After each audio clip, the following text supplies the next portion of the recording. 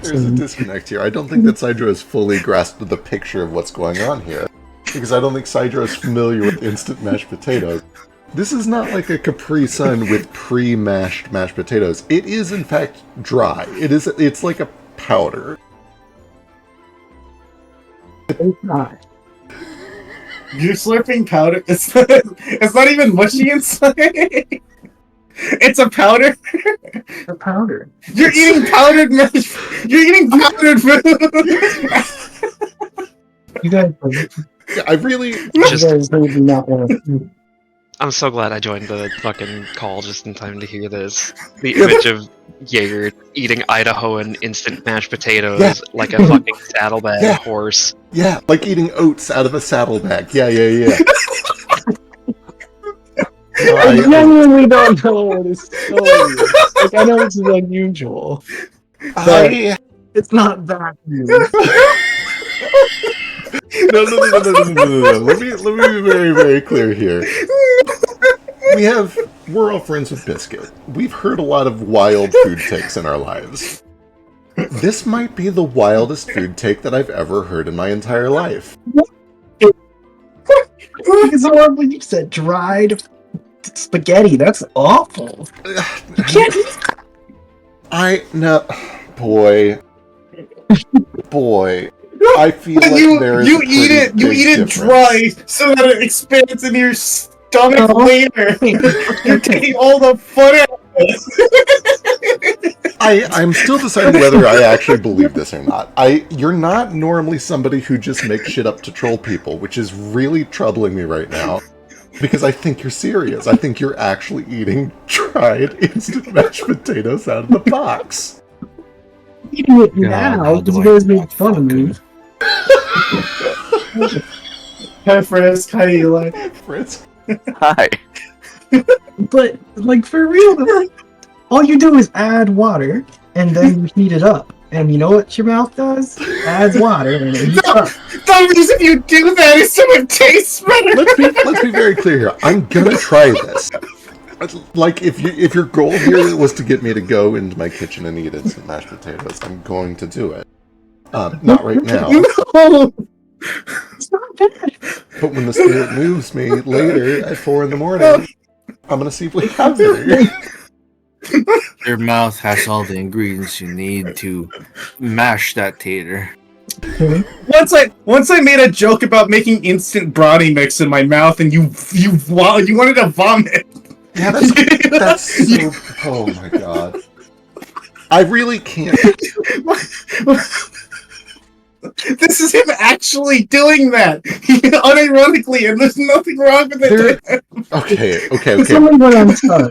And like instant mashed potatoes don't require eggs and butter and milk, I guess. Yeah. Sort of. Wouldn't that shit dehydrate you? Once it uses the water to cook itself? I've been reeling for take away your water? From this. I'm trying to figure out how to process this and move on with my life. Do hope we're streaming. This is some primo content that everyone's missing out on. It is. Everybody has heard this confession live on the internet. We're live. The dark secret is now public. I kind of missed it. Oh wait, you missed. You missed. But I inferred. Yeah, your inference is probably correct. Jaeger is eating dry instant mashed potatoes out of the box. What's like so it's wrong normal. With that? Like it's wait, what? What? I've seen people eat like raw instant ramen. Okay, but that's what I'm saying. I've done like noodles and crunchy spaghetti, not like for a full meal, but just as a little snack. They eat like chips. Yeah. Well, I don't crunch it too. You let it soak for a bit. You throw it in your mouth, you let it soak, and then you chew it. Oh no, they crunch, swallow like it's chips. Okay. That's what he's doing with the potatoes. But that's what he's doing with instant mashed potatoes, and that's crazy. That's a whole different thing. Mashed potatoes. You never had anything just sit in your mouth, swoosh it around, then eventually swallow it? Like, it becomes the same thing. I'm not in this session. This is the last thing I'm going to say. You let your noodles soak in your mouth when you're eating dry noodles? That's disgusting. That's revolting. You crunch that shit and eat it. You make mouth noodles. Oh my god. This is what destroys this friendship. This discourse. How do you usually take your mashed potatoes, viewers? Skin on. I don't actually. Red skin. I don't really like mashed potatoes that much. Very I don't like chunky. potatoes that much, honestly. Made by anyone but Jaeger, I guess. Yeah, because I'll feed it to you like a baby bird. You'd have to baby bird me. You know what? I'm willing to try it once. That's what I'm saying. I'm not ruling this out. I'm gonna try it. And a strong immune system. I hate food. Yeah, this is the worst. I've forgotten what side we normally play on. Foundry. Thank you. You're welcome. Hello, hi, hello, viewers. Welcome to Wildfolk episode 50. We did it. We survived 50 episodes of this nonsense. When we left off last week. Oh, actually. Oh my god, I think instead of doing a summary, we were down Foster last week, and that actually ended up being incredibly convenient. Oh my god, do I just throw you right into the fire? Fire. Okay, let's do it. Foster. Oh god, how do I even prep this? Foster, walk me through memories that Foster had in life of each of the 5 senses. Fond memories, I should say. Memories that Foster would look back on. One memory for each of the 5 senses. And what those might be. Things that would make Foster, wistful for having those 5 senses. Oh god, can I have a second? Yeah, you can have a second. Take some time to think. I know I'm springing this on you real quick.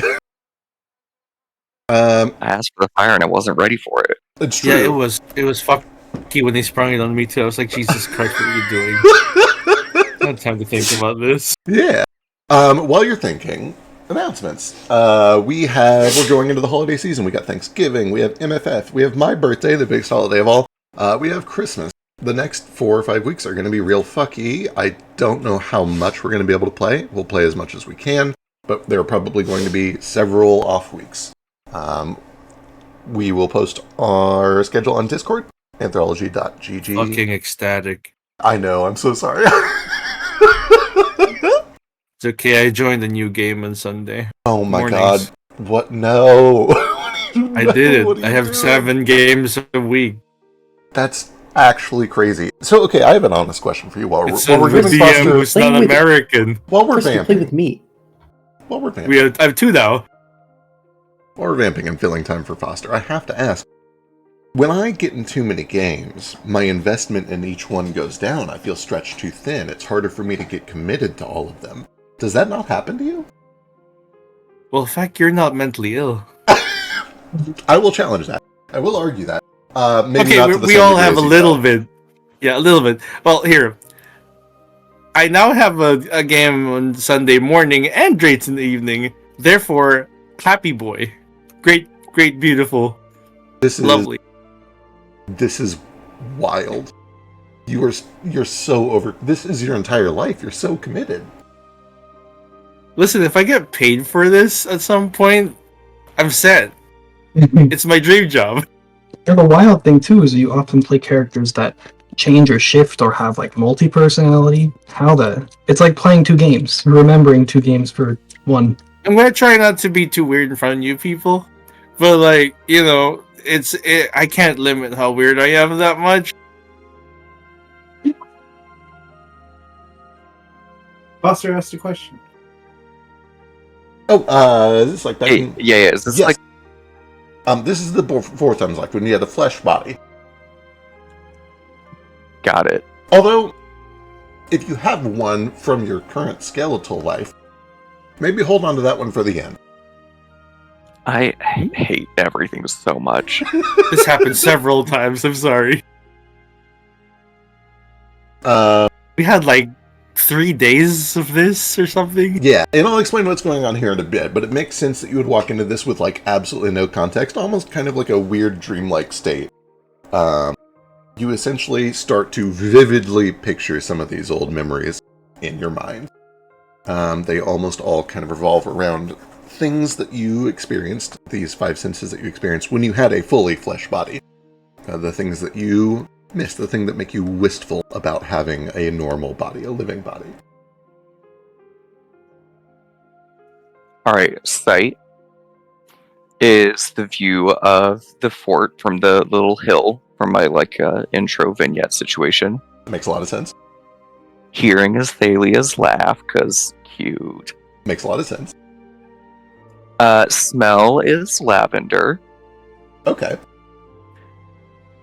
Touch is my boots on my feet. Aw, that's pretty great, actually.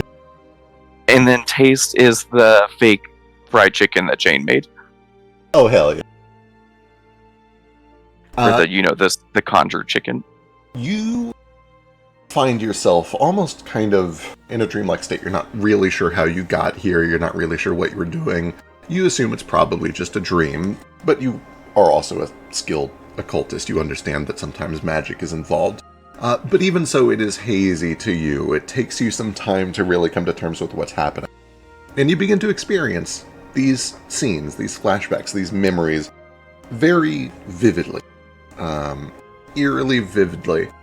And the entire time, there's sort of this warmth to it. Almost like something has come down and given you a vision, a blessed memory, some sort of like a boon, the ability to kind of relive these pleasant memories as if you were really there for the first time.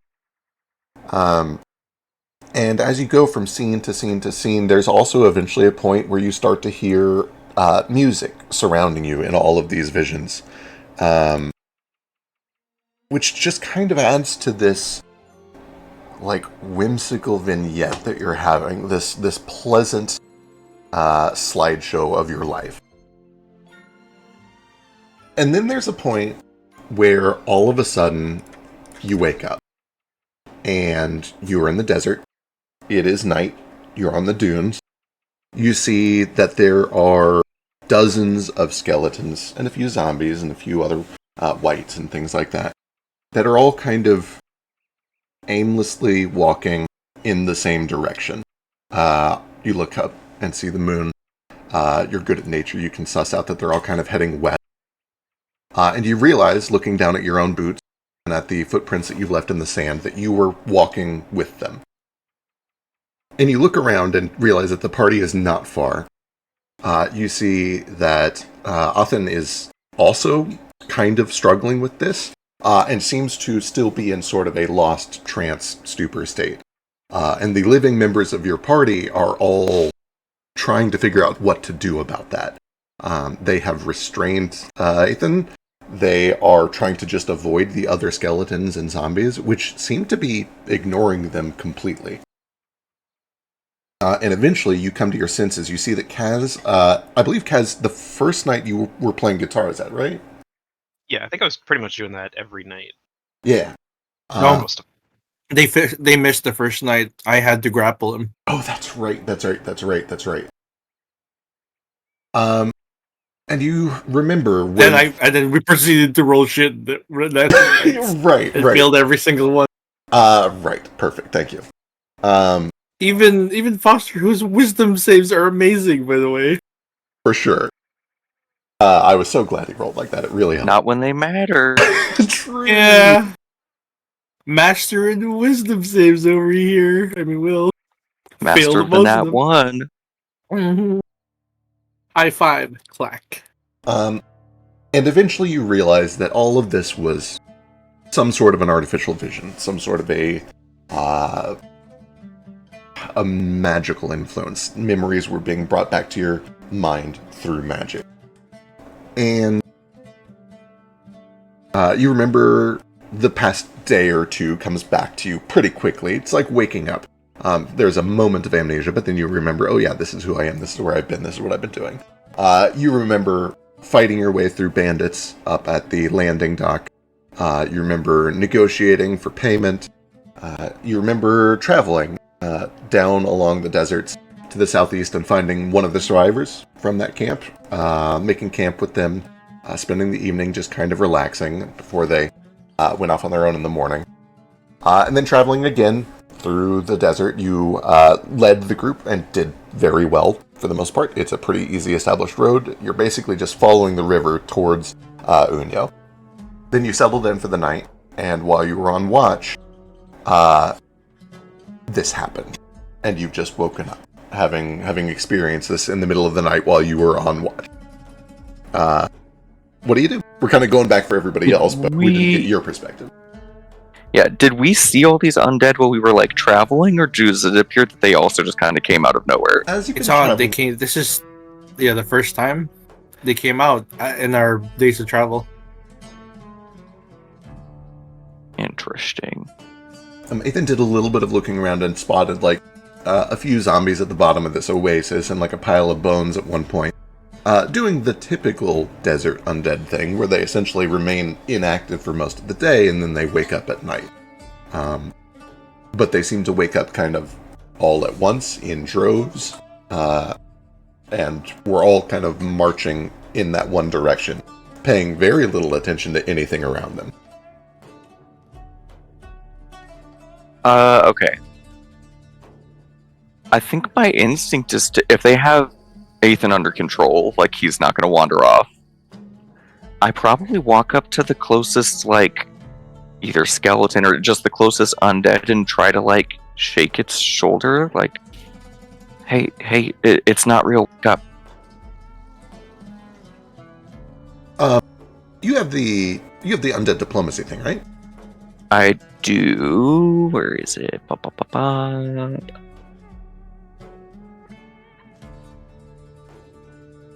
Okay. Give me a diplomacy check.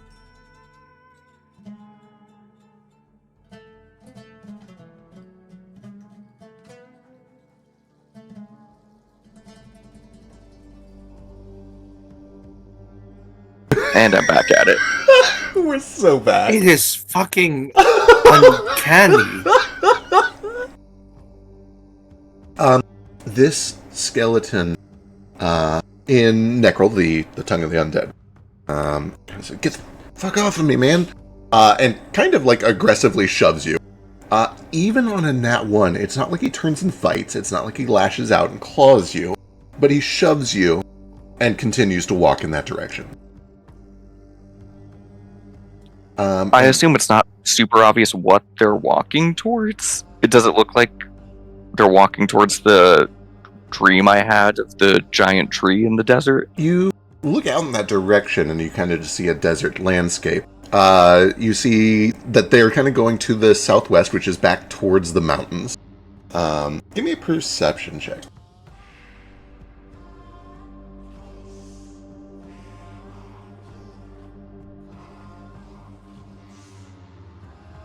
As you look out in that direction, there's no giant tree, there's no giant pyramid.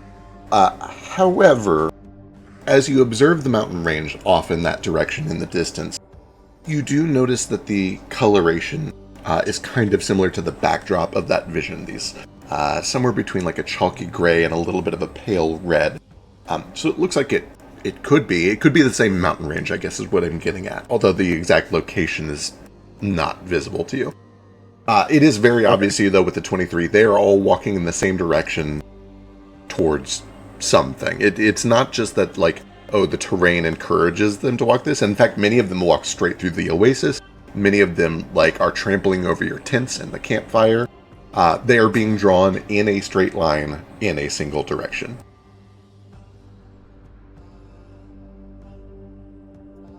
Okay, intriguing.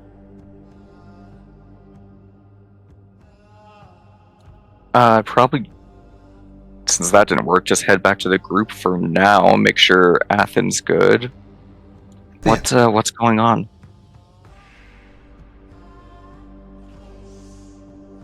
They're being called.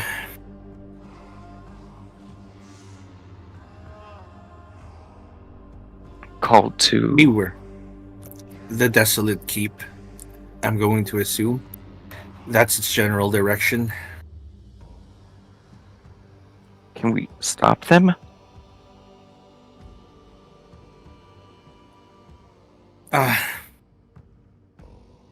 the only times we've stopped them in the past is, well, destruction. They can be spoken to. They're not aggressive like this, not unless they're given an order. But to collect them now is,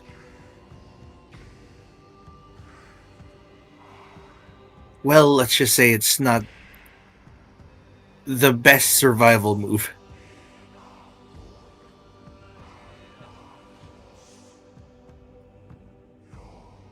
I guess that makes sense. I just Wherever they're going, they're all going to be there. I don't like that at all. Neither do I. There's just not much we can do. Other than preemptively destroying them before they go there to prevent my father's forces from rising. I don't like the thought of destroying our brethren and sisterin. What's the word for sisters? I don't. Sistren can't be it, right? There's no way. There's no way it's Sistren, but that It's might not. be right. Just following the conventions. I'm looking. It is Sistren. That's wild. Obviously, it's. It is. It's a real word. I mean, it's archaic. Nobody actually uses it, but yeah, that was the word. Oh, good. I am archaic. We are 350 years old. Our brethren and sistren. Our kith and kin. There we go. Kith and kin. Yeah, there we That's go. good. Kith and kin. That's family and friends? Yeah, Is that what it basically. Okay, that makes sense. I'd rather we don't destroy our kith and kin with no reason. I agree. I hope we can help them in time. If it helps settle your bones, many of them are the mindless variety. Not much of a consciousness left to return to. Just the void animating their bones. You know, in a But weird way, certainly that there are does some actually. of them. Yeah. Like tumbleweeds. You know? Just tumbling away. On the bright side, we have... He just holds up a sack of the loose bones. Rations? Oh, amazing. I'm so cracked up. I need some bone meal so bad. Well, I'll get to grinding. God. Kind of sinking in that the primary form of food for undead is cannibalism. And that's a little weird. Well, depends on the undead. That's true for skeletons, But, at least. For skeletons, we need the bone meal, or we need extra parts. Vampires need blood of the living. Does he eat it, or do we just like grind it up and then turn it into a cement-like paste, which we put on with a trowel or something? It's like instant potatoes. Yeah, it's like Jaeger's instant potato. Yeah. We put it in the bag and horf it dry. And his natural liquids. Not even not even the little bit of butter. I'm so glad we're back. Okay. Over the next 15 or 20 minutes, you watch as all of these skeletons begin to walk off in the distance. There are a few more stragglers, but before long, everything begins to go quiet again. You look around and there's nothing but the bright full moon above you, the sands all around you, and hundreds of sets of footprints in the sand. The wind is still low enough that it doesn't kick them away immediately, although you're sure by morning they'll all be gone. You see that the campsite has been kind of tousled. The fire has been strewn. The rocks have been kicked around. One of the tents was kind of knocked over.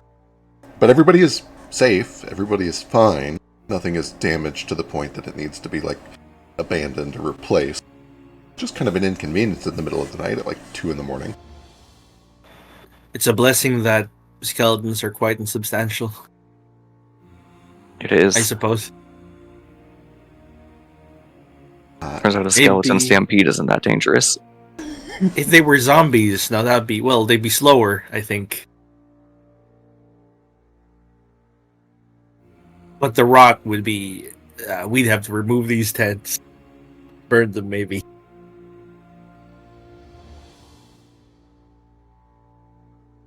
Eventually, everything kind of goes back to normal. You guys settle back in for the night, wake up. Time to salvage camp.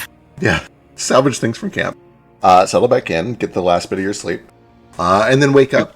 Before I go to sleep, may I cast a spell? Absolutely. Okay, so I lay down to like go into my like stasis situation, and I will look up. Is it a clear night out? It is. It's very clear, full moon, not many clouds. All right, I'll just look up at the stars for a second, and then kind of sit on the fact that I just was, compelled to walk towards this thing, and I know Thalia is especially susceptible to that kind of stuff lately. So thinking of Thalia, I will just cast a quick little spell. Aw. Just so she knows I'm here.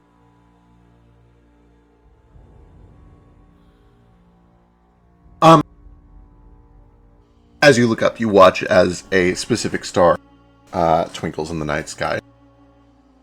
And you imbue a little portion of yourself into it. You know that when she looks upon this, she will recognize that you are the one who made it twinkle just for her. As you were shaping this spell,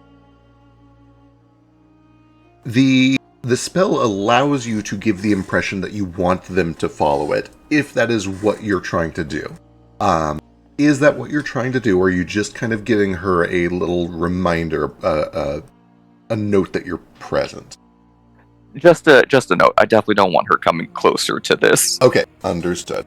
Just like if she felt whatever that was, wherever she is, like, I'm okay, she's okay, everything's okay. Perfect. Give me a spellcasting check, if you don't mind, for reasons. Oh no. That's just a nature check, right? Yeah, essentially? Yep.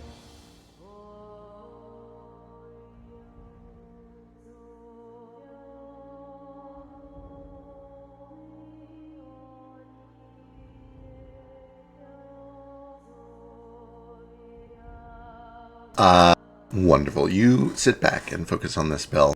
The star twinkles a few times. You are able to kind of siphon a little bit of your magic up into it.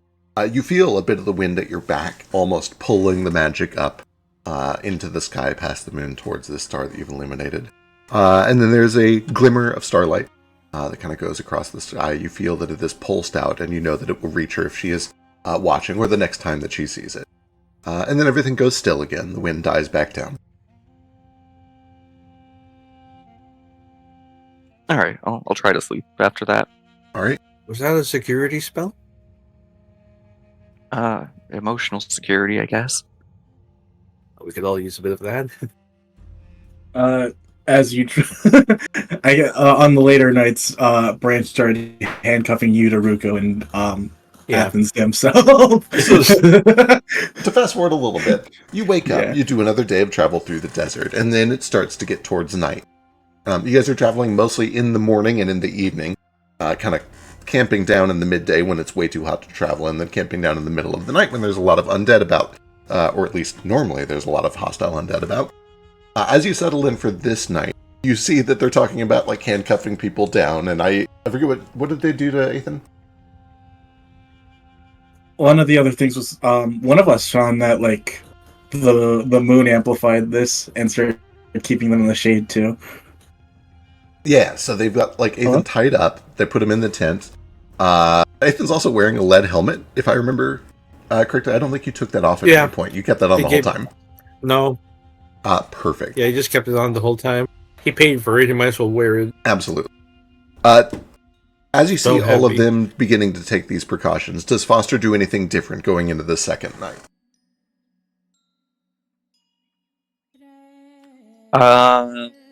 Probably. What do I have to tie myself down with?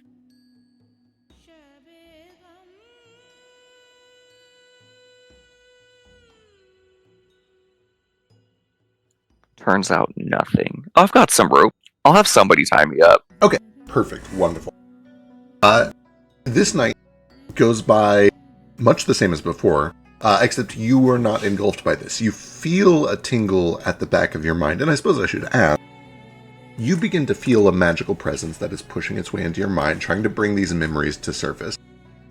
You almost don't notice it at first. You kind of are just waiting, and then you're kind of daydreaming and kind of killing time and thinking. And then you realize that you're thinking about what happened the previous night. And then you realize, oh, I'm not just like thinking about those memories, I'm experiencing those memories again. And you suddenly have a snap, like, oh shit, it's happening again. You can resist it or you can let it happen. What do you do?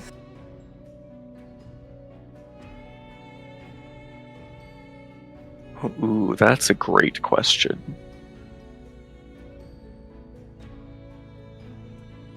Am I like lucid enough to like pick up Wildwood and then let it happen Yes, absolutely. so that she's like with me?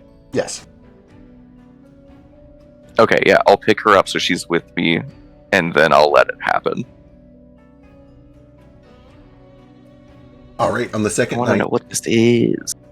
you begin to experience very much the same thing. You start to have these incredibly vivid, lucid memories that all seem to play on the body that you once had and the niceties of being able to taste, being able to smell, being able to touch. There's a very tactile sensation to all of it. It is as if you were really there. From the outside, you guys watch as Foster begins to struggle against this chair where he's tied him up or post or wherever, with Wildwood in his arms. Wildwood looks concerned, but in the same way that, like, a cat in somebody's arms would be concerned if their person started acting a little funny. At no point is Foster violent, certainly not towards Wildwood. He doesn't even seem to be coherent enough to try to, like, oh, I just need to untie these ropes. All he does is try to stand up and start walking in that direction, and hits the ropes and stops like a dog on a leash, just leaning against that leash the whole time with Wildwood in his arms. Wildwood kind of like perks up and curls up into his chest, not really sure what to do, but trying to be there, to be calming, to be present. Do you guys do anything different when you see Foster do this? If I remember correctly, the second night you guys had a lot to deal with on your own anyway.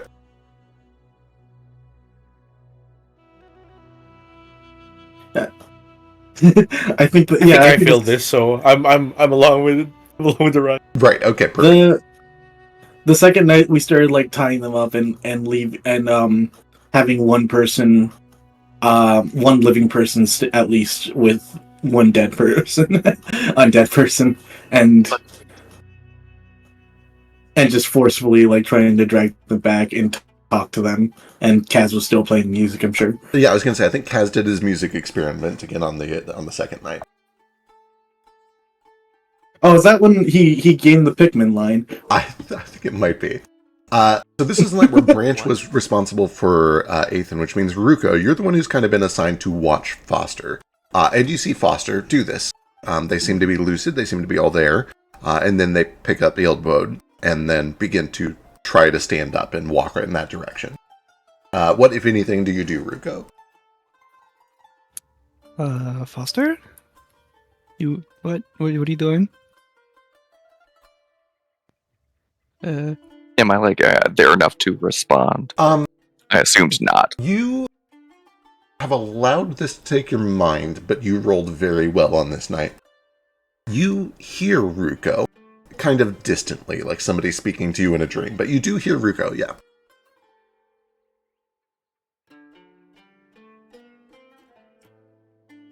Okay. I actually think I probably still don't say anything. That makes a lot of sense. Okay. He seems to be lost in whatever vision he's having. I'll go shuffle along. What are the other people doing? Or go like get attention and Branch people over to call. Branch looks like he's really struggling to keep Athan under control. Kaz is doing his best to kind of guide the massive horde off of the camp so you guys don't get trampled again this time. Which kind of just leaves you and Foster. And Foster isn't going anywhere. He's tied down and it seems to be holding. But if you want to try to do anything while he's experiencing this, you can. Well, he's secure. I just keep trying to like talk to him, I guess, and I don't know. Yeah. Seems fine. Yeah, you occasionally see like the very subtle tilt of the head, like he hears your word but is in too much of a trance or a stupor to really respond. And then we fast forward through this night that we've already kind of played out. 20 or 30 minutes later, everything dies back down. Oh yes, what you got? So, is it possible while I'm like in the throes of that to like, I don't know how to like put this in the right words.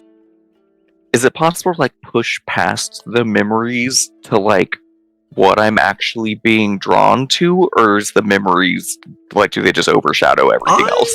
Like it. This sounds kind of like an identify magic to me. Let me go. Yeah, I was kind of thinking like, can I use my reaction to like try and recognize the spell or something? Yeah, let me go read up on this real quick. I believe you can. Let me just see if it matters whether it's a different school than what you do. I was like, because I don't have like a feat or anything for this, so this might be a stretch. I think anybody can do it. There are lots of feats that make you better at it, but anybody can do this baseline. You certainly have the time. DC, higher DC. No, it doesn't matter whether it is the same school or not. So yeah, give me your best spellcasting check, which I believe is nature for you.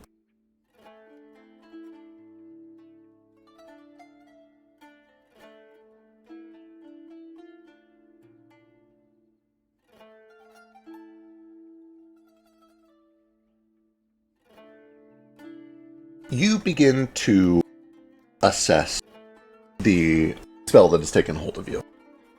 And you begin to analyze it. You kind of go through this careful dance of letting yourself dip in and then intentionally pulling out, and dipping in and pulling out, and observing what that looks like, what that feels like, what it does to your mind. It's very clear to you by the end of this 20 or 30 minutes that something is essentially working like a sympathy spell. Not like sympathetic magic like we have in this world, but the actual spell named sympathy that draws creatures towards it. And the mode that it is doing is by calling them with a vague feeling or even a promise that they will be able to experience the things that they experience in life. The idea is that they are trying to pull you in with these pleasant memories that you had of having a real corporeal body. With a 28, you understand that the draw is stronger when the promise is based on some sort of a truth. You imagine that there really is something in that direction that really can grant some form of a body with some form of senses, and some sort of an amplifying factor is essentially broadcasting that out to all undead. Come to me, and you will feel again. Come to me, and you will taste again. Come to me, and you will smell and hear again.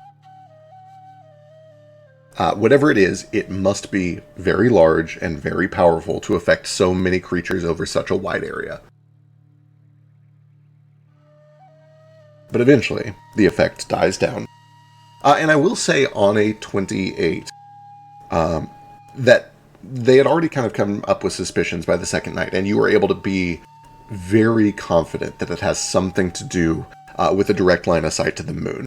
And on a 28, on a critical success, that could possibly be something related to Styx, the goddess of death, and the moon, who is responsible for essentially shepherding the souls of the dead to their afterlives. Okay, gotcha. Eventually, fast forwarding through things again, things settle down, the crowd moves on, you and Nathan both wake up. It seems to have gone better for the camp tonight, even though both of you kind of were very lost to the mental effect. And everybody kind of settles back in for sleep again. If nothing changes, this essentially repeats for two or three nights more. Until eventually, on the... pulling up the calendar so I get this date right in case it matters. Is the Woody Shard that peaks at midnight reacting at all? Or behaving strangely? Oh, what a great question. We'll say on the third night, you kind of get that out ahead of time to study. When you look at it after your trance breaks on the second night, it looks the same as always. But if you want to have it out for the third night and pay close attention on the third night, go and give me one more nature check for that third night.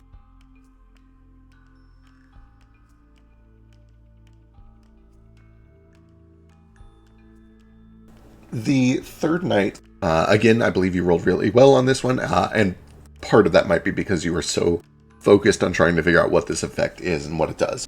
And when you look down at the woody shard, it seems to reflect the moonlight a little more brightly than everything else around it.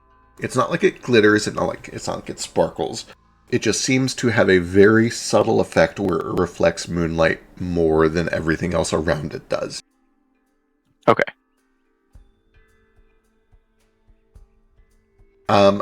I believe that is all you would get on the 21, yeah. But eventually, right, I was pulling up date.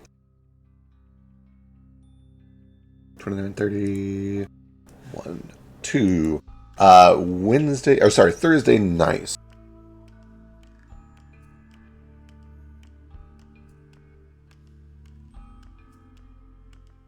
Thursday night is the first night where you all go to bed, you do your precautions, you tie everybody down. And this night, there is no large crowd, there's no marching parade of undead. Instead, what happens is you hear a couple skeletons that are approaching from the west to the east, the wrong direction, and they just immediately go hostile. And before you can react, you see that Ethan kind of just tries to shoo them off and talk them down, and is able to do that successfully.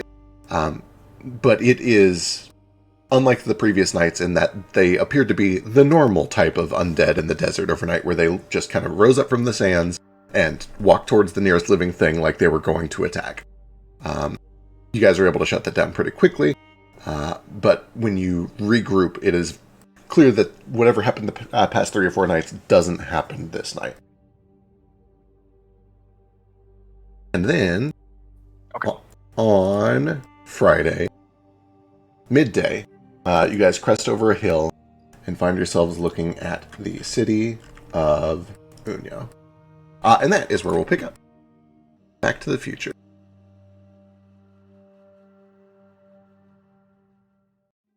It is about 10 or 11 in the morning, almost hot enough that it's uncomfortable, but still early enough that people are bustling about. The city streets are packed. There are ships going up and down this wide river. You can smell spices and food at every turn. There is a stark divide between the extravagant, the wealthy. Lots of adventurers here who travel out to find rare ingredients, herbs that grow along the river, necromantic reagents, and the merchants who move them back and forth between here and the neighboring countries. And then also, you can see the slums across the riverbank to the north. There is a lower and an upper half of town, and you guys enter from the west. Actually, do I have a map for this gate? Let me see.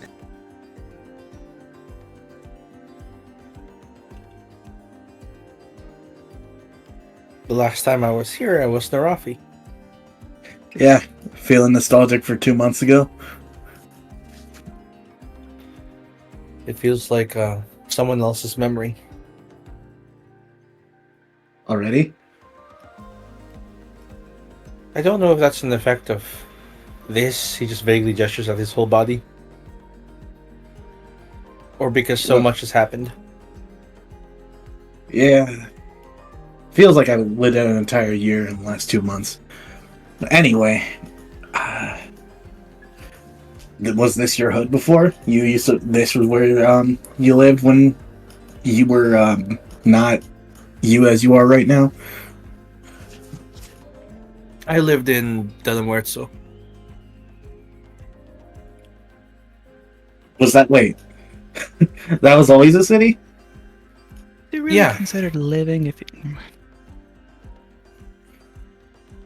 In a matter of speaking, yeah. Okay. I guess that explains the museum and all that. Well, I guess we came here to do something. I remember what that was. Just checking in on everyone else. We need to get you a boat. Yeah, kind you of. don't want to find your. Go ahead. Sorry. You don't want to find your Well, I have things to do as well. Johari, her name was. Yeah, Johari. She's in the desert somewhere. Oh my gosh, these did not load. Just hold on. There we go. All the icons are fucky for me. I might have to weird. restart. I mean, I'll go with you if you need them.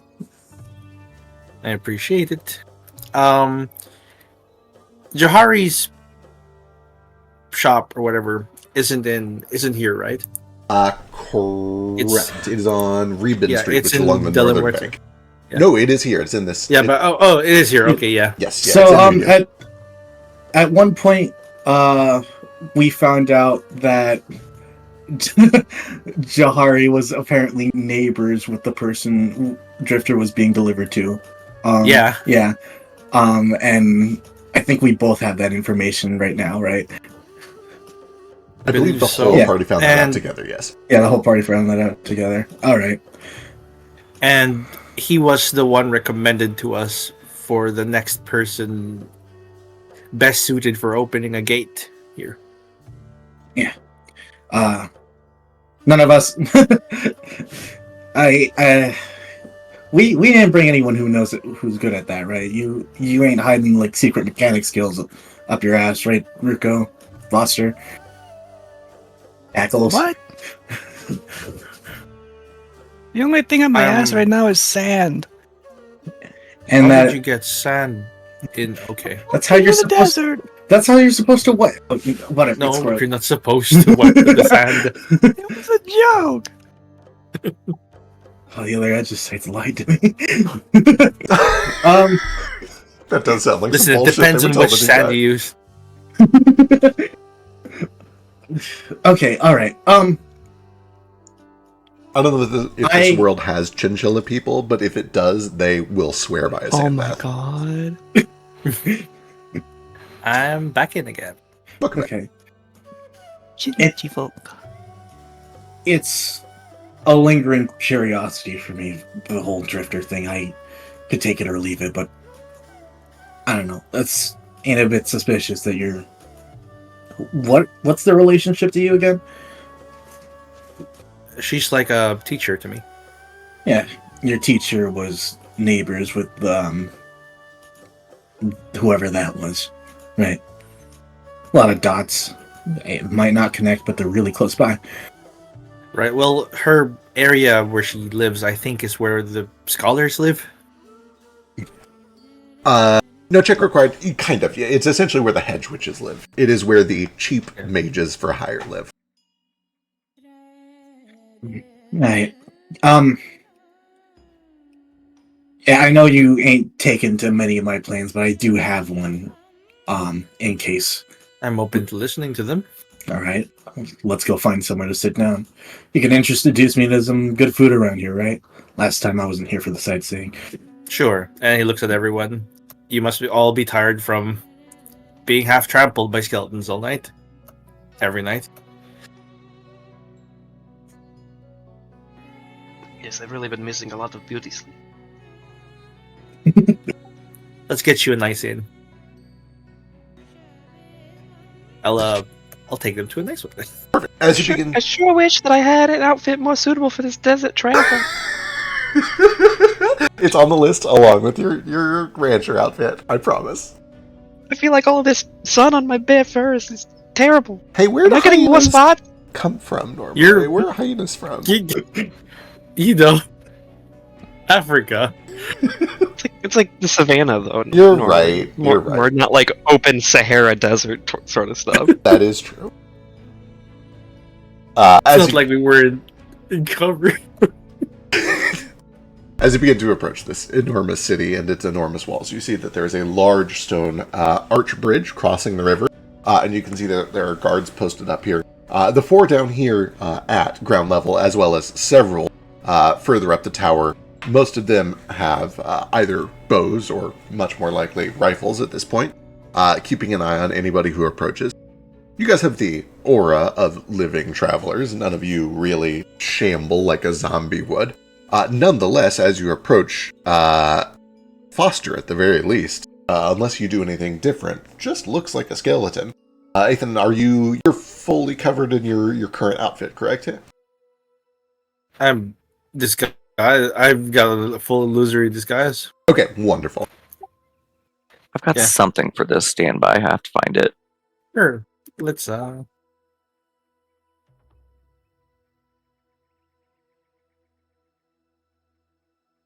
Okay, here it is. I will like pull my hood up over my head, close my cloak, put on the like baggy desert pants to just kind of like cover myself as much as possible. That will use as in life, so in death. So I should at least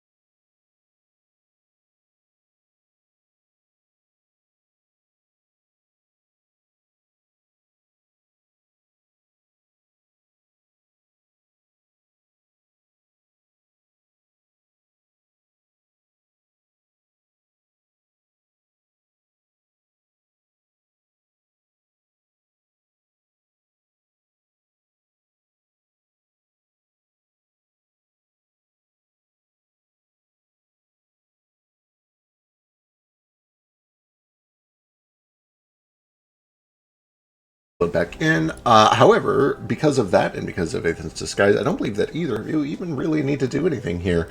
The guards look you over, but especially with Ethan, you all don't really look super suspicious. I guess any one of you, whichever one of you feels best suited, give me a diplomacy check. If Ethan does it, you have a +4. Yeah, he knows how to walk the walk here. He also walks like a rich person. Perfect. The DC here is very easy. It's essentially don't get randomly screened by the border guards. 24. Yeah, plenty more than enough. They let you straight in. They see that you are not a threat, just traveling. We've got mercenaries or camels adventurers. even. Exactly. You look like a normal merchant caravan, and also you're not the only people coming through. You're essentially able to get lost in the crowd and make your way in. And then you were looking for just a tavern somewhere to kind of bed up, get some food. Is that right? Yeah, take care of my friends over here. Wonderful. The big question then is, how much are you looking to spend? Listen, I'm broke as fuck. That's a bad thing to have in this city. The city is all money. It sure is. And granted, Well, there are plenty here's of a- places that you can stay for very cheap. They will just be cheap. Yeah. No, the question is like, I sent you a thing on Telegram, and it's whether it depends on the availability of those items, Let's whether I'm broke or not. Move through right in the circle. Yeah, they're common. Yes, absolutely. Okay, then I would have preemptively bought them if they're available. Yes. So yeah, I have not much gold on me. All right. Perfect. Wait. So again, this is the place. This the money speaks all languages kind of place, right? Yeah, but also like, don't talk shit. Yeah. Fuck it. We're getting the best brothel / inn here. I want fucking velvet lined beds and whores. Wonderful. Ethan, you would be aware the best that you can get. There are people who come here and drop 100 gold in a night. If that is something that you want to do, you can absolutely do that. You will have. I was like, you don't want the best. You don't want the best. You will have It's so wasteful. a magical experience. It will be truly a once in a lifetime thing. With that said, it's still just somewhere to sleep life-changing. for a night. Life-changing experience, beautiful, everything. Just it is a lot. With that said, if you're just looking to drop like, I don't know, 3 gold a piece, you can have velvet. You can have a private room with an enormous bed. That's a very good one. It's real. Nice drinks. For a couple gold more, you can have a girl if you want. Is anyone here straight? Branch, maybe? No, you're gay as hell. There's no way. Foster. Foster, I'm but married. he's married. And He's a skeleton. we need to. You asked if he was actually, straight. Foster, ain't you planning to remarry your girl? I mean, that's the plan. Well, then we're probably at the best bachelor party destination on the entire planet. We can't just not do that. Come on. Marriage. Also, a marriage. skeleton covered in hanging clay pots. Which means you got like, which means you don't even fucking need a red solo cup. Come on, let's like spend at least a little bit here while we're here. You ain't gonna disagree, Cass, right? No, if there's more pots on you, that just means there's more plants, places to plant the seed. You know what I mean? Sorry, I got distracted don't ever because there's a clock change. going off somewhere. Is it? Oh, it's on the hour. Y'all could hear that too, right? No, I think it's just you and Cass. Oh, I've been in the sun too long.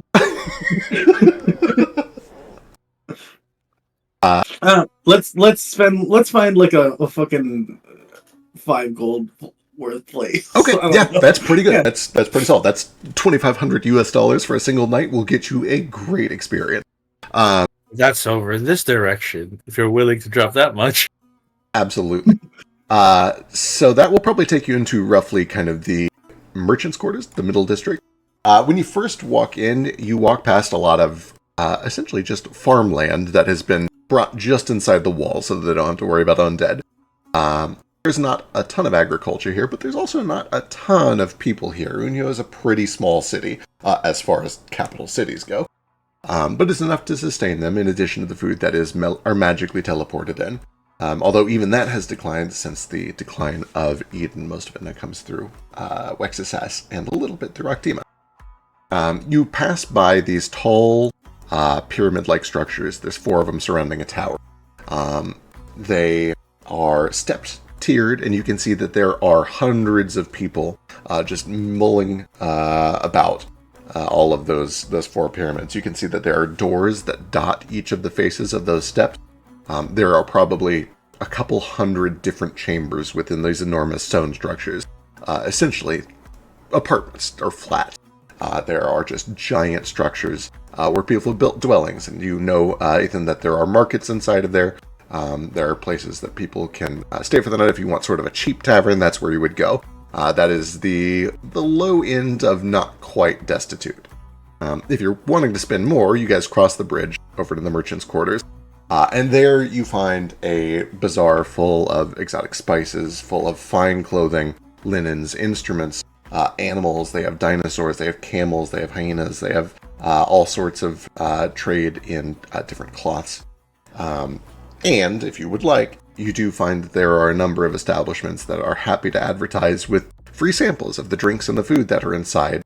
Some even have, like, you see that there is a big old man, an orc, who has a couple of these, like, big purple velvet pillows under his arms. And as you walk by Branch, he tosses one of the pillows to you. What do you do? He doesn't say shit, he just tosses you a pillow. Do I notice this? Do I need to roll? I wasn't going to make you roll for it, but because you brought it up, sure. Give me a perception check, why not? Or a reflex save, whichever one you want. How big is this orc guy? He is about 6'4". He looks like he's athletic. Kind of a pointed beard. Slightly ruddy skin. As he tosses one of the pillows at Branch, I'm just going to kind of point at his chest and be like, "Yeah, those pillows rentable for the night too." He tosses you the other pillow, and he says, "For the right price, you can have the whole bed." And when he tosses these pillows over, gotta say, these are $2,500 a night pillows. They are cold to the touch. You can tell they are magically enchanted. You can feel a faint breeze that emanates off of them as they land in your arm. The Red Sash right down the street. It's the nicest place to stay in town. Yeah, it hits him in the face, and he realizes how nice it feels. So he just like smushes it against his face, like, "Oh, that's pretty not." Does that come through? Don't talk with him. Yeah, as you press your face in, you can literally feel like a cold breeze that comes off of it. When you pull it off away from your face, you kind of look down and realize, oh, well, I guess you have scales. You see, like, sand and a little bit of smudge, and I don't know if you sweat. If Branch sweats, you see like a little sweat on the pillow, and you're like, oh, gross, maybe I shouldn't have done that. But then you watch as in front of your eyes, magic wicks it away, and it is as clean as if it had never been touched. Where the Athens? Was this the kind of fucking luxury that you've been hoarding all your life? What? No, I don't go here. I lived in the palace. It's much better there. There's just a sponge in the film case. Hold on. I'm gonna see. Well, if you got things like this, then I need a fucking. Fuck it. I'm gonna. We're well, staying in there case tonight. you weren't aware, I'm currently homeless as my estate has been turned into a museum. Well, that means you can sleep anywhere as long as you got the gold for it, right? Right. Do you got gold? Man. I got a bid. All right. Then you're on me. We're staying somewhere nice tonight. I don't really even need to sleep, but you know, it It'll might be be- nice to be locked in a room at night. That might actually be good. Yeah, it's nice. Do you have? I'll talk to the orc and be like, what else you got there? Like I don't know, like wine, like room service. You got that? Is that a thing that exists yet? We are at your beck and call. Not me, I have to stand on the street and show our nice pillows. But yes, food, drink, the best wine you will find in the city. Girls, Silk robes? boys. Silk robes, absolutely. If you like the pillows, Ropes. just wait till you see what the bed can do. Ropes, we can do. Enchanted ropes, they'll do all the work for you. You know, don't want to get that circulation cut off. Excellent. Know how to tie the safety knot. Okay, that's good. This is a good place. I don't mind being tied up tight. Duly noted. Not my job, but somebody there can take care of you. All right. Yeah, that's where we're staying tonight, I guess. Perfect. He holds out his hands to take the pillows back. Yeah, I'll toss it at him. But yeah. There'll be more. I'll pass it back and I'll kind of lean in and whisper, "What's your shift of?" Give me a diplomacy check.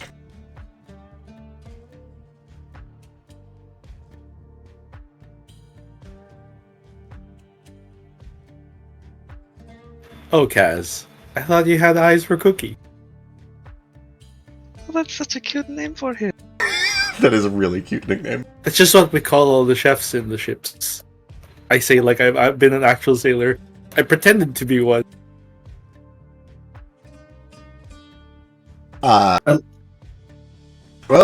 This shift ends when the sun gets a little too high in about 30 or 40 minutes, and then I relax for a few hours, have a drink, have some food, and then my other shift begins when the sun goes back down.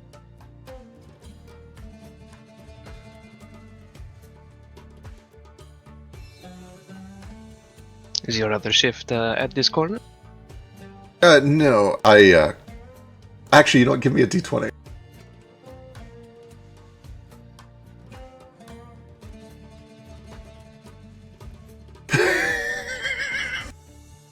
No, actually, believe it or not, I cook at the Red Sash.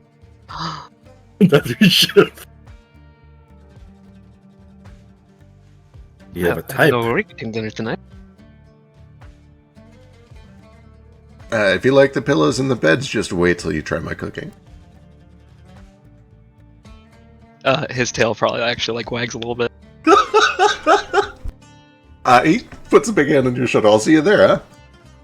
Yeah. Are you alright? Are you One. aggravated? That's what hyenas do when they wag their tails, right? It shows anger.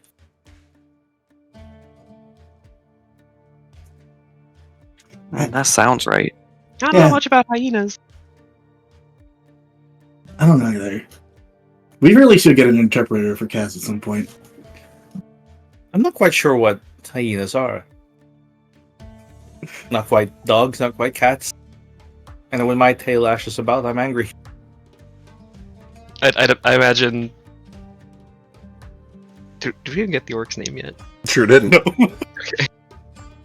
Kaz probably asks him as they're talking over there, and I imagine Kaz and the orc just talking, and everybody else just kind of like watching from the shade of a nearby tree and gossiping. And Cackles is on it over there too. And he's like, yeah. He looks down at his little hand paws. He's like, what am I? You're Cackles. Oh, you're right. Yeah. You can't be having an identity crisis now. We're in Party City, baby. Phew. That almost got really existential. You can be existential later when I order the finest bowls they have. Watching Kaz like twirl one of his earrings in his finger.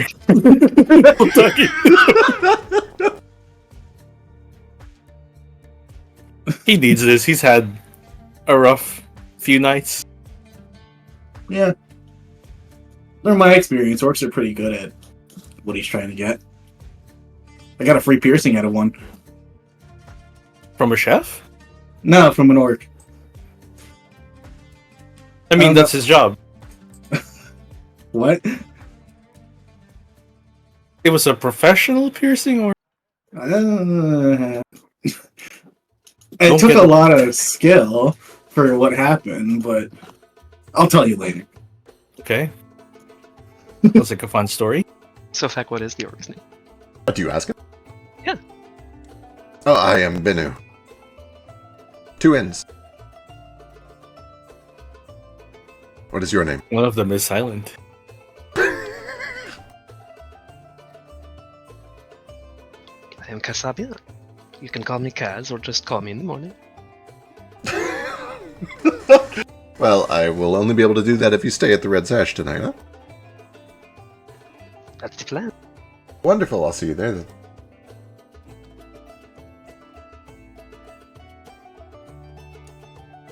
Yeah, he goes back to the group. Yeah, you do see that he spots a couple of other people who look like they are also travelers coming in from out of town.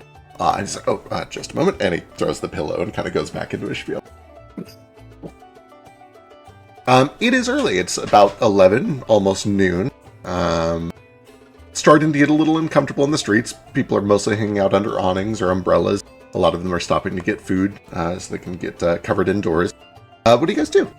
Man, I sure wish we Red could find a Shack? spot to sell hyena-sized desert clothes here. I'm baking alive. There's something to cover my little head. If only. If only. Guess Would I'll you die. Would you like to ride in this satchel? Yeah. I put him in the bag of holding with just his head sticking out. Perfect. I'm glad you added that last part. Now Yeah. Feck has to make that a token too. Yeah, Yes. that's pretty good. Everybody popping their head out of a bag of holding. It really feels like I should just get that all done ahead of time. No, it's gonna happen. I mean, you've already just got to tweak the swimming tokens a little bit. Yeah. Honestly, you just put a little circle. Is it a thing in PF2 that bags of holding don't have air in them? Like 5e? It's the same thing as, I think, like, they don't specify how long they're. Fair. I'll look real quick for a tiny insignificant bit about how if there's no air in there, then it would be like space. Heat won't radiate off of your body, which means it'll be comfortable until your body overheats because it has no way to radiate heat. Anyway, that's not important. I'll look it up later. For now, you said you're going to the Red Sash, Ethan? Yeah, not before trying every free sample here, like the most annoying people I found. That's what they're here for. Yeah. If they're handing out food and drinks, we're trying those too. For sure, yeah, absolutely. These people, it costs them nothing to hand out little drinks and snacks on the corner for the clientele that they normally serve. There is certainly a point as you get further towards the southeast side of the city where the barkers become less interested in getting your attention and more interested in looking for the wealthy and simply showing deference to them. You get the sense that there is a side of this market street where they don't need to advertise. The wealthy already know where they are. And if you go over there and try to get, like, samples and stuff, you might get some weird looks unless you want to try to play it up like you belong, which you certainly can do. However, on this side of the street, there's just tons of samples. Do leave some room for whatever you're going to get at the inn. They're going to give you a lot for what I'm you're not paying. going to fill up. Well, there's literally free food everywhere here. How the fuck do you not? how the fuck are you not gorging yourself on this? Just Have you heard of puts this a hand on his concept hip. before? Free samples? What the fuck? You could just live here. Yeah, it's a city. It's a place where people live. Yeah. Anyway, where's that fucking hotel? Where are we gonna stay? That way. That way. Okay. As you are saying, as you're having this conversation, let me get a perception check from everybody.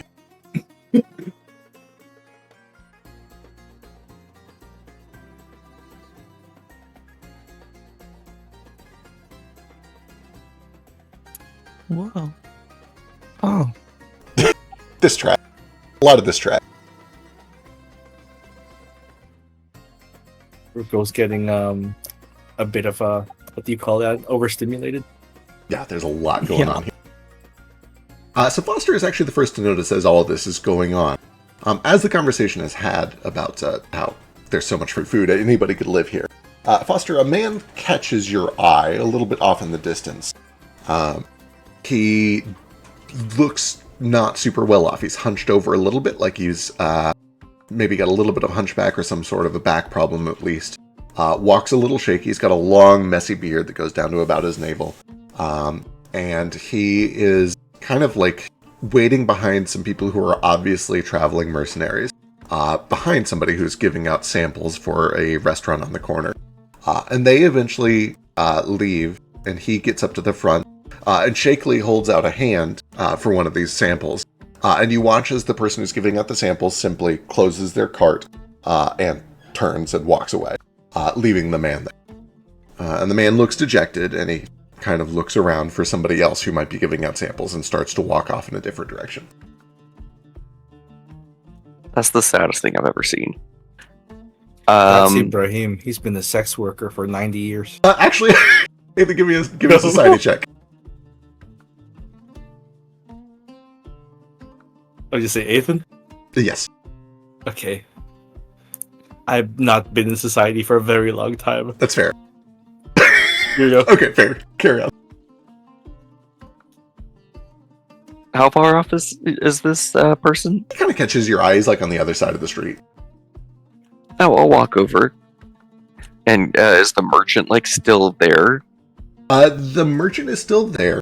And they're kind of still being a little bit cloistered because this guy has not gone super far yet, but he watches as you approach and kind of just rolls his eyes a bit and looks around to see if anybody else is coming. Excuse me, I'd like one food, please. Give me a diplomacy check. Oh no.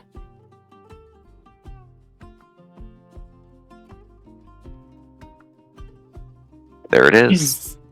Don't let that old man swindle you. Huh? Why don't you come inside, get something nice for yourself? Don't bother. If you try to feed every mouth here, you'll go broke and soon you'll be one of them. I don't need to eat that much. If you're not buying, then get lost. What do you have for sale? He You closed up your shop so fast. He gives like a little bit of a look. He looks you up and down. Silver piece. You get shawarma. I will hand him a silver piece. He looks moderately impressed, and he actually does give you a pretty big, healthy helping of it. He spices it really good.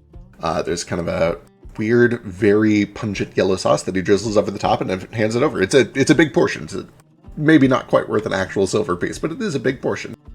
He hands it over, and he kind of like stops right as he's about to hand it to you.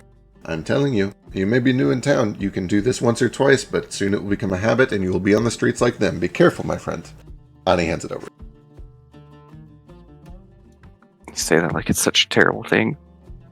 It's not that hard to just take care of each other. And I'll walk away. He shakes his head. And then I'll go find the old man. Oh. And I'll, excuse me? Yes. I bought this, but I don't really have much of an appetite. Do you want it? Are you sure? For me? Yeah, I'm sure. Oh, bless you. Thank you. Yes, if you don't mind. I am... And he looks down and kind of pats his pants. I don't have any money. I'm sorry. I don't need any money. Oh, you're too kind. You're too kind. Thank you. Thank you. Of course, just, yeah, I guess pay it forward sometime. As soon as I can pay anything anywhere, I will pay it forward.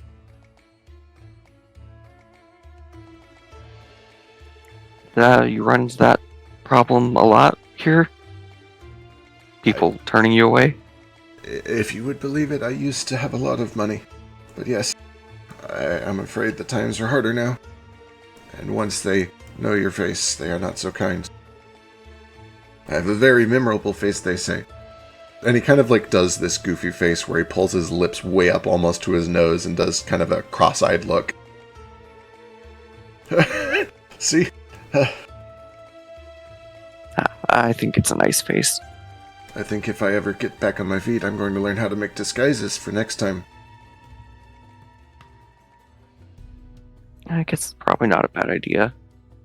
What is your name, friend? My name's Foster. Foster. You're too kind. You're too kind. I will remember this, Foster. What was your name? I didn't catch it. Gray. Sort of. Old Gray Apple. Gray is fine. Well, Gray, it's nice to meet you. It's good to meet you. Enjoy the shawarma. Yeah, he sits down right in the middle of the street and just begins devouring it. Turn to 8th then. Is that normal around here? Is there a big, I don't know, disparity? It kind of there's this look in his face that says, yes, I'm sad about it, and there's not much that can be done about it. It's normal everywhere, Foster. Entrando en filantropía? That's gonna be a big habit of yours coming from now on? He does put a hand on Foster's shoulder and just says, the best that can be done is our best. Just so. Yeah, I'll turn to Bridge. I don't think I can do it for everyone, but it doesn't cost me much to do a good deed every now and then, I guess. Or just help somebody out who's just hungry. God knows I don't need it. No, you don't. It just gets tiring after a while.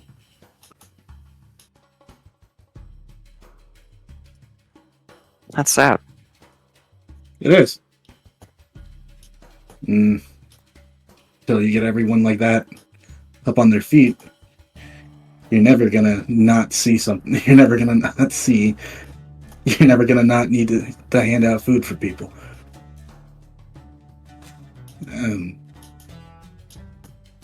You only have 2 hands, right? I guess so. I could probably collect more. With a finger. But no, I see what you're saying. I mean,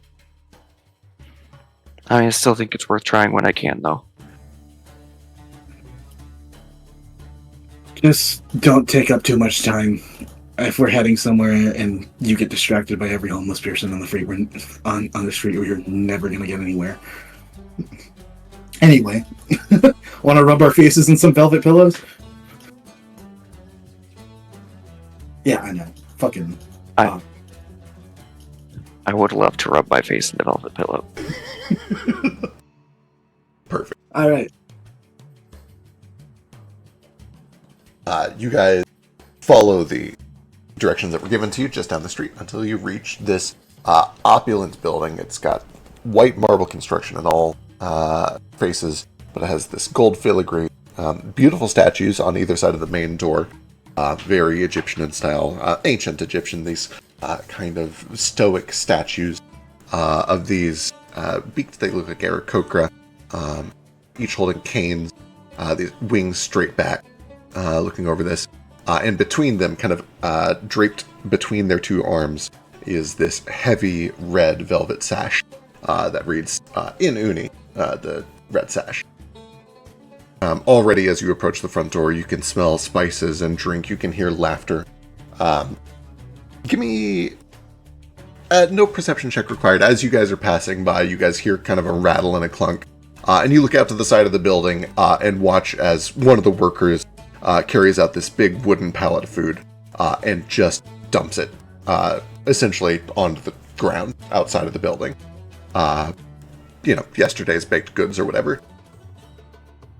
And then heads back inside.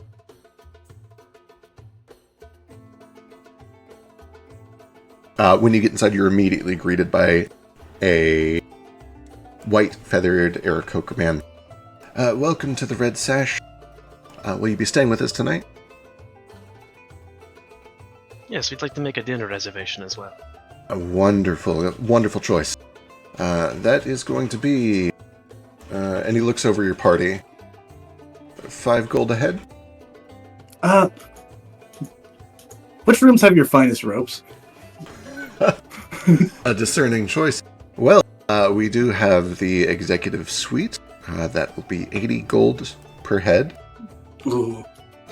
If you are looking for something a little more transitory, we do have a room for 12 gold, which has a number of magical devices, including ropes, but not quite all of the amenities of the executive suite. Ooh, where's your nearest stable? I could sleep in some hay. No, you're staying in the fucking great place with us. 12 gold each, that sounds reasonable. Fuck it, I'll cover all of you. Does it? Oh yeah, it sounds reasonable if he's covering it. Very well, 60 gold pieces, please. I'll pay them 60. Are we each getting our own room with that then, or...? 60 gold pieces, this could be however you'd like. We can either have one large room with a grand total of 3 beds, or we could do 3 separate rooms. I don't mind paying for my own. I'm going to have company later. A wonderful choice. I'm sure they'll be delighted to meet you here. You have business here? He's been here before, I think. Return customers, even better. We love to hear it. So 60, why not? Yeah.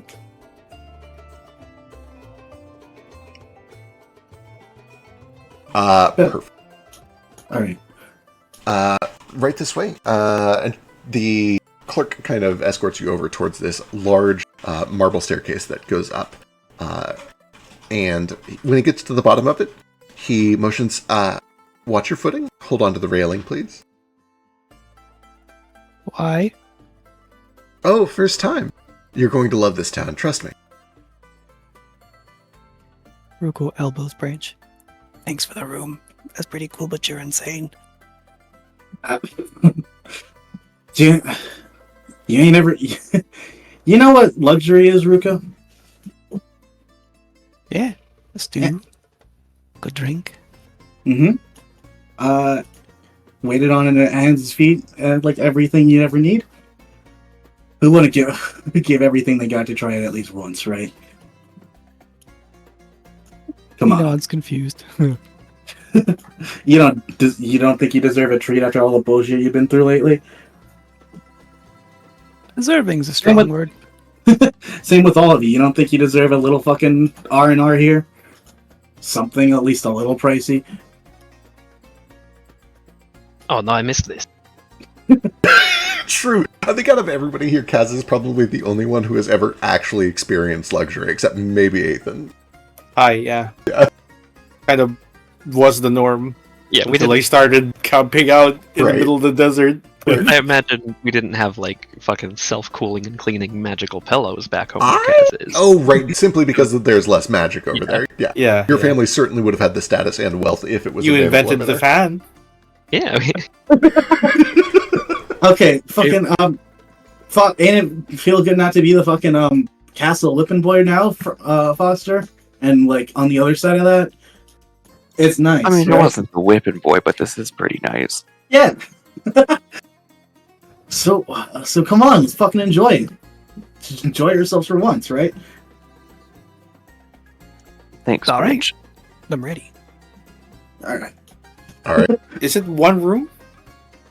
You guys I'm got... assuming we got the 3 split stuff. I right? assumed the 3 Yeah. split ones, yeah. I will literally just pay for my own. Okay, perfect. They have basic room for 5. If you would like, accessories, it's 12. If you want to go executive suite, I believe it was 70. Definitely not splurging on the executive suite. I will ask if they have like a faculty discount. Give me a diplomacy check. Faculty discount.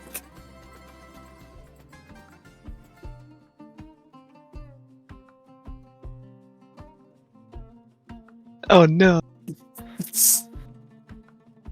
The fart was kind of delayed. Oh, it's delayed. I'm so glad you asked. It's slow. If you'd like to apply, I can get you in touch with our hiring manager right away. I'm not going to be in town long, but I appreciate the offer. Very well. Well, here is your key. He hands you 1 golden key, Kaz, and hands 3 golden keys over to you, Branch.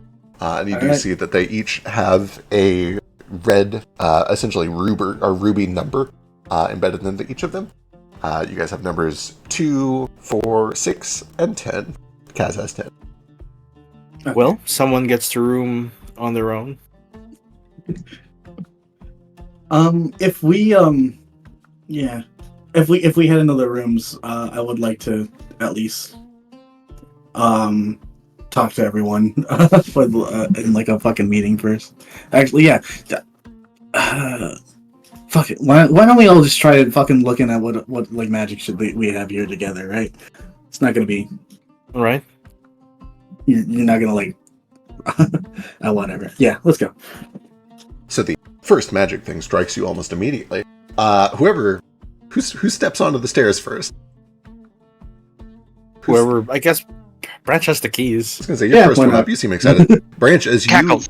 Cackles is the first one to say. As Cackles and Branch step up onto the stairs, you feel the whir of magic and hear the shifting of stone. As soon as your foot sets down on the first step, the stairs begin to glide upwards. Essentially, a magical escalator. Oh god, I'm being kidnapped! What the hell is happening? Where am I going? No, just hold still. Your hands on the railing. Okay. Oh, Step off when you reach the top. Don't worry. Step off. It's not gonna take me up there forever. You might trip if you just stand on. Back in my day, we just walked upstairs. Who's got the time? People have the time. People just don't want to. It's hot out there. Eventually, as you ascend and ascend, you reach the top, and the stairs kind of grind to a stop, letting you off gently. And at the top, you can see that there are 3 halls. They are numbered 1 through 20, 21 through 40, 41 through 60. And each one has a just luxurious blood red velvet carpet that kind of walks down each of these halls. And you can see that all along each hall, including the hall that you guys are going down, the one on the left, you see there are hanging red sheer silk curtains on each side where doors would be, you think, although you don't see doors. You simply see these red curtains that are hanging on each side of the hallway. What if I use one of my keys on the other curtain, on a curtain that's not labeled number? As you kind of go up to a curtain, you do see that the first one you find is labeled 20, and the one on the left is 1. Huh? What's on my key? Your key, you have 2, 4, 6, and 10. Huh. Your Kaz has 10. Yeah. I just, fuck it, I want to see what happens if I use it on a curtain that's not labeled with a key. You kind of hold your key up to another curtain, and it moves like you would expect a curtain to, but there's no effect. It's just like you're playing with a curtain. Oh. No use fucking around. Let's just go to where it's supposed to be. Yeah, our actual room. Why not? Alright, you walk your way down the hall until eventually you find the curtains numbered with this like gold embossed, I guess it would be like a gold plate number that is suspended in the middle of the curtain. You see 1 for 2, 1 for 4, 1 for 6. And then a little ways down, 1 for 10. Yo, what kind of magic is this? Ask, like, literally anyone in the party who knows anything about magic. Oh, I thought that might have been a question for God. Yeah, sorry. Is this magic or mechanical? You can give me an Arcana check. It certainly seems like it's going to have to be magic because you don't see any doors. I'll give you Arcana, which is a +3. Some sort of magic. You imagine probably similar to the vaults, but hard to really say anything beyond that. So he just like leans in and confirms, yeah, it's magic.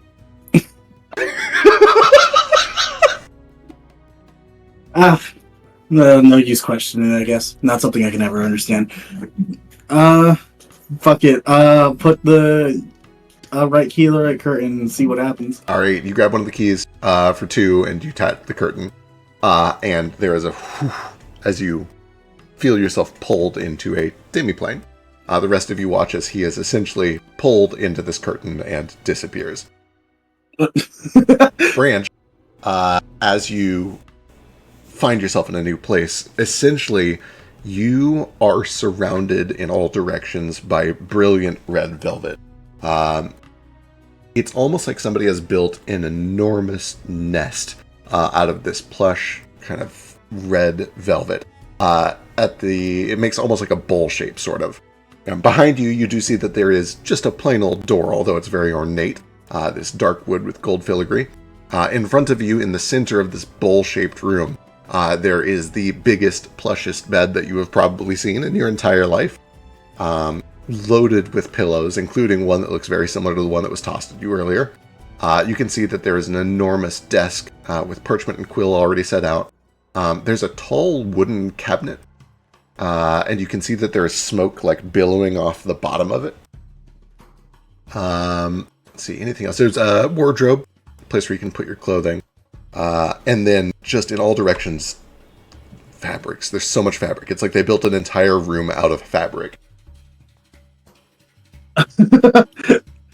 Almost business-minded. He thinks about fucking going to the writing and parchment thing, but then takes one step, freezes, and then runs towards the bed and fucking jumps on it face down and smashes his face into the pillows and just screams, "Guy, come on!" When you jump into the bed, you are greeted by a calm blast of cold air that just begins to lightly wash over you off of the entire bed. What's more, you watch as the blanket down at the bottom of it kind of parts around you and then pulls itself over you. And it's not tight. It's not not like constricting. You're just kind of not trying to kill me. Yeah, exactly. All right. There's a setting for that. Back outside, those of you who watched Branch get sucked into this thing, do see that the curtain continues to like sway, and it seems to be shimmering slightly. Well, we have 3 rooms. And 3 of us left. 4? Yeah, 3. So either one of you can go with Branch, and one more in each room. Or we can both go to each room and have one room free for some reason. Because Kaz is a special date.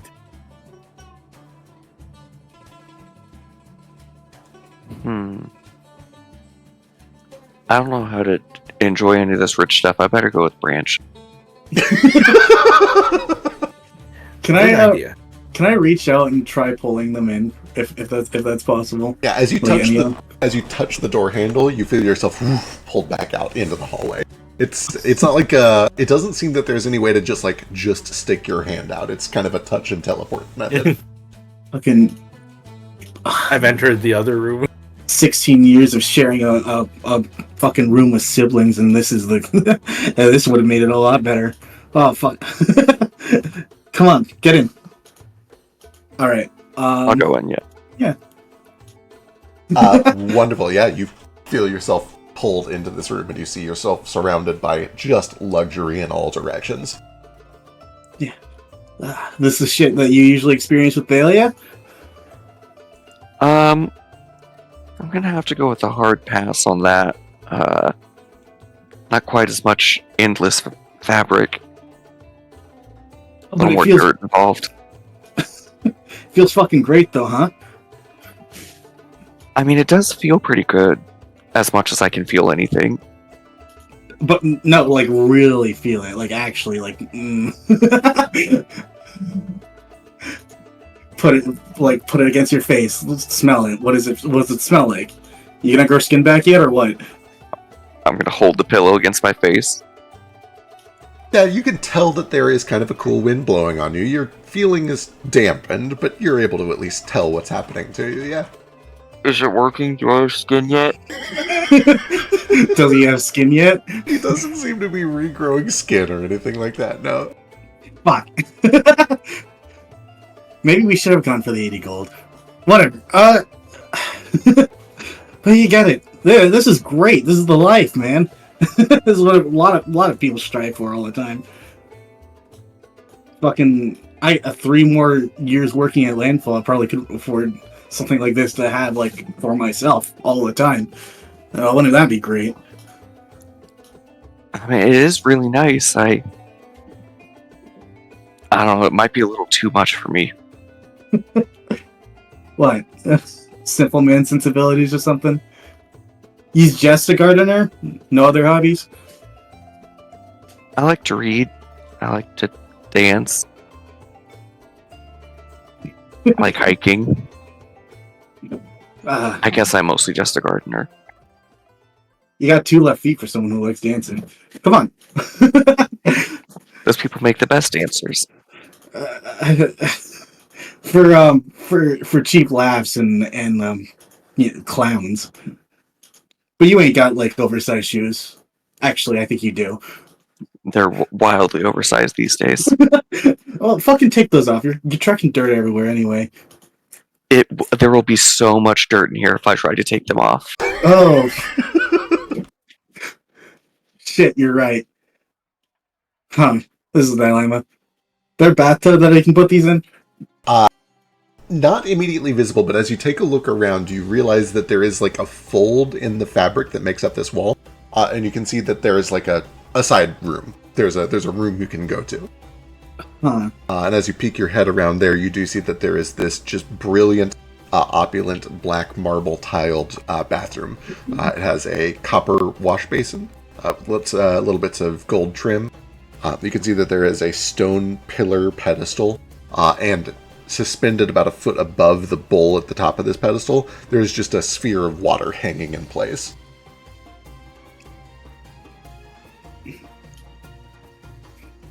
If I tap the sphere of water, nothing happens. So it's about the size of a grapefruit, and as you tap it, it seems to be just a little bit warm to the touch, not hot. But yeah, it seems to just kind of sit there suspended in midair. It's wet. It's water. Fucking, come on, look at this shit. It's... Ain't it fucking amazing? Give me a perception check, Brad. Does he find the connector room to the other side rooms? I'm gonna jump over to you guys here in just a second. Okay, yeah, nothing crazy on a 10. Alright.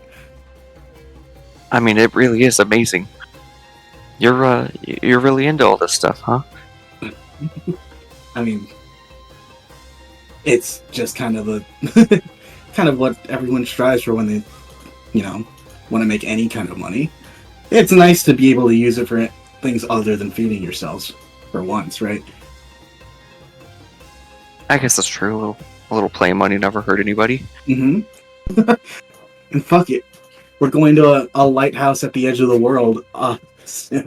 Might not even make it back. Why not be a little extravagant on the way there? We'll make it. It'll be fine. I've got a weird proposition for you. What? You want to make a pillow fort in here? Foster, I've been waiting for you to ask me that question since I've met you.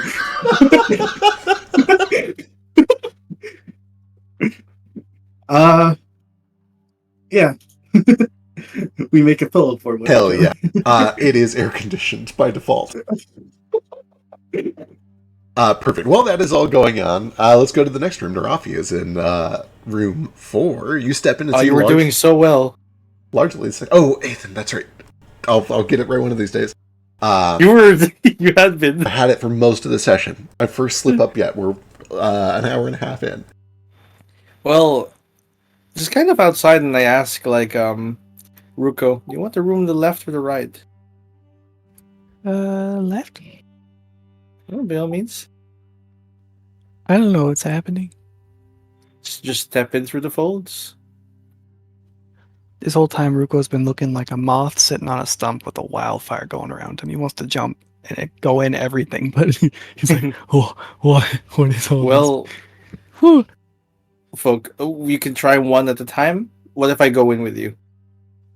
Sure. Yeah, he just leads him into his room.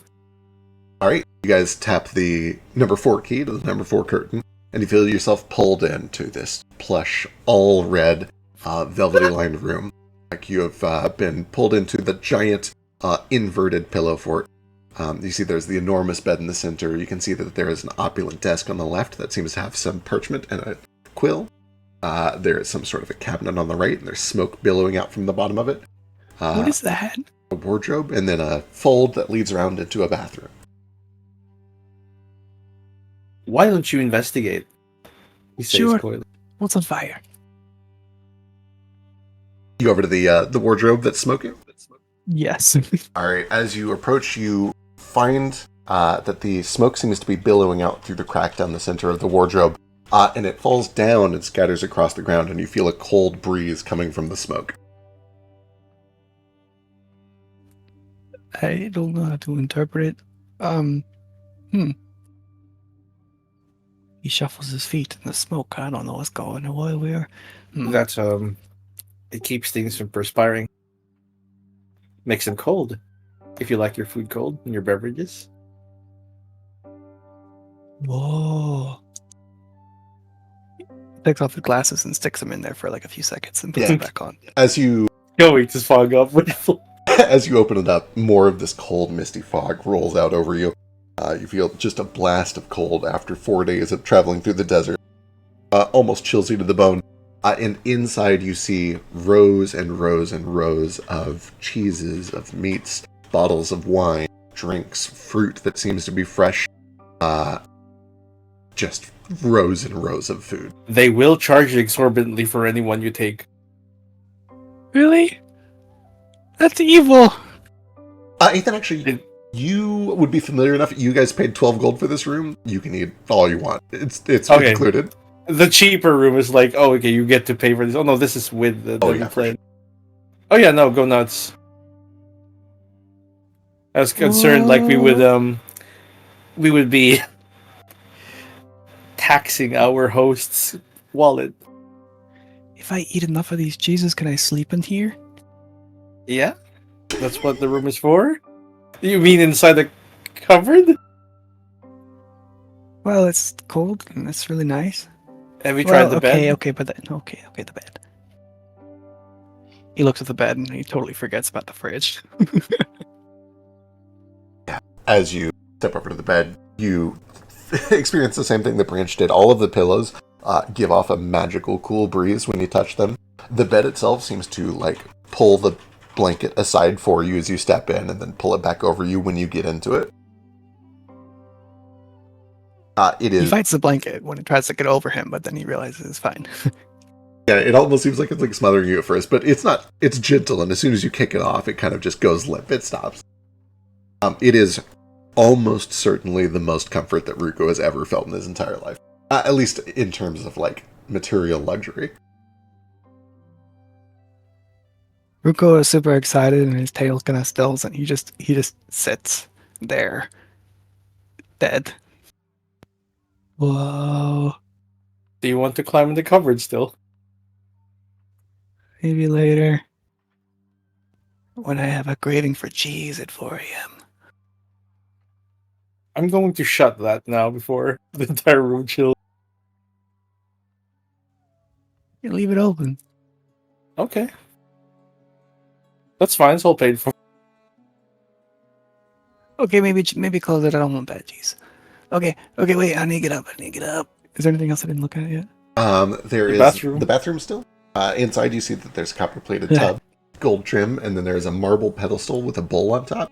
And suspended about a foot over that bowl, there is just a globule of water magically suspended in the air about the size of a grapefruit. Oh, I slap it real hard.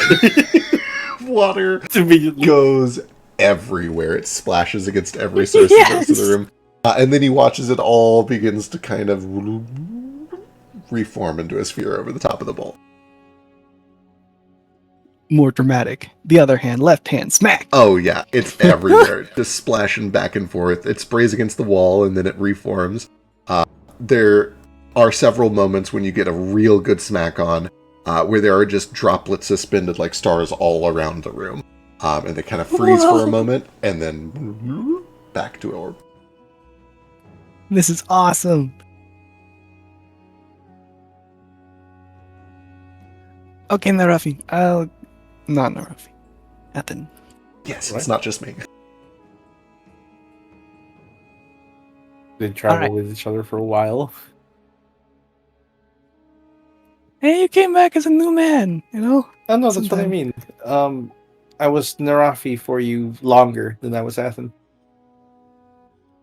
So it's understandable. Well, when I come up with a good nickname for you, you'll never hear your real name or your fake name ever again. Just hear that one. Shoot me a few. Depending. No, it's gotta be natural. Okay. We'll see. Alright, let's go check out. Let's go see if they died. You know, I haven't heard from... They should be okay.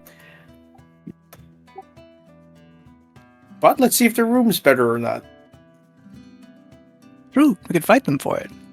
There is a spare room that's Yeah. just empty right now. I do love that Kaz specifically paid for his own, Yeah. but then everybody else doubled up, so there's just a free room There's anyway. a free room anyway, yeah. And I'd like to imagine, and I will roll for this if I have to, that while everybody else is like deciding how they're gonna double up and whatever, Kaz is checking out his own room, and Cackles snuck away with the other key. That makes so much sense. Kaz, in your room, you find largely the same thing. As you step in, you do see that on the desk there is parchment and a golden quill. And the quill is sitting in like a, what would be an inkwell, but instead of glass, it appears to just be gold and embossed into it. Do you read Uni? I do not. Perfect. Wonderful. I've got Azantic, Cyril, Adendric, Emmerich, Keblin, Menko, Farmano, Wuha, and Chiki. Perfect. This place is expensive. They would have it in Dendric underneath the Uni. It reads, "My wish is your command." Wait, no, other way around. Your wish is my command. Oh, it's a dummy genie. Yeah, for sure. That's way more fun. It literally is just like an endless red expanse in here. Not Basically, endless. kind So of. as you step in, it's a large room. It's like, probably a good 20 feet in each direction, except it is round. It's like bowl-shaped, essentially. There's enough flat surface on the bottom that you can walk on it comfortably, although it's like a red carpet that seems to transition into these like velvety silk walls that go up the sides. Okay. Bed in the center. There's a fold that leads around to a bathroom. You got the fridge cabinet, you got a wardrobe, and you got the desk. So I imagine the Kaz's first concern are his own clothes and like his red sash that he wears around his waist. That is also his like dueling cape. Yeah. And he's like, if I set this down in here, I'm never going It's to find it. Gone. Yeah. So he's gonna test out this little magic genie paper and write. Can you make the place a little less red? You just say it out loud. Sure, he'll try that. You say it out loud, and there's no response. Okay, then I'll write it on one of the pieces of paper. Yeah. You take out this golden quill, and it seems to almost shimmer as you pull it out, and write down on the parchment, "Can you make the room a little less red?" Maybe purple. maybe maybe purple question mark. Yeah. You watch as the walls shift. The color begins to go muted for a moment. It turns this like pallid gray, and then whoop, purple. Ooh. How fancy.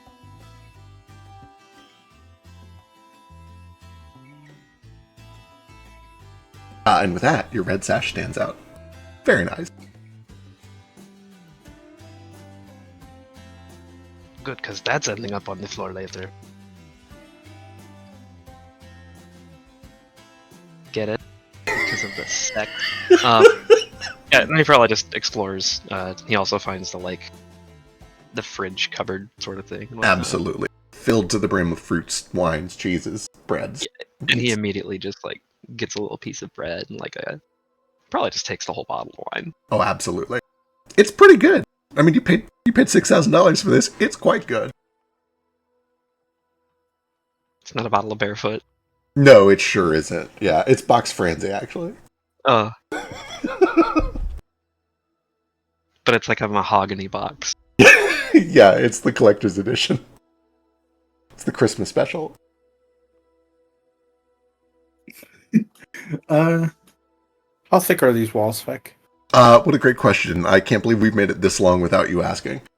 I was wondering if we heard anyone from all their other rooms. It's like a demi-plane. So yeah. You certainly haven't heard anything from the other rooms, and based on how you got in and out, you imagine it's probably a demi-plane.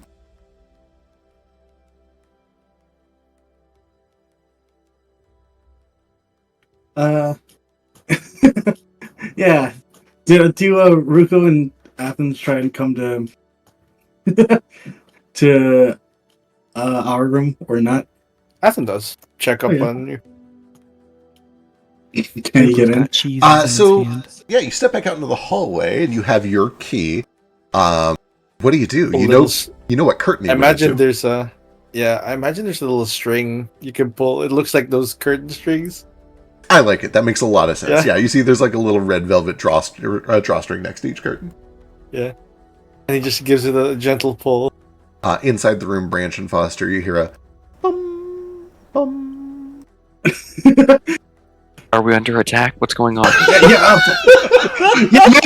Battle stations, and I'll fucking throw him a pillow, and pretend like I'm about to throw, and try and aim it at the door. It's not locked. Come in. You hear nothing outside. Just gonna wait patiently. Okay. I'm gonna go up, open the door, drag him in, I guess. Yeah, when you open the door, you feel yourself pulled out into the hallway, but behind you see the curtain shimmers for a few more seconds. Get his ass! I attempt to throw the pillow, and it probably makes it about halfway, and then plops on the ground. That's why you're still a private. And I'll fucking slap Ace with the fucking pillows. Hell yeah.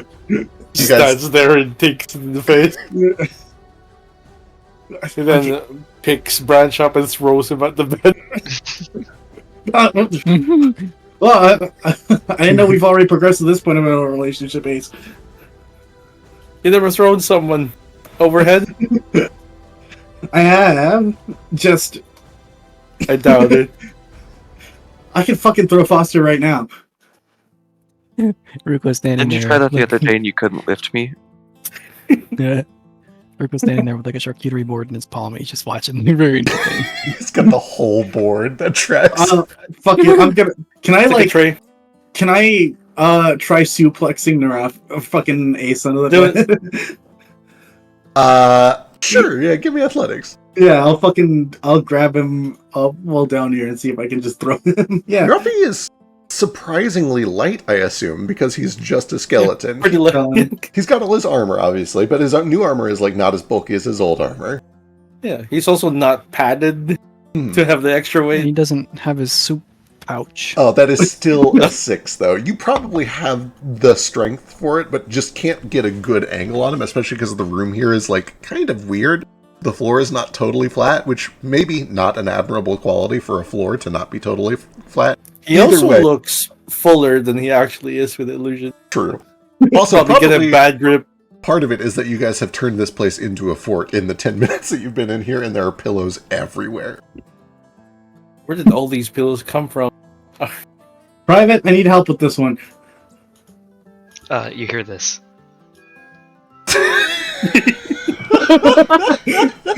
Perfect timing. What, it's been 2 Oh. hours? Okay. Was that's either room service or Kaz? I think it might be... We can't... How are we still hearing him? Whatever. Duh.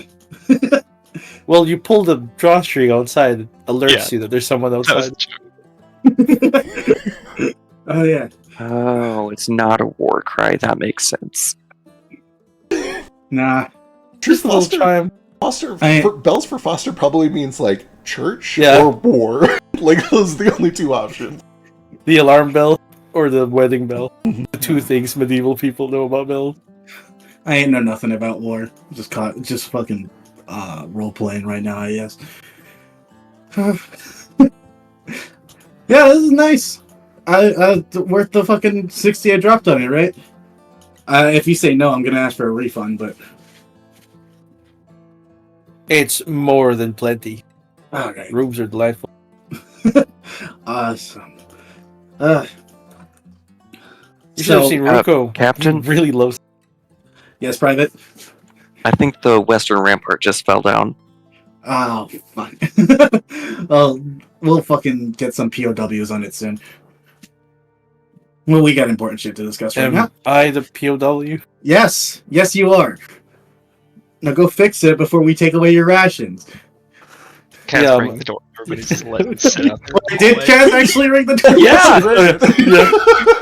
Hold on, I'm a POW. I'll get it. He tugs in his scarf and he gets like the raggedy, stripy prison uniform. And he opens it with the key, basically. The Branch's key. Yeah. Oh, yeah. Like, toss it here. Oh, yeah. I give it to him so he can hold it. Steps out, holds the curtain open. Kaz. Oh, Kaz is out in the hallway. He's already changed into like Free me, Kaz. he's probably in like I've a been captured. fucking- like an ankle-length velvety robe. Oh, hell yeah. Fuzzy slippers and everything. He's got a bottle of wine in one hand and also like a charcuterie board in the other. You And got comfortable very and fast. he opens the door to see Ethan dressed like that, and he's like, "Oh, I didn't know you were into that kind of roleplay. You're much having fun." Who is it? Plus, Who is it, prisoner? Ah. it's room service and Kaz. Oh. Room service. Oh, I'm not you sure. dressed. You dressed up. Is that for me? No, this was in the closet. I got comfortable but bored. Well, make yourself at home. Yeah, I'll kind of just saunter in and at first just like hang out next to Ruko watching the dipshit play Two the pillow charcuterie fort. boards. But then after a while, he's like, no, you're doing this all wrong.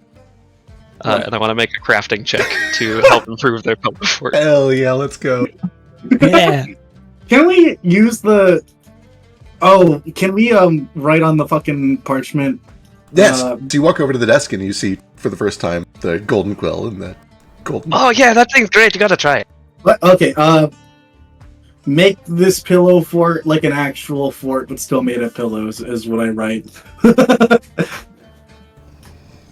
You watch as a wind picks up and all of these pillows begin to draw themselves up into very like the size of a McDonald's play place fort, complete with like an arched entryway. Several of the pillows form essentially a drawbridge that starts out down and then pulls up and closes slammed with a jolt. You can see that there are 4 turrets, one on each corner. Inside, you see that there is like an actual what's the word for the walkway, the catwalk, with a ramp that leads up to it. You've essentially got a tiny fort inside of your room now that is built around the bed using the bed for structure and support, all out of pillows. I'm going to look at the desk gauge the distance between myself and the bathroom. Immediately scribble, bedroom all wet, run to the bathroom and shut myself in.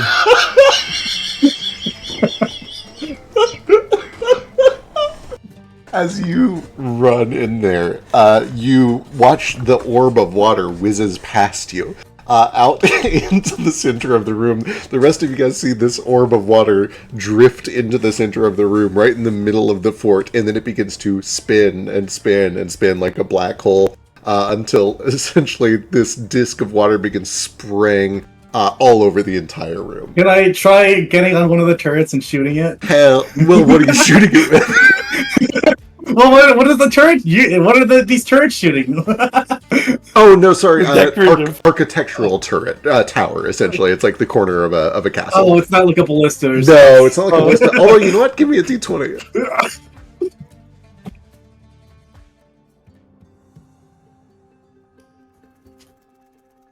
5. You do see that at the top of each of these turrets there is like a bucket-shaped pillow mass, and inside of that bucket-shaped pillow mass there are lots of blankets, like tar that could be poured over the edge, except it's blankets instead of tar.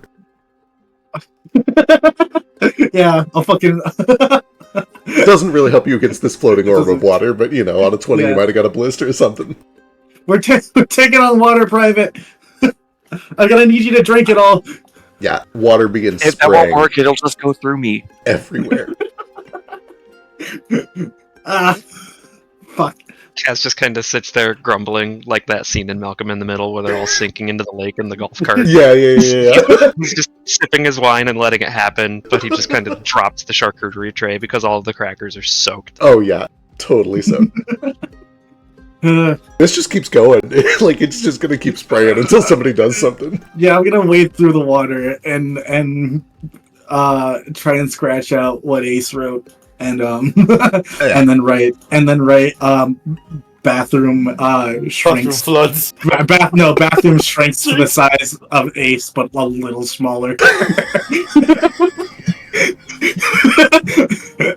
So, as soon as you scratch it out, the orb of water coalesces, and as it does, all of the water all over the room, including that which had soaked into your food and your bodies and your clothes, is pulled back into itself. When that happens, you see all of the dirt and dust that had gathered from the day in the middle of this orb of water, this almost kind of tan color now. Foster! And then you watch as crystal clear, and then it drifts back into the bathroom. Boy. What happens to Foster? Some of your mud's gone. Not like it didn't take all of the dirt from all of your pots. It just got some of the residue. God. Yeah, no. It's not like aggressively stealing it cleaned your the dirt. bones. Yeah, your bones are kind of clean. It can tell the good dirt from the bad dirt. Right. Mostly it's just not enough water to carry a significant amount of mud with it. In the bathroom, Ethan, you watch the orb retreat back over the bowl. And then, God, it's marble construction in here. It can't do quite as much. You do watch as the room starts to shrink and shrink and shrink until it is much smaller. The walls start to close in all directions until it is like a couple inches above your head. It's a little bit... the tub prevents it from getting too much narrower than it would be able to if it was going to get down to your size. So in other words, the tub keeps it from getting too narrow. Well, I see the walls closing in, and I'm just like, nope, and I go back outside. Does the door not start shrinking too? The little gap. It's not even a proper door. It's just kind of like a video game partition where it like loops one way and then it switches back the other way. A Z-Hall. But the Z-Hall starts to get a little narrower. It doesn't get narrow enough that getting through it is a problem. And so, yeah. Go sideways. Right. You are able to shimmy through it sideways. Damn. You have a small bathroom. I'll fix that later. Anyway, we can continue this in a bit, but I think we should probably start discussing some shit. And I'll write make a planning room in the in the middle of the fort. A war room. Make a war room in the middle of the fort, please. Yeah, there's a And rumble. include, please. And you watch as the slats of the bed kind of pull themselves up and form a proper war table. The several pillows kind of form themselves into comfortable armchairs all around it. You watch as a few of the pieces of parchment like fold themselves into birds that fly over and then unfold in the middle of the table. Oh, and actually, several like additional quills of regular ink seem to just apparate from thin air and position themselves all around the table. Nice. All right. Gentlemen, you know I've gathered you all here today. I don't. Yes. Rico, Kaz, you in the dark too. I had a hunch, but I've got an important date later too. So let's make this quick. When's he coming over? I'm going 15 minutes, I guess. Yeah, I don't know what time it is in game, but Kaz remembers when he said he started work in the kitchen. So So essentially, he takes a break around midday, gets some lunch, gets some drink, relax for a bit, comes back at sundown to cook, and then works for till 10 or 11ish, and then is off. So you guys, it's like 1 or 2 in the afternoon now. You got a lot of time. All right. So, which one of you wants to be my deputy?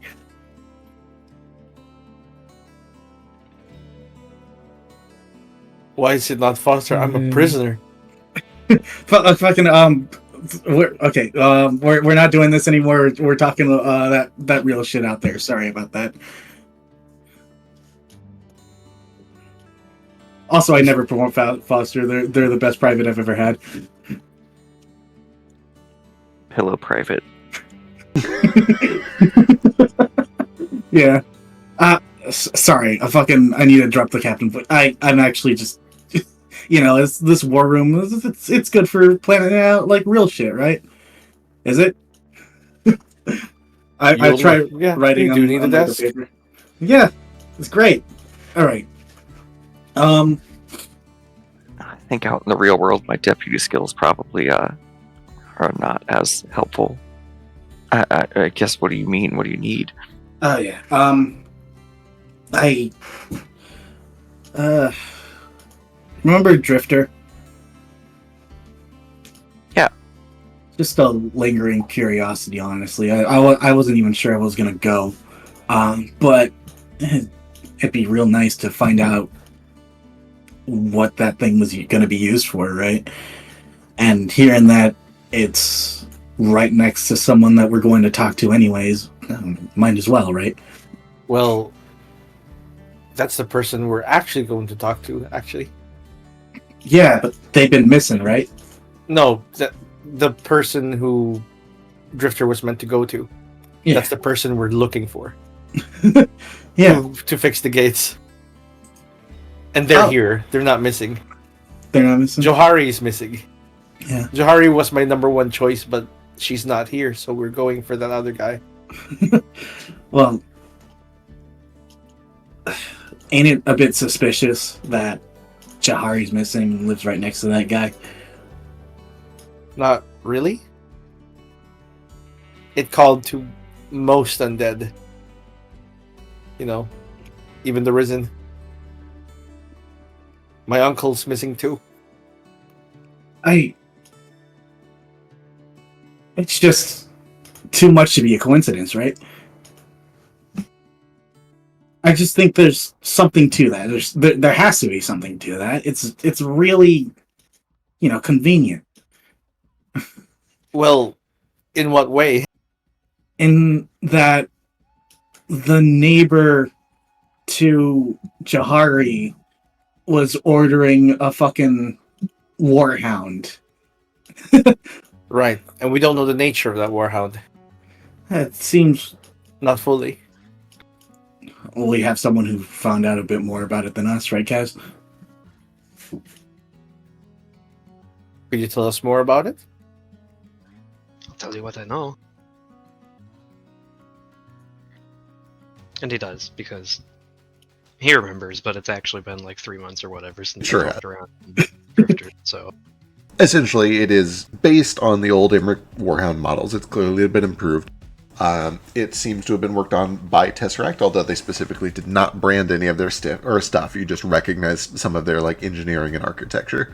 And this was I saw that my uncle and father had worked on Drifter or like in a facility or something like that, right? Yes. Or is that something different? Okay. Yes, in the Cinderstone Vision, you know that part of his framework was manufactured in a dingy workshop where the two of them seem to be working on it. Right. I was under the impression that they were like kind of conscripted like laborers for that, right? Like they weren't doing it just because they kind of wanted to. Reasonable. I got to be careful not to give more information than was actually present, but I think that is the conclusion you came to, and it seems reasonable. They were both wearing Imric greens, which is weird for sure. So you got a hat in this too, huh, Cass? We find out why this person wants this warhound. We might get a line to your folks. It would at least be nice to know where exactly Drifter came from. Yeah, that's why I don't think we should, reveal all our cards to this guy as soon as we get there. And I've kind of started a fake report. And he'll like pull his ledger out and be like, "Sorry for the shit handwriting, but I've dealt with lost cargo cases before. I've dealt with like things going missing on on route and having to deal with the whole like fallout and see who's like the responsible party for it. And honestly, even though I know the result of this, it seems like this is what this is. And if we play the lead a little well, we can probably find out a lot of information from this guy. Because with the secrecy that was around Drifter in the first place, I think he's going to be telling us a lot. Of course, I don't even know who this guy is, and it could be completely wrong, but that's what we have We could now. start by information gathering. If we do need him to open the windows anyway, we could see what kind of character he is. Yeah, or I mean, and if he's skeezy, then we may have to use force. The other side of this is, I was wondering if you wanted to break into Johari's old place and see if... I was going in there anyway. Yeah. She told me there was something in there that would be useful to me. The issue is, someone coming to interrogate them and someone coming to break into their house, someone else's, the house next to them.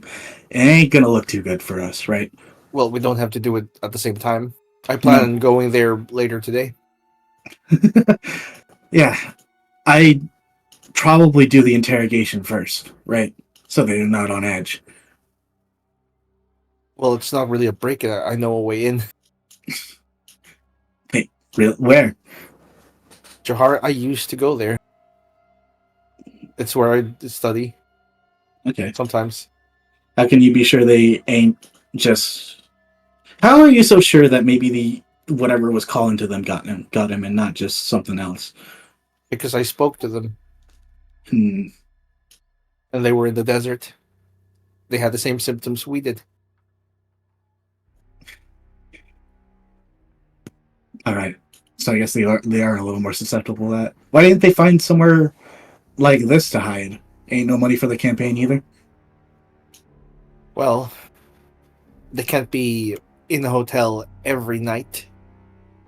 No, but something like a fucking spacious pouch that they could have hidden. They could have, but my uncle in particular was hiding who he was. Just like I was. The mission is very tenuous. It's not like it was back then where the wars were fought openly. It seems like the tactics have changed. There are spies and assassins and just this pulse that controls everything. We don't know who our enemies are and who our friends are. So we have to keep secret. So discretion is advised here? Yeah. You got anything that can make us look like not us? Rolls his eyes. He's like, We are in a very this place sells those scrolls. We might want to stock up. By which I mean I have no money. They're very expensive. Oh, fine, I'll fucking pay out for that too. How about 4 gold each? And that's the second thing. I'm wondering about who. If I'm gonna be interrogating someone, any of you want to join? You know, the whole good cop, bad cop thing. Good edge of sight, bad edge of sight. It never really worked back in Family War, but I don't know. Having someone else there as backup would be nice in case they are scummy. Hey, Cab. Yeah, I fucking hated my job too. Well, maybe we could. Lots of people don't like that. Perhaps we could just see what we can get out of him without having to interrogate, and if we're still hurting for information, we can squeeze him a little harder. It ain't gonna be an interrogation unless he makes it.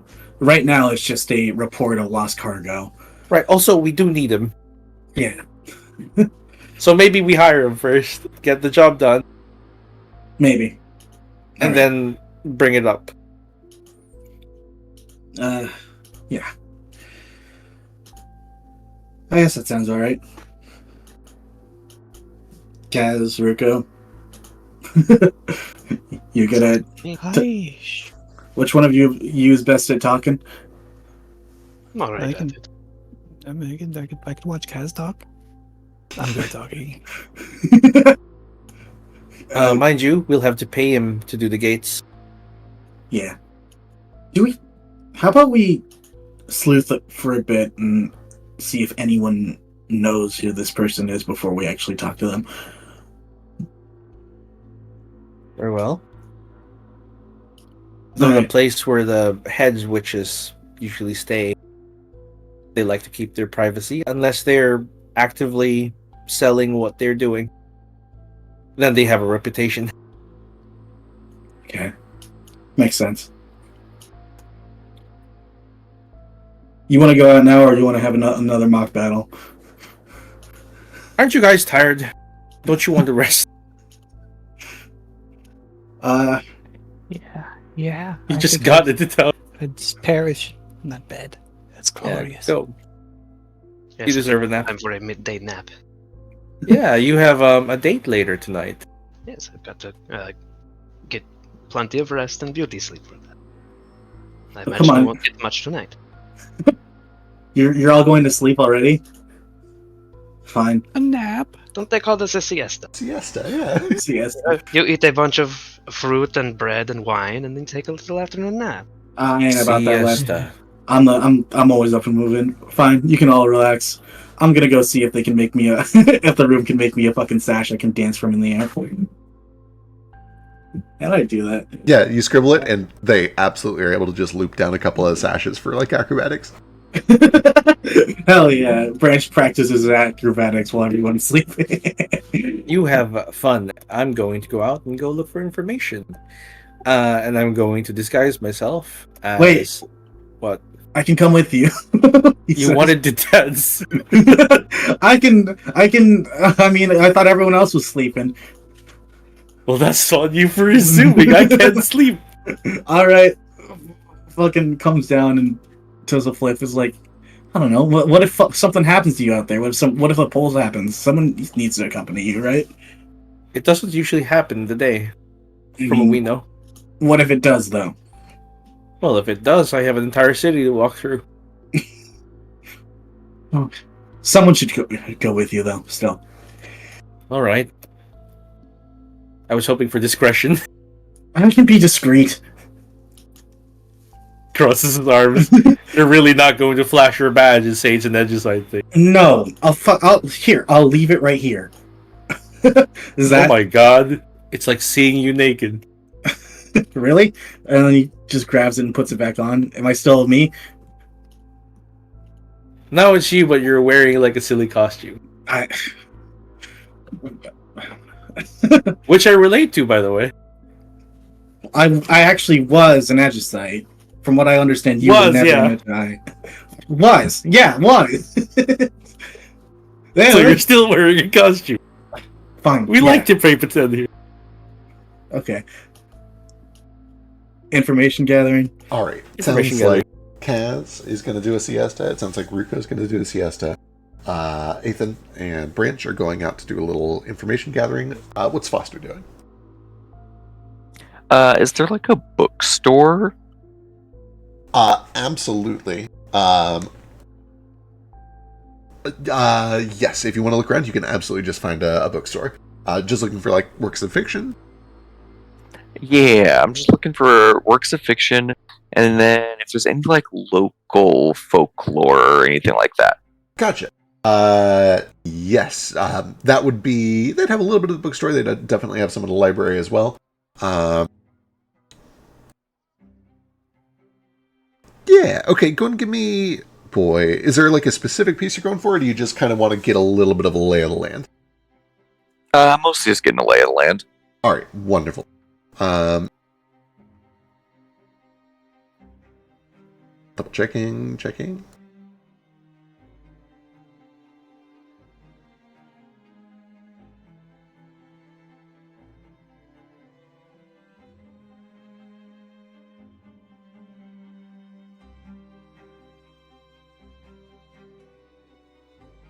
Perfect. You do find that down near the southwest corner of the city, there is a bookstore called the Tall Garden.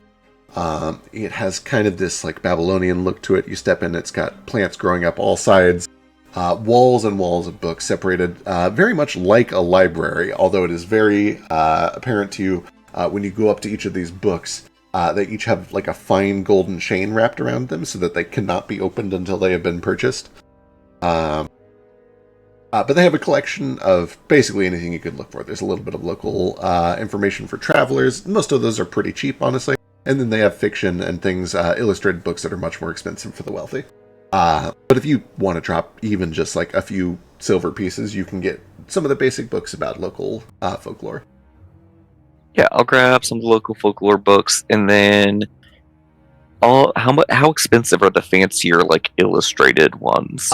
They can get extremely expensive if you want like literally hand painted pictures and illustrations and all of them. Those could go up to, boy, you could probably drop 10 or 15 gold on a single book if you wanted to.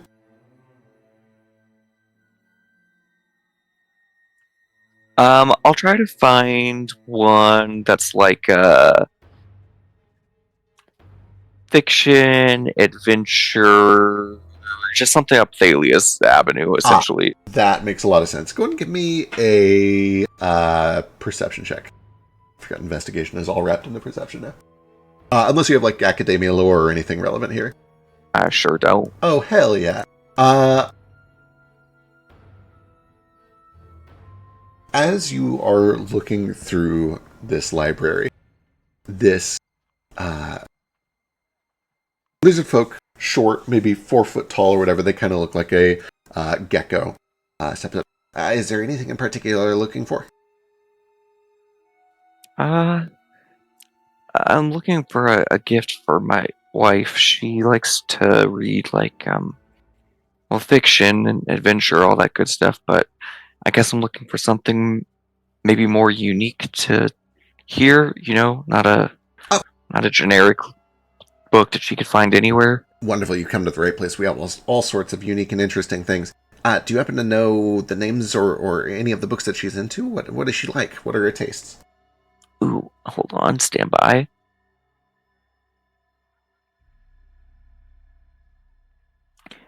She likes the Trials of Talim, that author.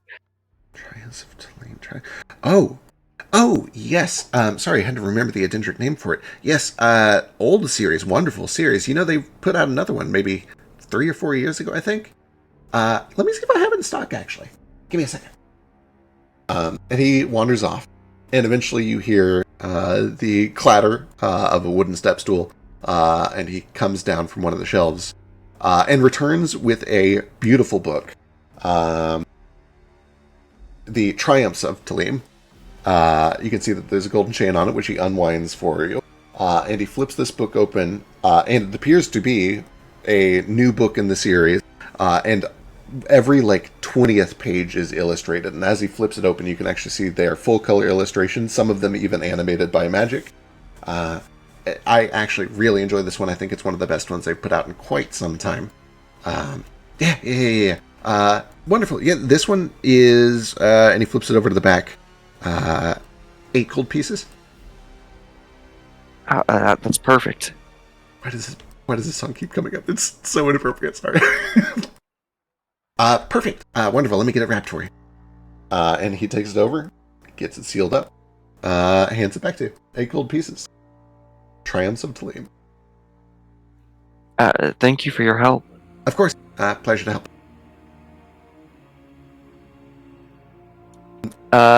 Then with that, I'll probably just spend some of, as long as I am like not getting weird looks and still passing as human, just kind of wandering around, taking in the city, touristy vibing. Perfect. Sounds good. I might jump back to that in a bit. But for now, let's cut over to Ethan and Branch.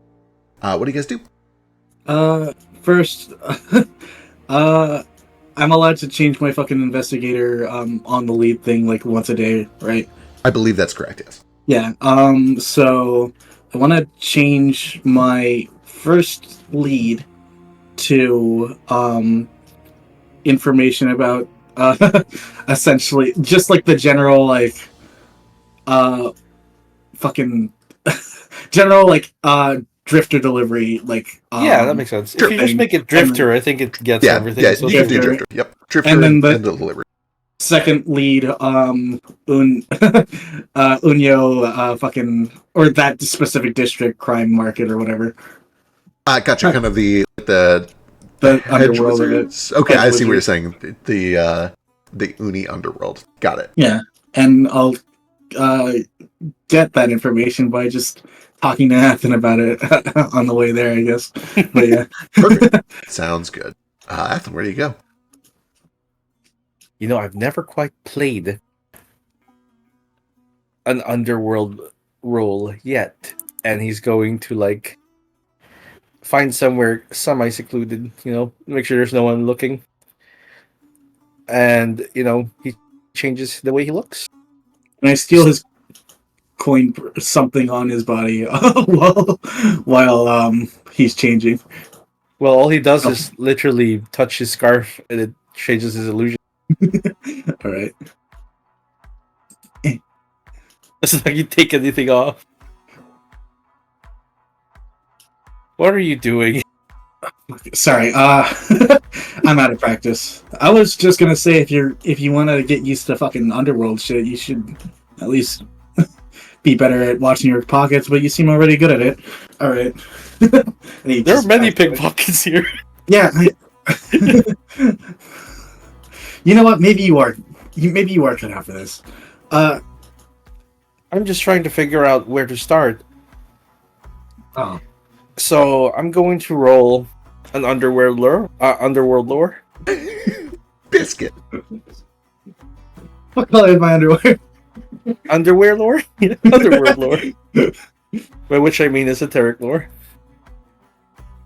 So it's a 14. Figure out where should I go to find this information, and what should I look like? If you are kind of just trying to get a... is this specifically for crime as a whole in the city, or specifically about this crimes. One dude? This one dude who got Drifter. I want to know, like, what jobs he's done, kinda. Gotcha. Okay, wonderful. 14, esoteric lore, essentially a 19. You begin to do... Oh, yeah, this is just to figure out where to go, where best to go. The actual finding information lore is a diplomacy. Right. So, with the 19, you know that you could go to clients, so you could try to see, like, hey, if you were looking for magic, where you would go. If you wanted to do that for Hedgewood specifically, you would have to find people who are in, like, either the middle or lower sides of town, because anybody wealthy would go to the guild and pay a guild premium for guild-regulated mages. The reason you go down there is because it is cheaper, or because they are, like, a little less reputable. You know the reason Johari was over there is because Johari liked to keep herself private and secret because she's undead, and while that is not officially, like, illegal or wrong in the city, it is still kind of looked down on by some. And so she had a hard time fitting in with, like, guild-sanctioned mages. And also, Right. she just thought they were kind of snooty. However, you would also know in a 19 that nobody knows hedge witches better than their competition. If you go find another hedge witch and you drop his name, they will tell you everything wrong with that guy and why you shouldn't go to that guy. You should talk to them instead. So that is Right. a very reliable way to get dirt on somebody, is to talk to one of their competitors. Okay, so simple enough.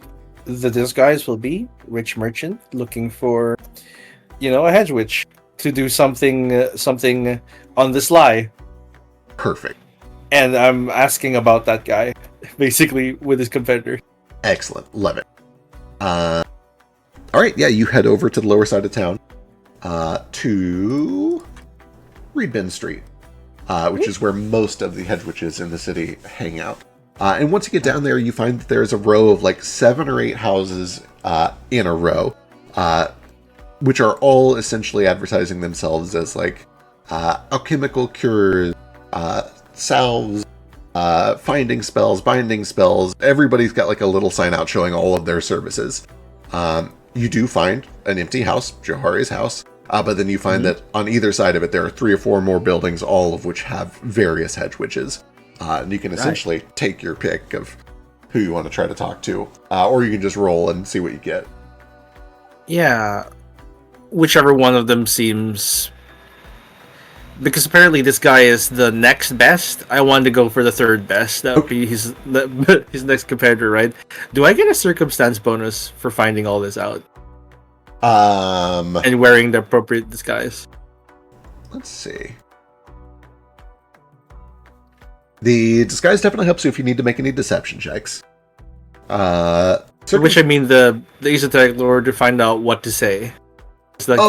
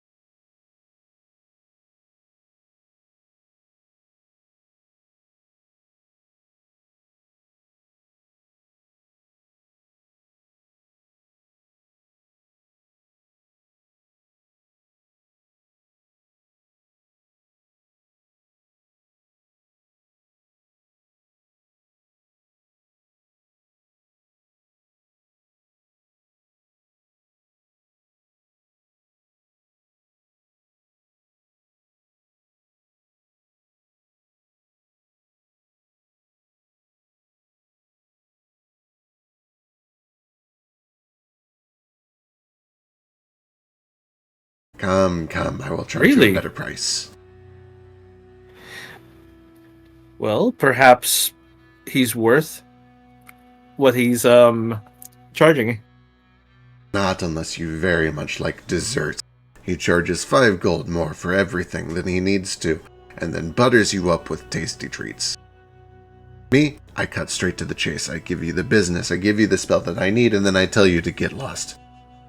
But you save 5 gold. You ask me, that is a good deal. Money's not really an option. I want results. What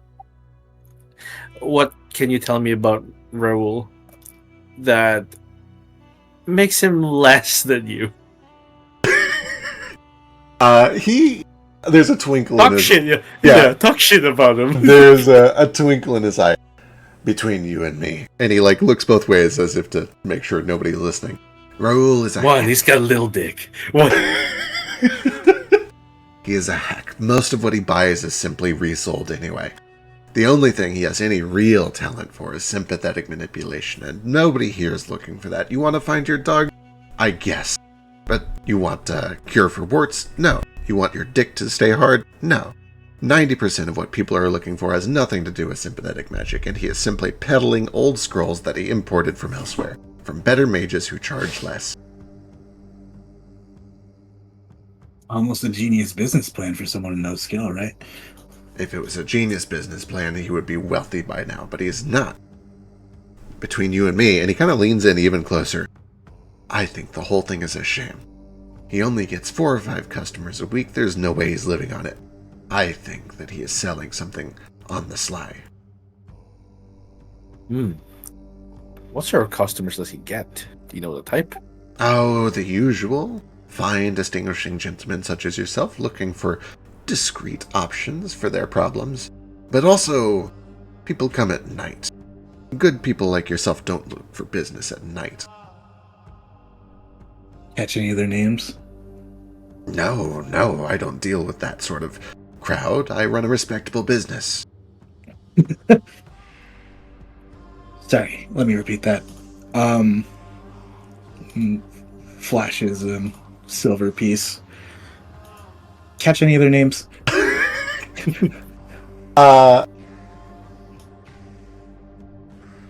He is certainly not going to say no to a silver piece. He says, no, I really don't have their names. However, you do strike an important bargain. I'll tell you what I do know. The most recent group came in about 2 weeks ago. A bunch of crooks and criminals, as best as I could tell. When they left, they came out with an extra person. Big under a cloak. Oh. No. Okay. We appreciate that. What did he say his name was? Raoul. No, like this guy. Oh, Semsak. Semsak. I think I've remembered that correctly. I'll double check.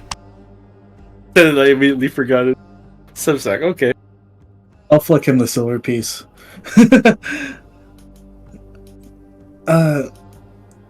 Appreciate that. Hey, what do you specialize in, by the way?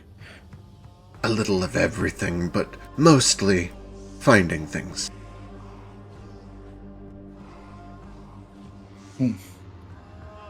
And how do you do that? Simple, you tell me what you're looking for and I help you find it. But I must stress, I do a little of everything. I can make ice, I can make food, I can fix things, I can heal things.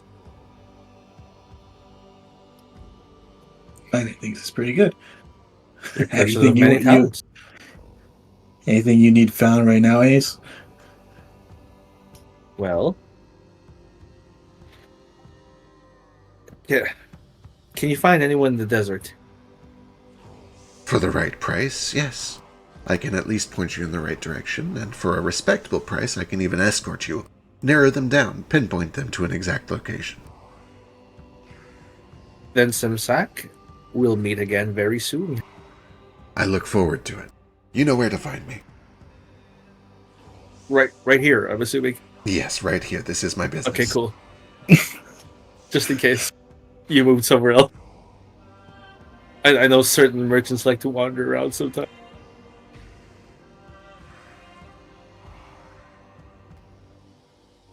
And I kind of walk off with the branch, unless he has anything else to say. Or Yeah. ask.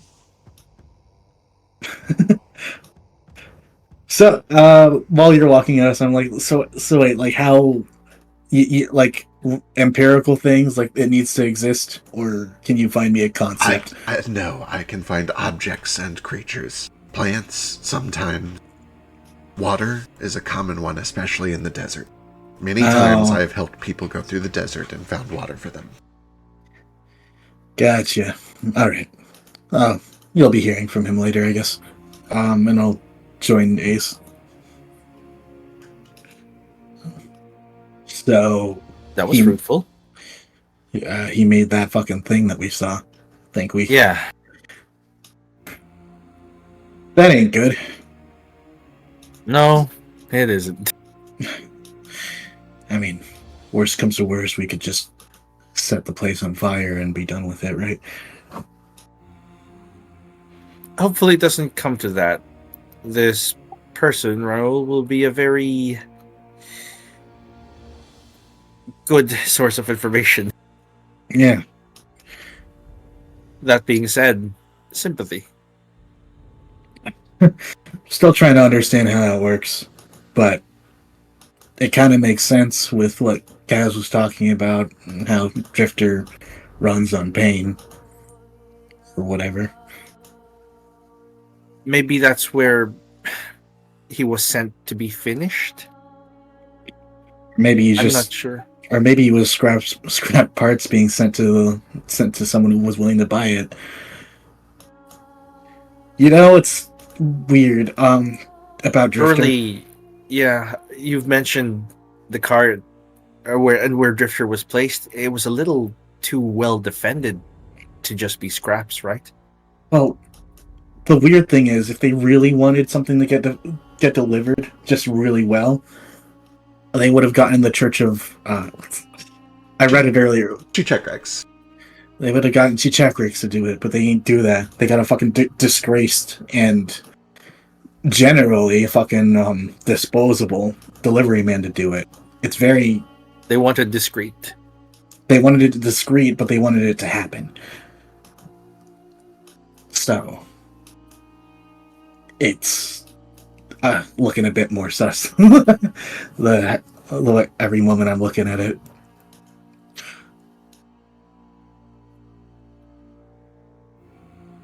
And I don't know if this means much to you, but I think the fact that the delivery man was as expendable as he was, it plays into this a little.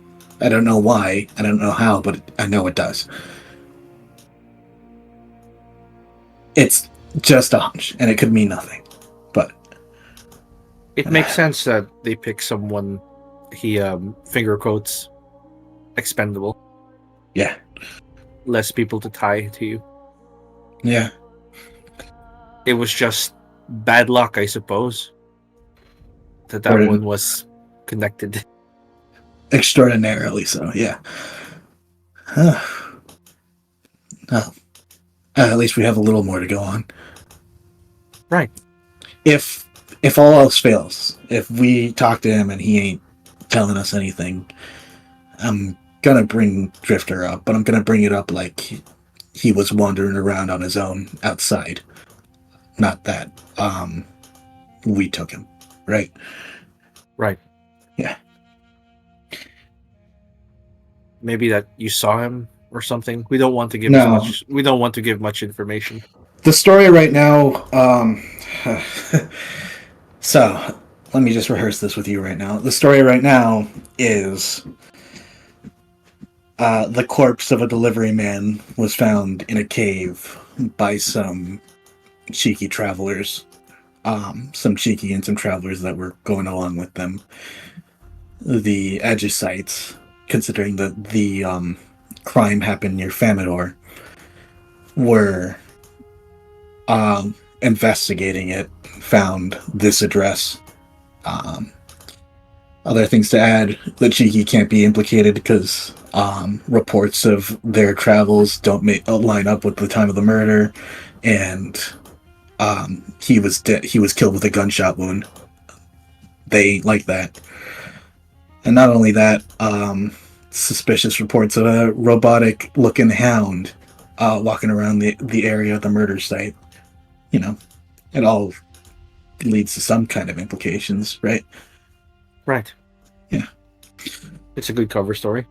It is. Just gotta make sure, don't let it slip that I know what actually happened. Alright. Well, whenever you're ready, we can go talk to Raoul. You want to get the others too? We'll probably, I'd rather we, knowing what we know now, speak with them when we have everyone together. But while they're sleeping, I'm going to wait till the street thins out a little, and then I'm going to try and get into Johari's. You need help? I might. I could use a lookout and maybe someone handy with a pick. Haven't done this in a while. Alright. Provided my method of entry isn't there anymore. It's been a long time. Is it getting to the point where like the sun's getting really high in the day? It is. We're looking at about 2:30, 3 o'clock. Sun is nearly directly overhead. It is the hottest point in the day. People are miserable. They mostly stay indoors or under awnings. Yeah. This is the rare chance where fucking Branch takes his like hood off and is like, it's getting fucking bothersome for me too. Maybe that's what the feathers are for. He ruffles them playfully. I know my own fucking biology. Well, what are they for? They're fucking holdovers from, you know, dinosaur blood and all that. What?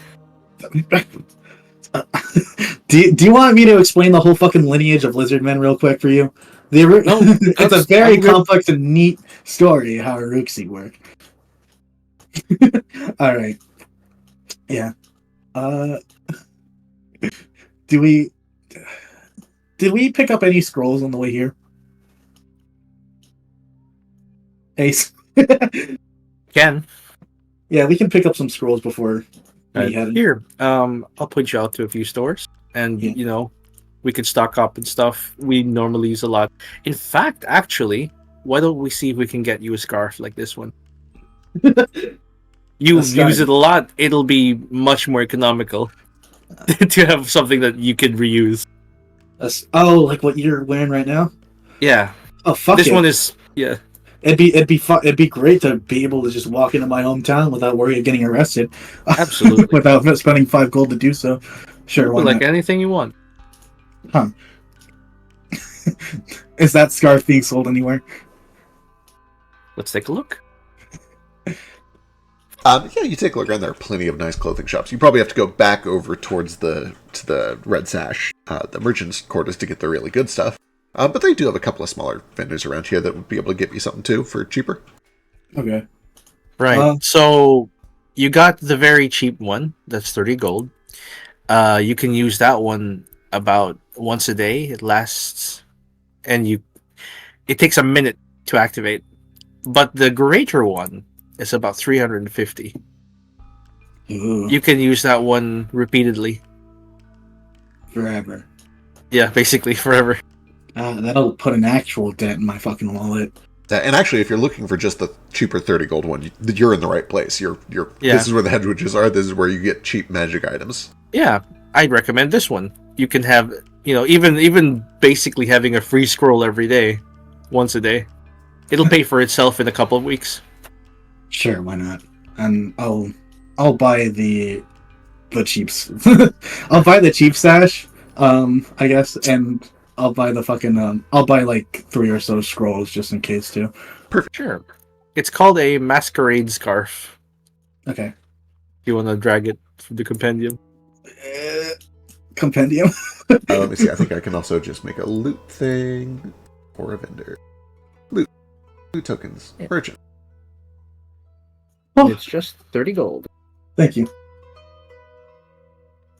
Hey, look at that. Yeah. Easy peasy. This is amazing. This is revolutionary. Oh, it's fucking automatic too. Awesome. Hell yeah. Beautiful. It's beautiful. Imagine not It's playing incredible. on a BTT. As if that transaction would have been any harder with paper. Just write the word masquerade scarf in your sheet. Easily impressed by automation. Even when that automation is not any harder than simply subtracting 30 on your character sheet. That's too hard for me. That's a lot of numbers. Fair. 30 is like a lot. 30 I is don't a even pretty have that easy many number. fingers. What if that was 2877? That would have been hard. Yeah, but what if your goal was purely in silver? True. Yeah. Are we fuck it. Masquerade scarf. Mhm. What's a good disguise to go with yours? What do you look like right now? It looks like a rich merchant, basically. I'm gonna make myself look like a fuck it. I'm gonna make myself look like a an Ocdemon Aegis actually. Actually, Is that possible? yeah, she said. Absolutely. You've spent enough time in Octima that you know what they look like. It's your neighboring country. You probably have met with a few of them Oh, from wait, time to time. We're not doing the interrogation yet. Fuck it. Sorry. I'm gonna make myself look like. I'm gonna make myself look like the He just can't help it. the hunchback assistant that every merchant has. You know. Like some fucking hobgoblin type thing. He looks you over like you have a very strange view of merchants. If you think they all have hunchbacked assistants. They've always got like someone trying to fucking hold all their. They ain't holding their own shit. They got someone else doing that because they can pay it that much. Right? Yes. You'll understand it. You'd understand if you took out that life. All right. Yeah. Well, typically they wouldn't pick someone unseemly. Oh, you'd be surprised. This guy back in Familware. I'll tell you later. I'm not familiar with Famadorian merchants, I guess. Yeah. All right. Take us to where we need to be. Well, you got your scarf. You got a few scrolls. We're headed. Yeah, we're just going to Johari's now. As long as everyone's like left the fucking streets. Yeah, the place, it's not like totally deserted, but it's as quiet as it's going to get. Most people are kind of chilling indoors, some are eating. And you know that her street is, or her shop is this one right over here. Is this the same place I go to when I go get my like studies? Studies? What do you mean studies? When she taught me stuff. Oh, yes, absolutely. Since you've been back, yes. In the olden days, no. She spent most of her time in Delamore, so back then. Yeah, she had her own archives there. This Right. was what I was wondering. Gotcha. So, no, like, yeah. Well, since she got back and she disappeared, I had a way to go inside. She leave like a key in the. What a great question. I think she was usually there. She would always just tell you to show up whenever and she would let you inside. You imagine her security is, probably not amazing, except that she might have like a magical ward up, possibly. That's what I'm assuming. Since... I guess, what check? Give me esoteric lore. You got a thing for this, you got a thing for everything. That's fair. The DC is pretty easy here, she's your friend.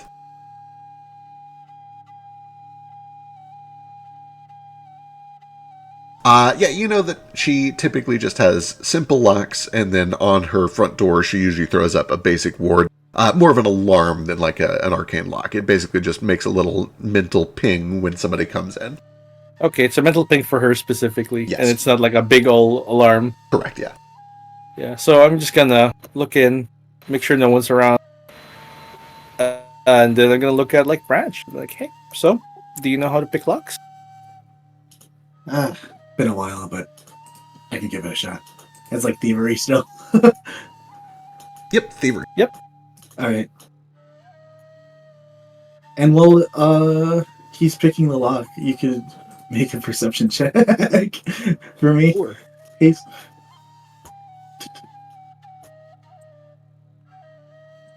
Perfect. Oh, still got it. Did you roll up perception? I rolled perception. Did I roll? Yeah. Oh, fuck. It's still a natural 18. I'm sure your thievery modifier is not It's negative. +8. Yeah, okay. When you go to begin picking it, you find immediately that the door is not locked. Oh. This is this is the easiest lock I've ever. Oh wait, he just opens it and closes it, and like it's. You're very good at that. Yeah, I am. Do we just? Does she have like words, alarms, any of that? Look at the kitty. Huh? He kind of leans over at the cat, Yeah. wiggles a finger in front of its face to see if it's like. It seems to behave friendly. It kind of like starts to rumble as you approach and it leans into it. It looks so grumpy. It looks like one of those unfortunate cats that just looks angry all the time. I just got grumpy cat. I reach into my pack, and I've got like little animal treats, and I give it one. What I the? think people might have noticed about that, and he's very fond of small, cute animals. Hey, you can play with the fucking freak later. I've never seen something. What the fuck is this? It's a Sphinx cat. Why does it look so wrinkly and awful? What? No, it's beautiful and perfect. Fucking adopt it later. I think we got shit to do.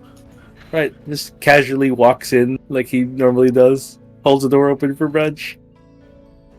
As you open the door, you find that the place has been tossed. Oh, of course. Well, she said there might still be something here, and Yo, wait. I have. Yeah. You're not gonna. Do you know what happened? You're acting real casual about this. Well, I was expecting it to have been tossed. Why? Oh, what's that? Tex just killed the cat. Yeah, you hear like hissing and screaming as the cat gets in a fight with some other stray and they go tumbling off down the street.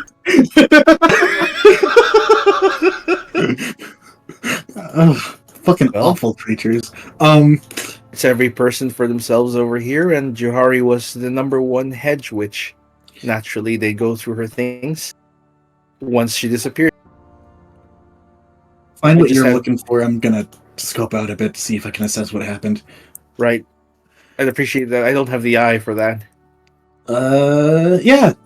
I just roll fucking perception, or I just say, Lord. Yeah. Okay. For investigating and looking around and like looking for things left behind and clues, that's perception. Okay. Just like, a mental map of exactly what happened. And yeah. Hell yeah, perfect. Give me a perception. Alright, you begin to look around. Hero point. Alright. Eh. Better. That's 19.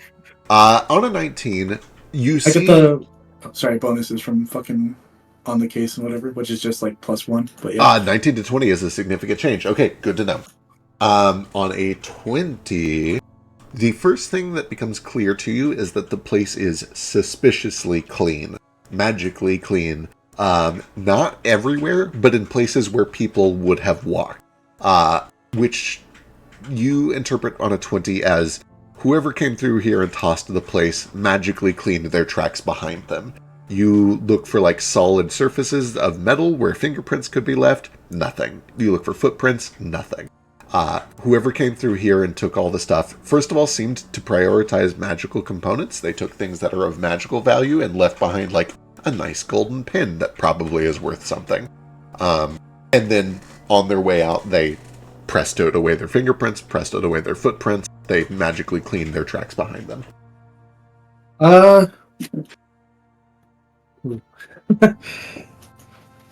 I know essentially like that magic can be like traced and stuff like that a little bit, right? That it's possible to like find out like what kind of spells they were using and who would be likely to do something like this, right? Yeah, a little bit. You would need somebody who knows much more about magic, but it is possible to identify magic by studying it, yes.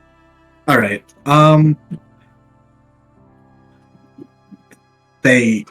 Whoever did this is pretty good at covering their tracks with magic, Ace. Mm-hmm.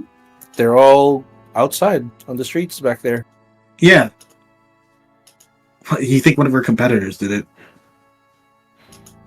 He just nods. What about the Desolate King himself? Big old DK. I don't think he'd be wandering into town like this. Not Not without. him, with someone working for him. Well, if it was him, then in theory, Johari did it herself. Why would she want to clean it, though? To hide her tracks. It's just professional. The place is already tossed. People are gonna know that she did this. That's the thing, they can't prove that she did it. It looks like someone else broke in, right? Yeah, it does. It could have been her. It could have been any one of those people outside who can clean up their track. It makes things muddled. There's no clear answer. Can I roll like Edgesite Lord real quick to see like even in a place like this would it make sense for competitors to go into each other's houses and start fucking tearing shit up? Sure, you can give me Edgesite Lore. It's a little bit of a slant, but yeah. Yeah. While he's doing that, I'm just kind of checking to see what's different. Perfect. You can also go ahead and give me perception. Branch. It's kind of for you to draw conclusions that you want to, but on that Edgesite Lore, you would understand that the way things work here is typically legal cases are won through expensive court battles. Whoever has the money is more likely to win the favor of the most jurors. Or if it's a small enough case, whatever judge happens to be presiding over it. It would be more trouble than it is worth, unless you were sure that they were not coming back. So you imagine that there was probably like a waiting period, and then only once they were pretty confident, oh, she's gone for good, would they come in and start like picking her stuff apart. It doesn't seem like somebody would rob her while she's still here. That doesn't seem sensible.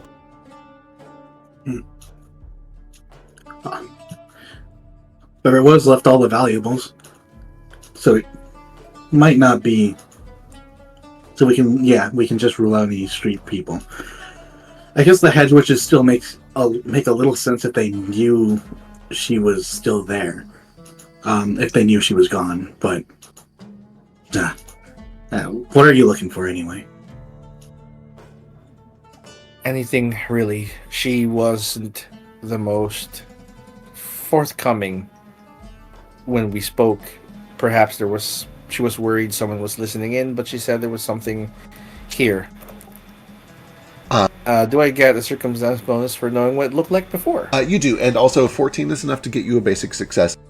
Everything here kind of looks like you would expect it. The things that are missing are mostly things that are like material goods that would be valuable on the street, things that could be resold, not personal effects. There is, however, one thing that is absent, which would probably not be super valuable to anyone else. She did most of her occult work on a mat that was from rolled leather. Literally the skin of one of her friends that died in the war, that had been cured, and she found it hundreds of years later, which is extremely macabre, but that's kind of Johari's way. To anyone else, it would just look like a rolled sheet of leather, not terribly missing, but she didn't do her work without it ever. She always worked on that mat. It had all of her like occult runes carved into it. And it was normally sprawled out on her little desk area here where she did most of her work. The fact that it's missing just feels a little conspicuous to you. It's got to be somewhere. She wouldn't leave it, and it also probably wouldn't have been stolen. Branch, could you look for a leather mat? It has to be hidden here somewhere. Just, what's it look? He describes what it looked like when he saw it before. Does he say it's made of fucking skin? It's leather. Very, very large snake scale. All right. Do I see anything that fits that description? With your Large 20 looking around in here, you don't. No. That said, there is still a door to another room, it looks like, in the back. That's not an exit. Oh, I thought that was outside. I thought that was outside, yeah. Yeah, we check in there. Alright, you look around in here. It appears to just be a bedroom.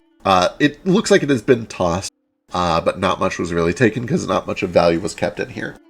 You both kind of look around cautiously through the desk, through everything. Branch, on your modified 20, there is a point where you find a false drawer underneath this desk. And on your 20, you see that it has a very fine tripwire, a silver tripwire.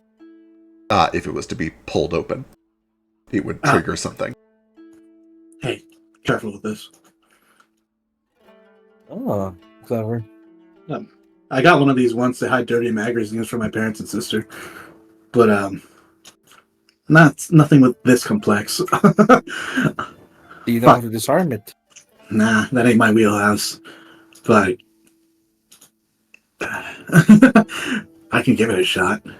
Hold on. Can I do a trap lore to figure out what it might do? Sure. Yeah, esoteric lore.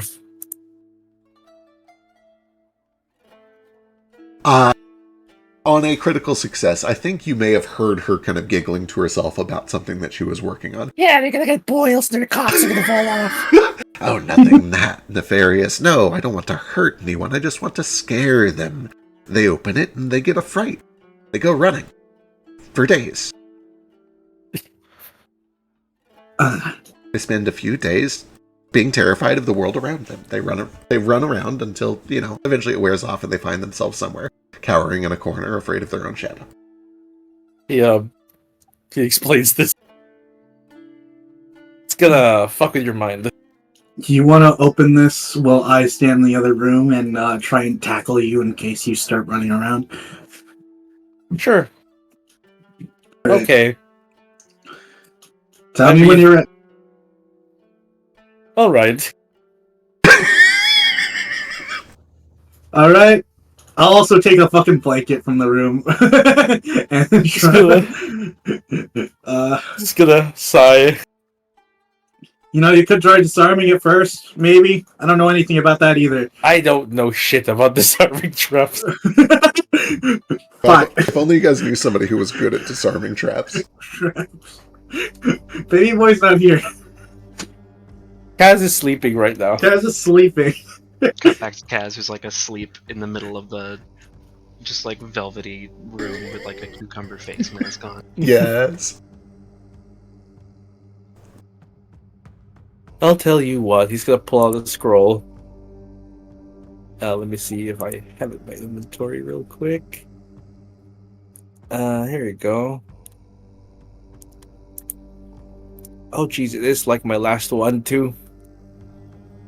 Do I want to use this? We can buy more! KK is like a first level scroll. It's 4 gold. Yeah, and that just gives himself a +2 to like mental checks. Perfect. He's going to try and disarm the trap. He just pulls out a pair of scissors. Are you trained at all in thievery? No, I have a +1 from pure dexterity. Hell yeah, give me a thievery check, let's go. Wait. Before Athens does this, it was like, fuck, I feel bad.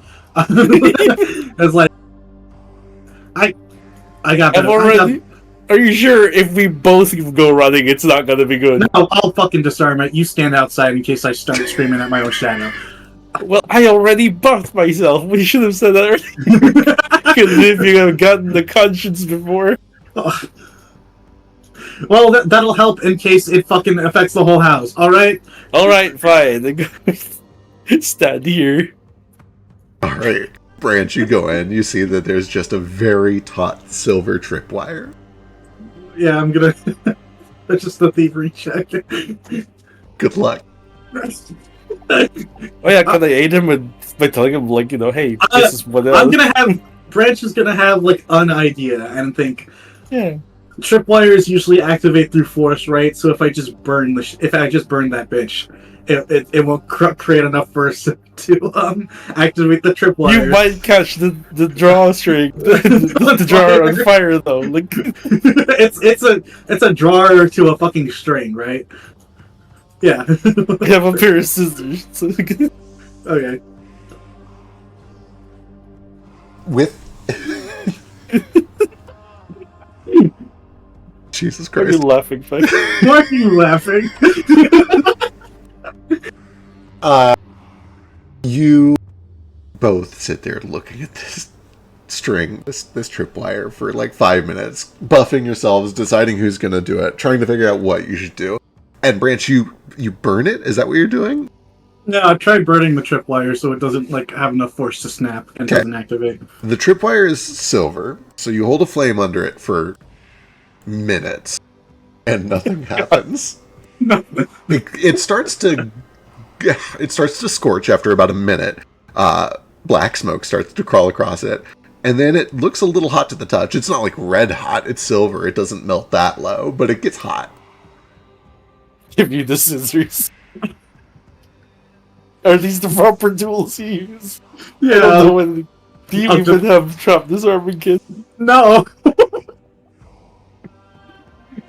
Meanwhile, Kaz is sitting in the fucking hotel with his trap disarming kit, drinking Chardonnay or something. This will be a learning experience. You take the scissors, and you're just cutting the hot wire now? Yeah, cutting the hot wire, why not? Alright. I want to be very clear here. You rolled high enough. Your character has no idea what's going on. So I think what happens here is Careful, you cut into it. Careful, Branch, careful. And you find that as the silver is hot, it becomes very pliable and it kind of stretches instead of cutting. Kind of like when you're using really shitty scissors and they like bend sideways instead of actually making a clean cut. And you find that that actually ends up working kind of in your favor because what happens is it creates a little extra slack in the wire and the drawer is able to open about half an inch without actually pulling too taut and triggering the trap. And then it is able to fold down and out without actually pulling against the tripwire enough to set off the trap. On a 21, you're able to kind of ham-fist your way through this and accidentally disarm the trap. Holy shit, I'm a fucking genius! So I raise my hand for a high five for me. High five. There is not a clapping sound. Or like a clunk. Yeah. Just hug him and go, we're not fucking dead! Hell yeah! What's in here? Inside, you find a very hastily scrawled note that looks like it was not finished. It was just stuffed in here quickly. There's like a quill that was tossed in here, still ink on the nib, although it's dry at this point. There's like a spattering of ink where it was thrown in on top of the letter.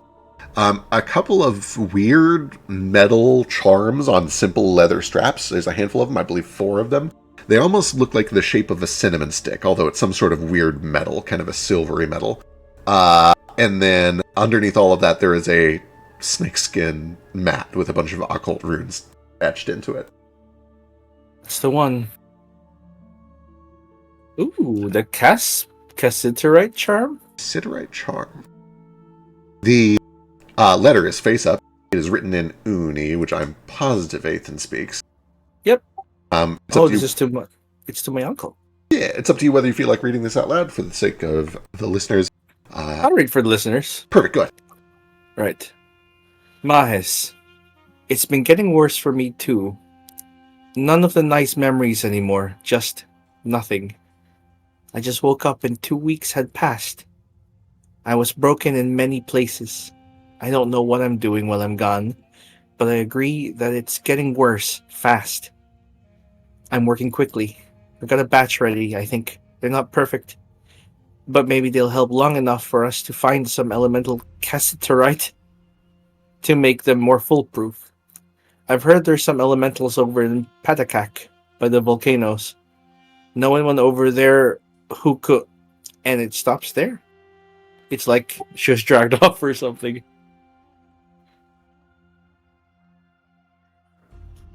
Do you read that for Branch too? Yeah, he reads it to Branch.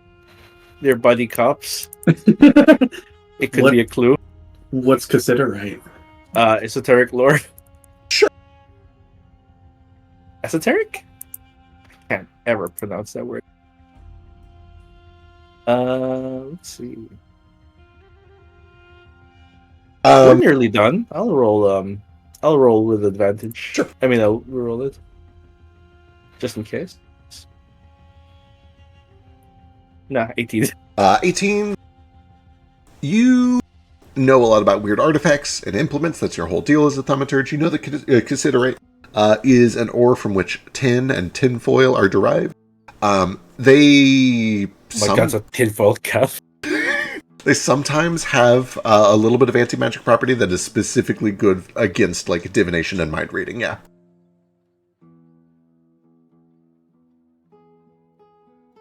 So he picks up the bangle and kind of recognize, I guess this is what she meant. And he kind of puts it on. Sounds like it'd be good for you. Or anyone Yeah. else. Me, Foster. maybe, yeah, me and Foster.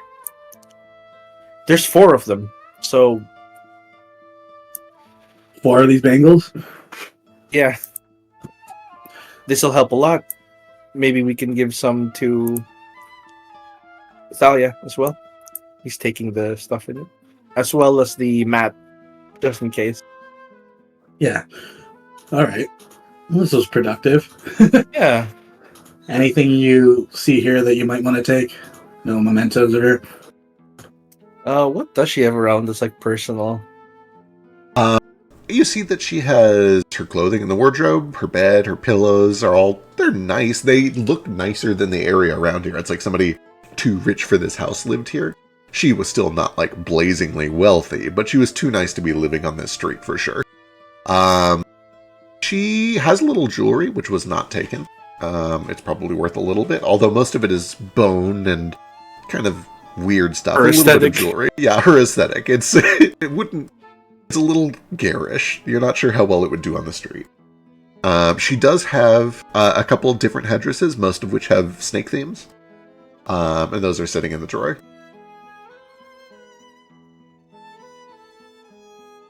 Does that mean we unlock snake themed tokens? Oh my god, Pharaoh tokens for everybody! These, I mean, like, these are cool, but they'd be kind of fucking repetitive on me, huh? She's a Naga. As far as you can differentiate Naga with lizard folk. Oh, does it? Is it like different? Do I look like a worse Staley? Whatever. Let's pocket some of the fucking jewelry and go. Oh, I mean, let's go.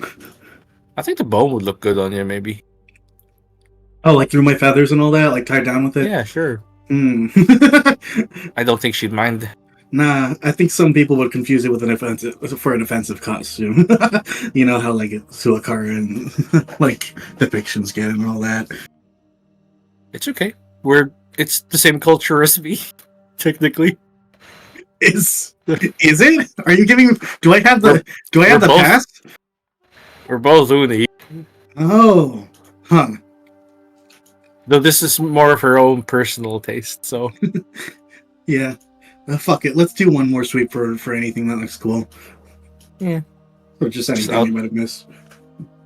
Actually, we already did all that. Yeah, didn't you we? guys, for the sake of narrative, take another 15-20 minutes to really look everything over. You've got your 20. You've found everything that you'll find on a 20. But you feel pretty confident that you've not missed anything. Okay. This is it. Sorry. She wasn't here or anything.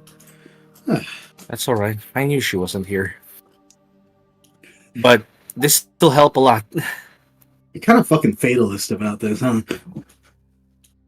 Well, I've seen a lot of death and a lot of failure. You take these things in stride and keep going. She's out there. That's fine. That's good. I can still find her. I can still save her. I guess that's good. All right. You ain't nothing like no failure magnet or anything. I ain't in danger by hanging around you or anything, right? Failure magnet. Yeah. I I for a while thought I was one of those too. You know? Only as much as my father told me. That fucking asshole.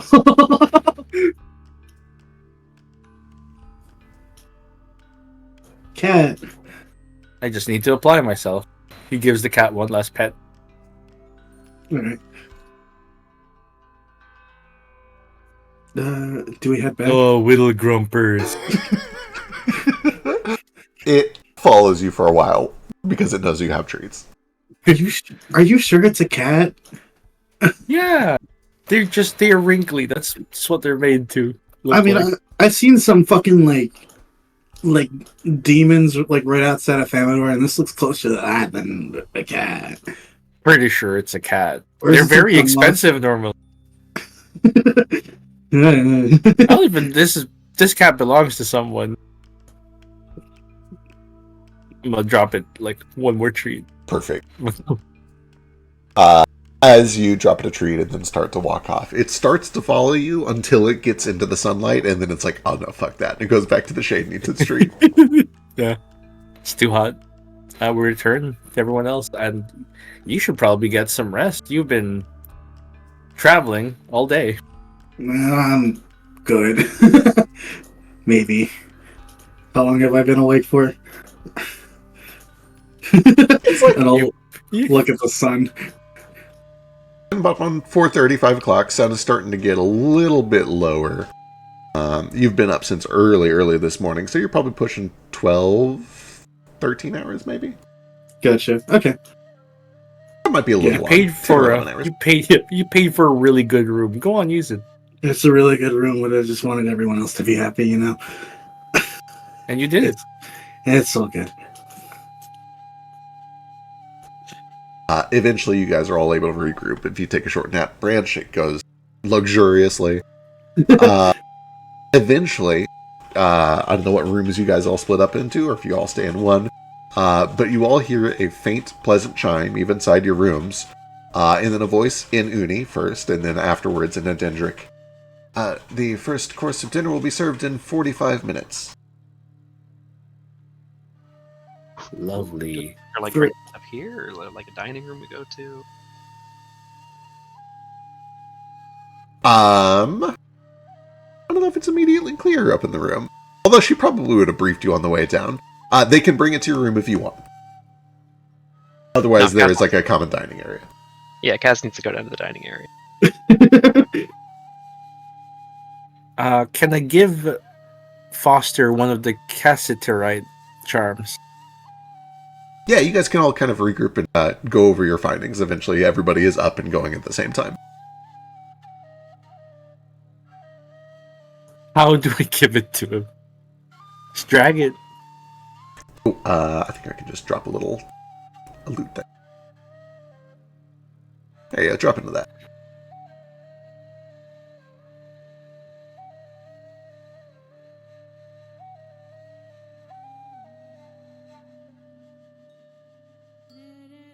There's a clan pistol in here. It didn't seem to... Oh, there we go. One.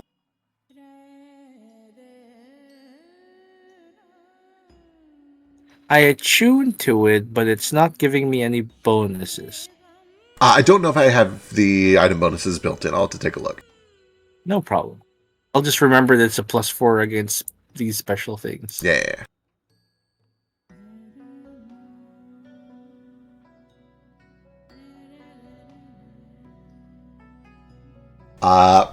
Perfect. As you guys all kind of wake up and group up and head down to dinner, you find that the orc is back.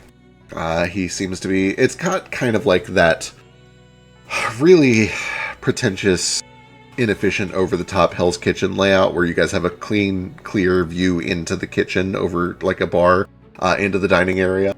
You do see the orc is there, and he's kind of directing things in there. Seems to be in charge of the place, at least for the night. And eventually, the main dish that they're working on is a hawashi, which is kind of like a meat sandwich on flatbread. But they have a couple other options too, if you want something that is less heavy or vegetarian. They've got a few different things to pick from, including this enormous bar of just tons of appetizers and hors d'oeuvres.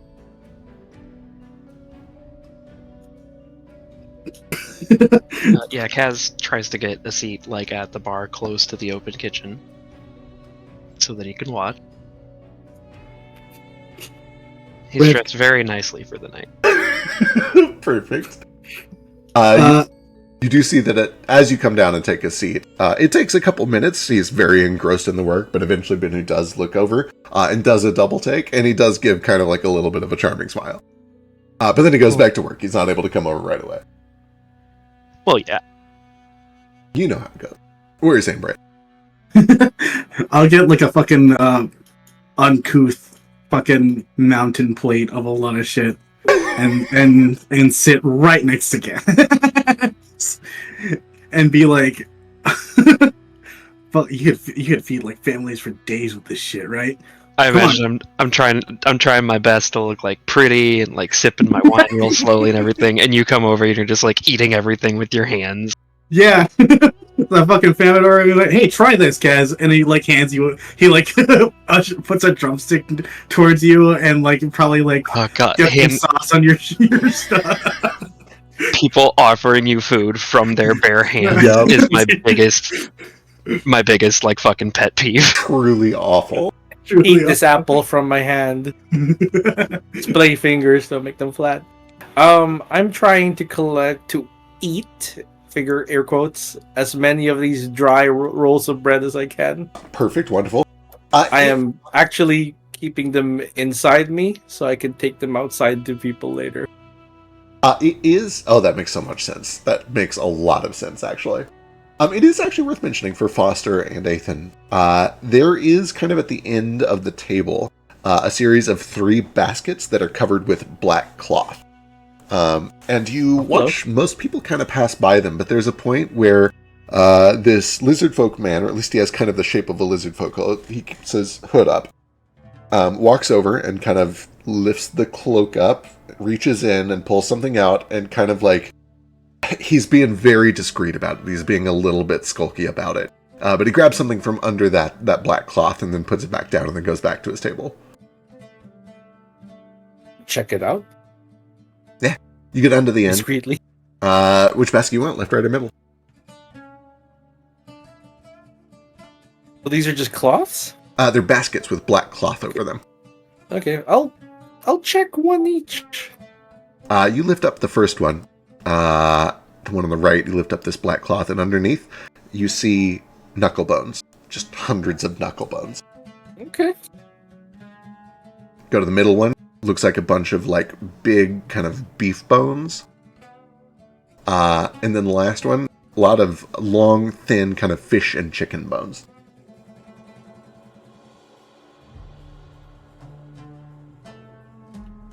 He scratches his chin, looks around, just grabs a handful. Yeah. Take a boat.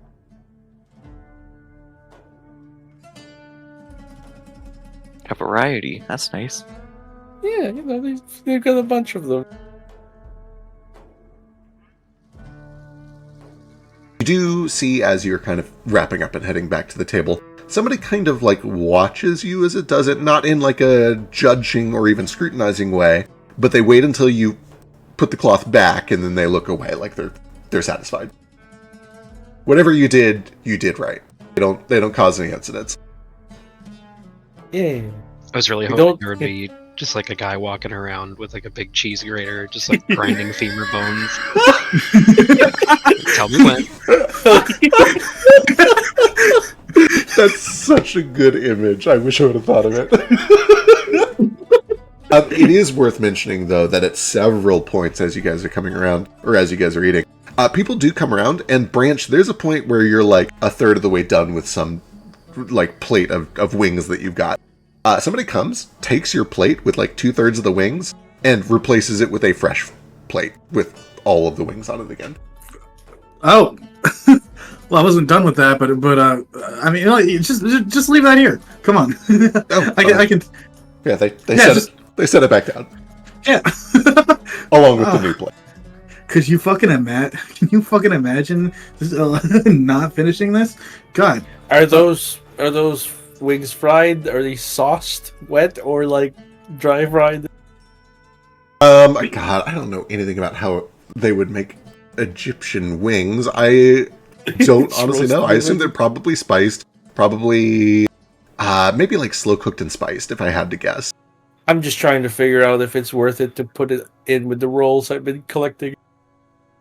Yeah, to the guy, Branch is even like, fucking take one yourself if you want. This is a lot of food.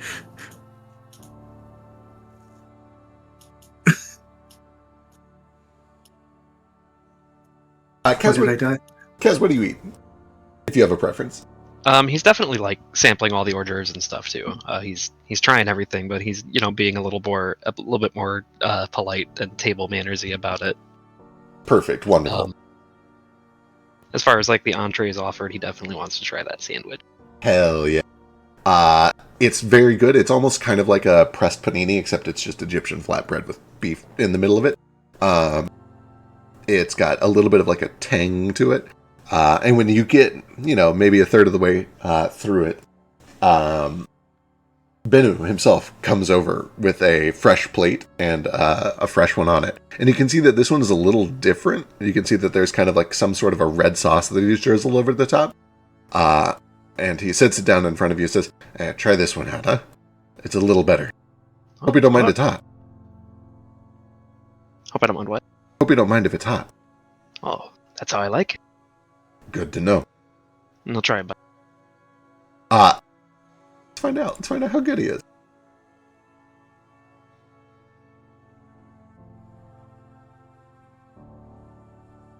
Quite good. Good spice to it, but it's got like a very high fruity note to the spice almost. It almost has a little bit of like a fresh gardeny feel to it, and then the spice doesn't sink in until a few seconds later. Probably like Calabrian peppers or something. Oh yeah, something like that. You know way more about this than I do.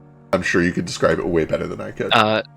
Kaz is again trying to like be all posh and polite about it, but when he takes a bite of that and gets like all the sauce and the juice from the meat and the crunch of the flatbread, he probably actually moans a little bit. I only say that because that's how I eat when something is really good. Right, of course. Like I'm one of those people who I will moan, I will like kind of pound my fist on the table, lean my head in my hands. Like eating good food is a visceral experience for me. He laughs a little bit. He's like, "Oh, good. Feedback is important. I'm glad you like it." And he takes your old plate and dumps it in the trash. As he grabs it, I'm like, "Wait, could you?" He's speaking with his mouth full now. Uh-huh. Could you pack that in a box for later? A box for later? Yes, of course. You wait, like, do you have plans for this sandwich? I just thought maybe we could share it after, later tonight, maybe. I suppose we can. I can make us a fresh one if you'd like. I don't want to work you too hard. Give me, boy. You know what? Yeah, he just takes it. All right, very well. I'll, see if I can find something to put it in.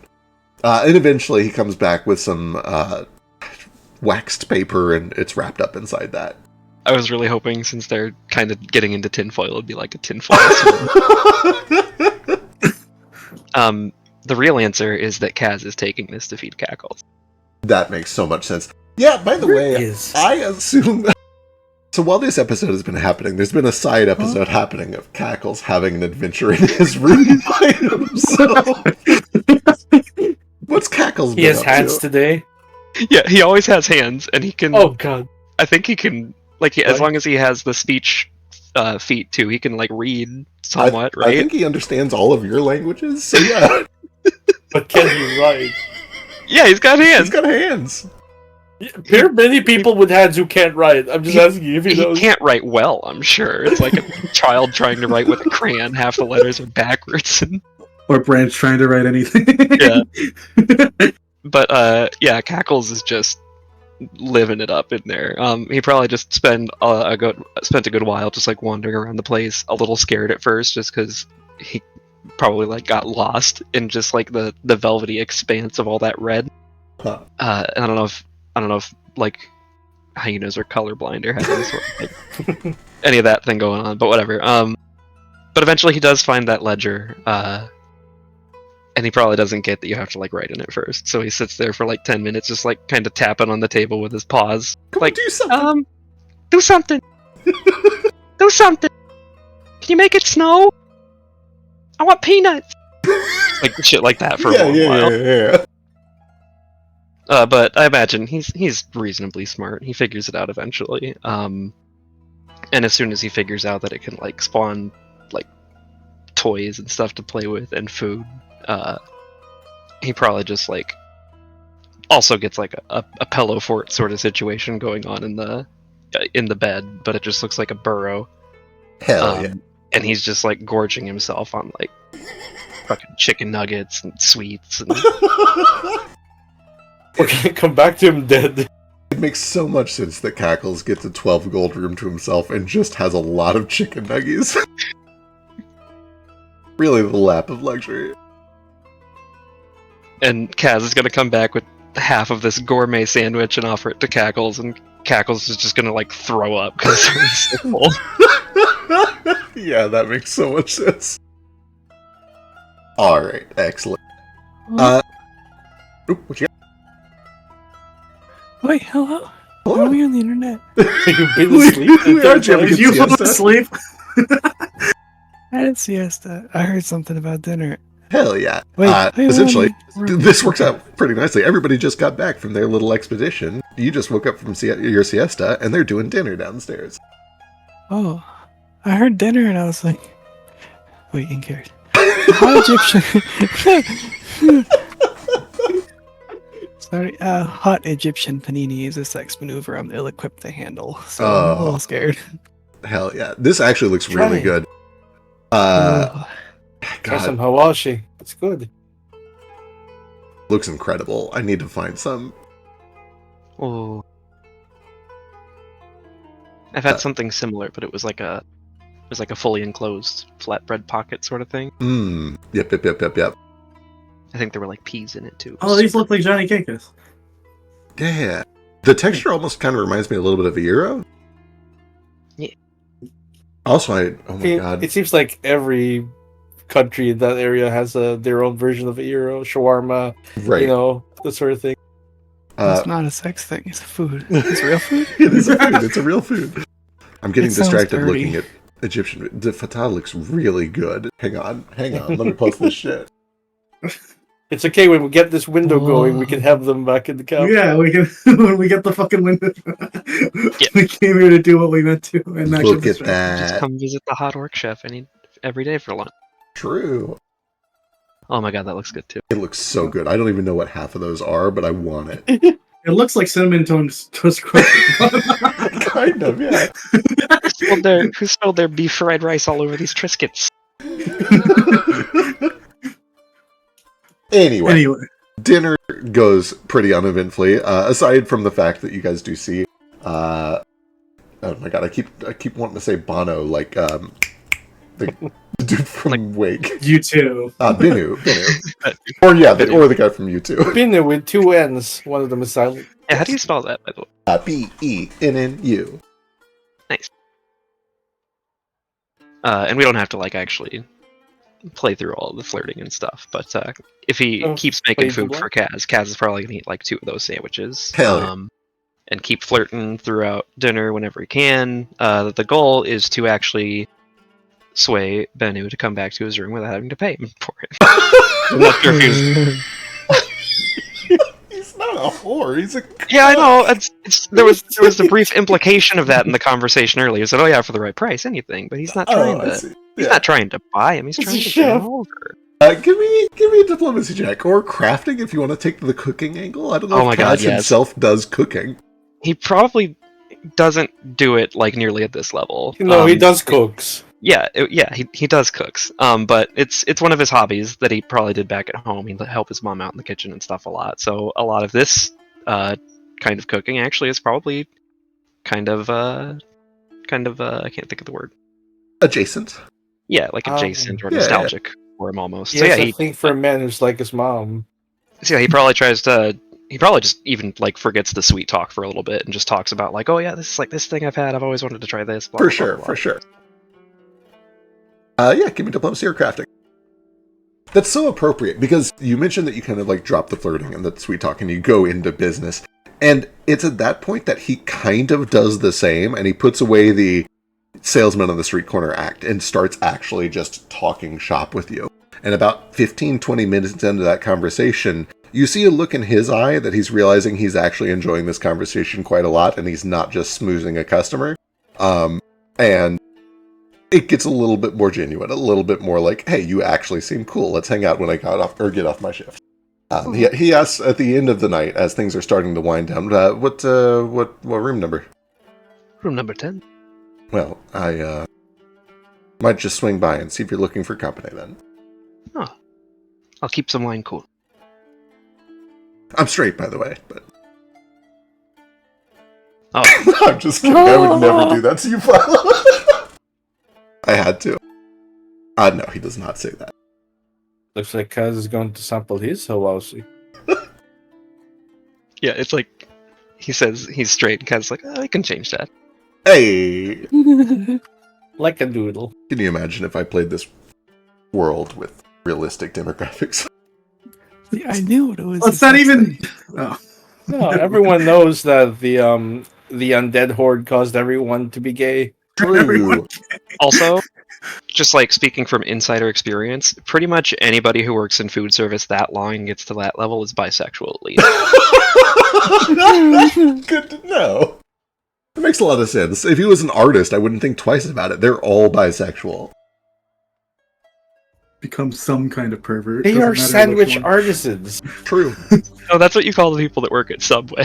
Is that it?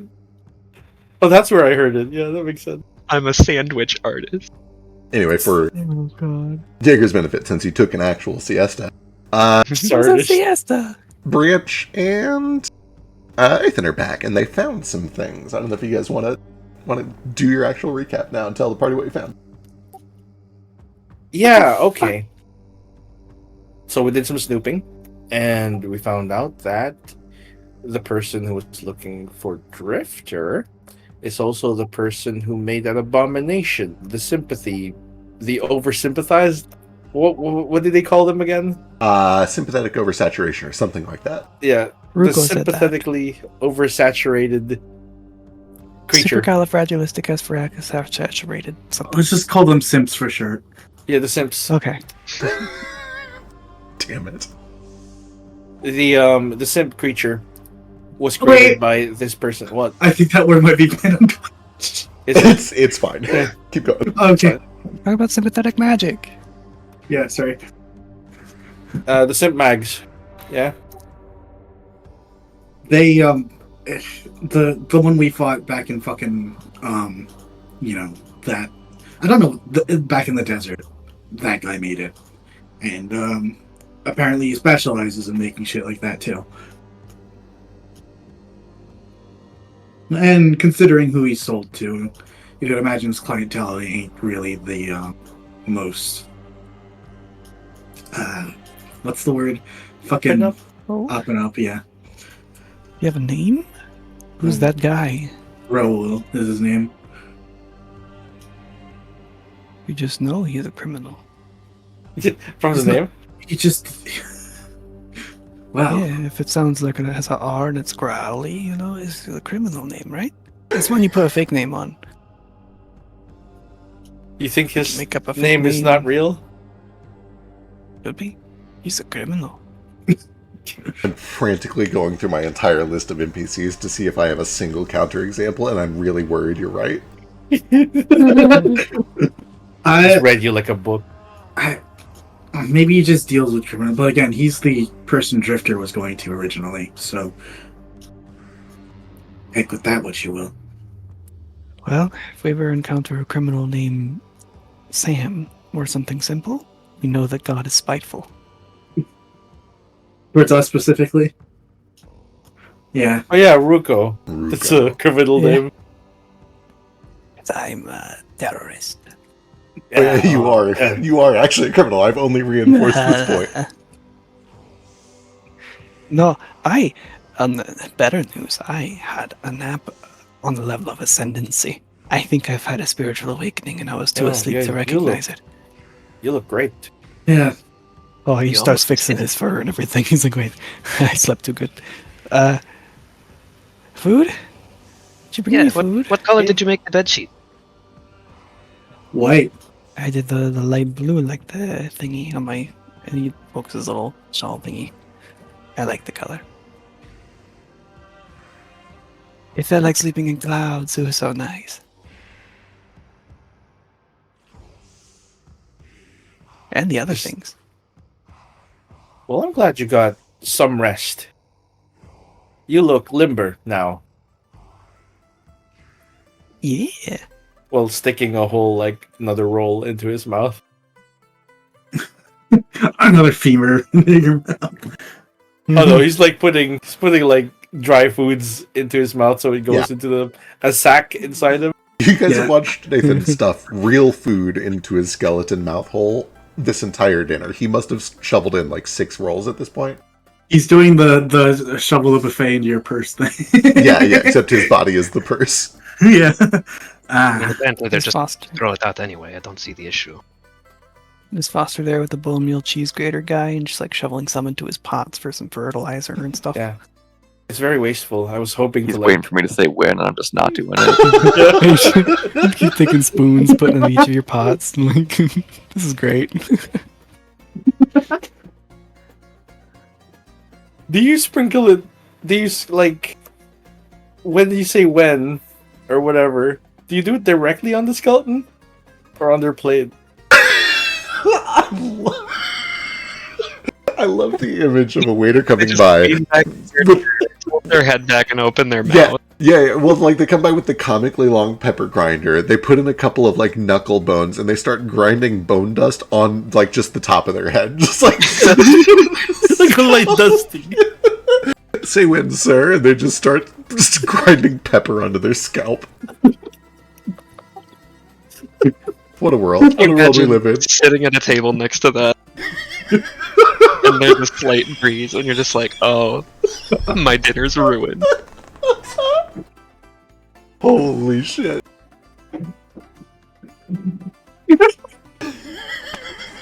Oh, fuck. Still wouldn't be as weird. Boots on the table. Still wouldn't be as weird as eating raw instant mashed potatoes. No. Just do it. I'm gonna try it. I'm gonna have to try it. You're gonna do the instant gravy too. Not a force on heaven and earth. Not a fucking force on heaven and earth could make me fucking. Oh, whatever. Never mind. Yeah. Anyway, eventually, dinner wraps up. What's the plan? Are you guys doing anything else tonight? Are you settling in for the night and doing stuff tomorrow? What's the goal? What's the plan? Oh, I'm taking this smuggled food out and just handing it out to people. Wonderful. Who need it. Good to know. As you pass by, you do see that after dinner, somebody comes out and dumps just so much food that is just totally gone to waste. People all around for the entire dinner course are coming around and taking up plates that are still half full, replacing them with new hot plates of the same food, taking those half full plates and just dumping them. And then when the service is over, they just pour all of it onto the street. And you do see that people are essentially trying to get at the food that's been dumped out onto the street. And you see that there is a paid pair of mercenary guards that are literally just there to make sure nobody eats the food they dump onto the street. What the fuck are they? They're not even allowed to eat.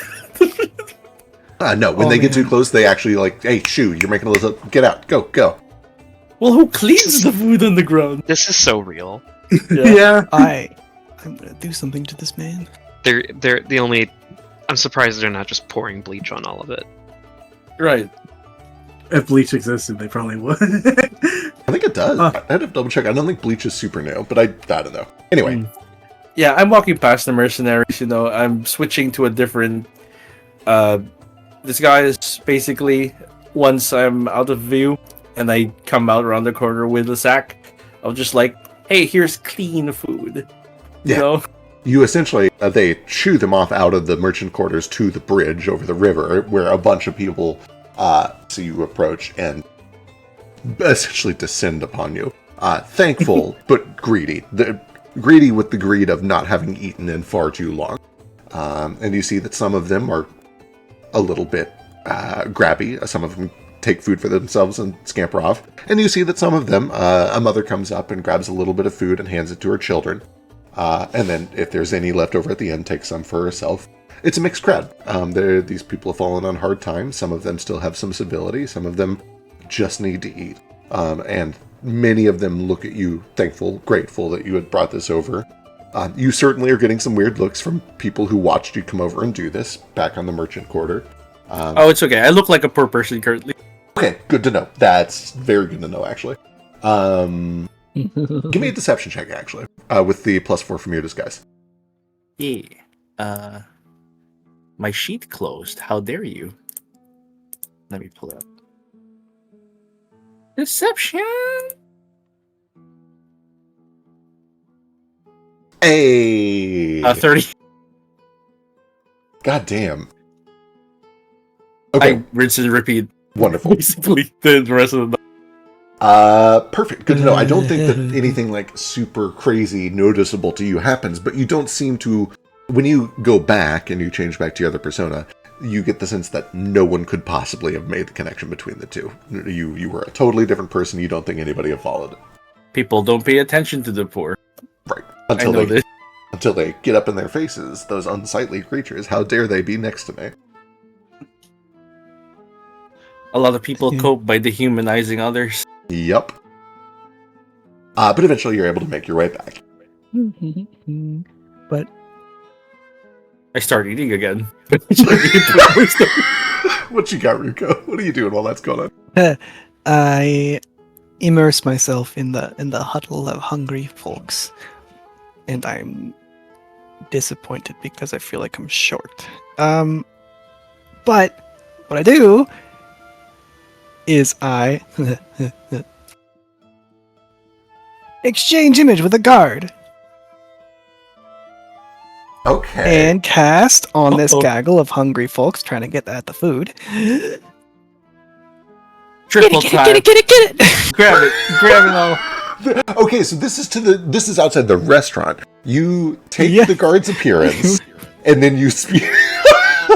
Yes, and so I'm acting like a guard trying to, keep this rabble at bay, but not effectively, while the other guards confused as me. And I made all of them very fast. Okay, trade appearance of the targets with the effect depending on the result of the target's will saving throw. Let's go find our guide. Let's do that. See. Oh boy. Remember the PWL? Thank you. I was just about to forget. Oh, they're level 1 anyway. It wouldn't have mattered. Oh, perfect. Pew.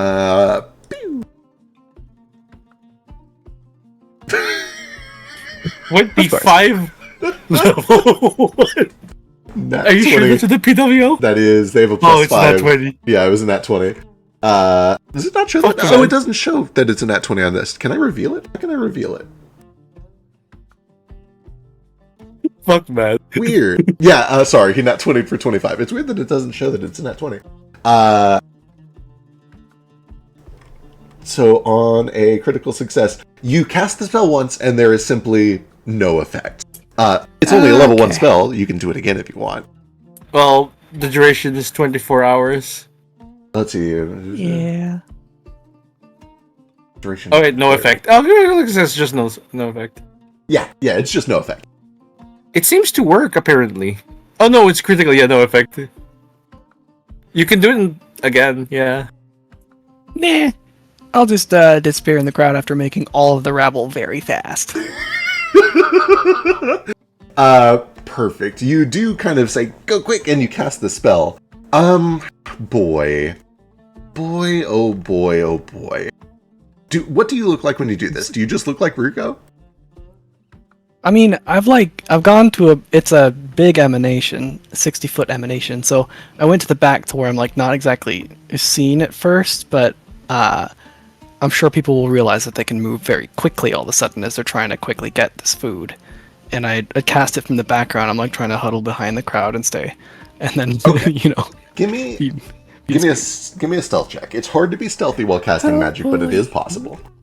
You're from behind a wall? Yeah, you can be around a corner when you do it. Yeah. That'll help. I'm trying to be safe. Alright, Which cackling?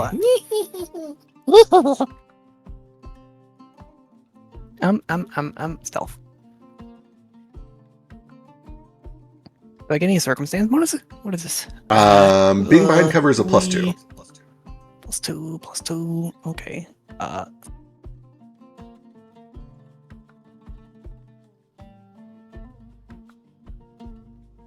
is pretty good. Let's see. I just had the sheet. Hold any card. Perception DC. Oh. You cast the spell around the corner, and several of these people suddenly realize, oh, somebody's cast a spell. It's magic. It's magic. Let's go. Let's go.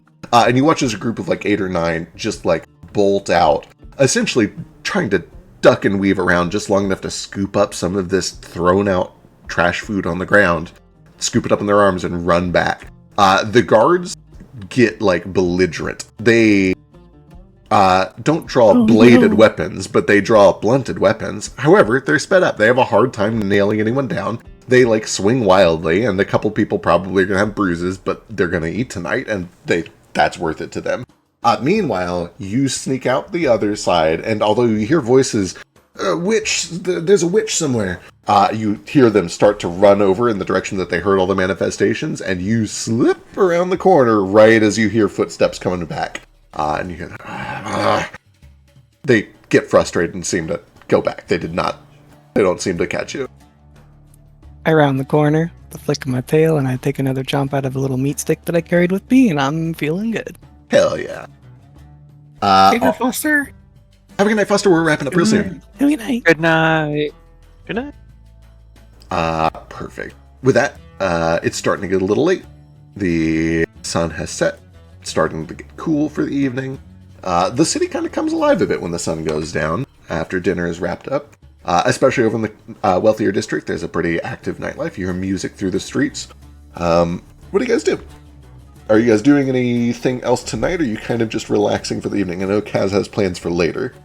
Yeah, before that, though, he's probably just, like, enjoying the nightlife a little bit, doing a little shopping that he missed out on earlier because he was taking a siesta. Perfect.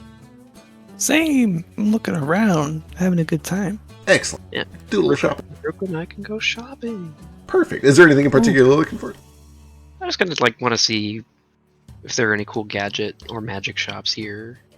Excellent. They certainly have magic shops. Most of the magic is... it depends on where you shop. If you do it kind of over here in the Merchants District, it's mostly utilitarian stuff. A lot of it does cater to adventurers. They have a lot of weaponry, a lot of things that are specifically suited to fighting undead. If you're looking for like vials of holy water, they would certainly have them. Bottled sunlight, they would have it. Any sort of like undead slaying ammunition and weapons, they would probably have here. I'd need to take a look to see what those exact items are, but if you know of anything, feel free to point it out. And they probably Are they cheaper here? They would probably be a little bit cheaper here, yeah. If you head over kind of towards the southeastern side of town, that's where you run into luxury magic equipment, which is more about like, oh, here is a magical drape for your like pack animals that will keep them from becoming dehydrated as you... I guess it would also be useful for adventurers. Here's a fancy palanquin that has animated images. Here's fancy robes that let you change the appearance of your clothing anytime that you want. Lot of stuff related to food and drink. Very vibrant, like, dining culture here. Let's see, is there anything else? I think that kind of covers most of the things the place is known for. The big one is the adventuring stuff. Lots of necromancy supplies. If you need anything related to healing or necromancy, they have a lot of it here. Most of it is ground from local herbs, things that are found throughout the desert.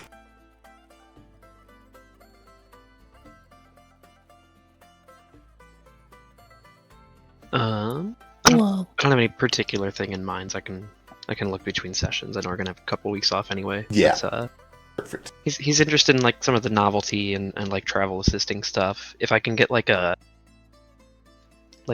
expanding like dining or picnic set or something, that'd be pretty. Oh, sweet. hell yeah. They would almost certainly have something like that for sure. And I'll take a look and see what they got. Let me make a note so I remember. Maybe a folding boat too. You gonna share with your friends? Or you gonna waste all your time getting laid? What? What? You want to share his orc? What? Talk about picnics. Oh. Oh yes, this is for later for travel. Uh-huh. Also, Uko's gonna share a little story about how good that food was we just had, with a whole story about how he got stuck in a warehouse for 3 days with Zep, because the lock was on the outside and they were screwed, and they ate dry goods the whole time. Athens come up with a system of he emptied his spacious pouch, put everything in his room, kind of hid it in the cabinet, and he's using the spacious pouch to gather 25 bulk of food, taking it out. The plates, they whenever someone comes to replace them, they are clean. Love it. Love it, love it, love it, love it. I have to stress, you guys paid 12 gold for this room. There's no way you're getting 12 gold worth of food out of there. Like, in other words, you can take all the food. Nobody stops you. You could have just bought 12 gold worth of groceries in a normal economy, but this is a weird economy. But it's nice food. It is really nice food. This is nice food, and they're wasting it. And So, they are super wasting it. So yes, absolutely, you're able to just clean the fuck out of your room and take it all out and distribute it. People are like incredible thankful to have food at all, but a few of them are like, oh shit, this is like luxury food. Like you just that's after dinner, mind you. Yeah. So like when dinner's over and they stop serving dinner, I take the food from my room. Perfect. Since I don't eat anymore. Wonderful. Excellent. And I order more room service. Love it. Kaz, eventually, whenever you get settled back into your room, there is a... Real quick. Ooh, what you got? Just for my own like inventory keeping, because I keep forgetting to do it. Could I either buy here or whatever? I have had time over the couple of days of travel and stuff to make myself a new clan pistol. Yes. Ooh. Okay, because I gave my old one to Jane. Yeah, I know you spent a couple of days back at Landfall doing crafting for other people, but I think on all of your travel, you've spent most of the nights kind of just chilling. So you've had some time to craft. Cool, because that's a better damage dice than my coat pistol. Perfect.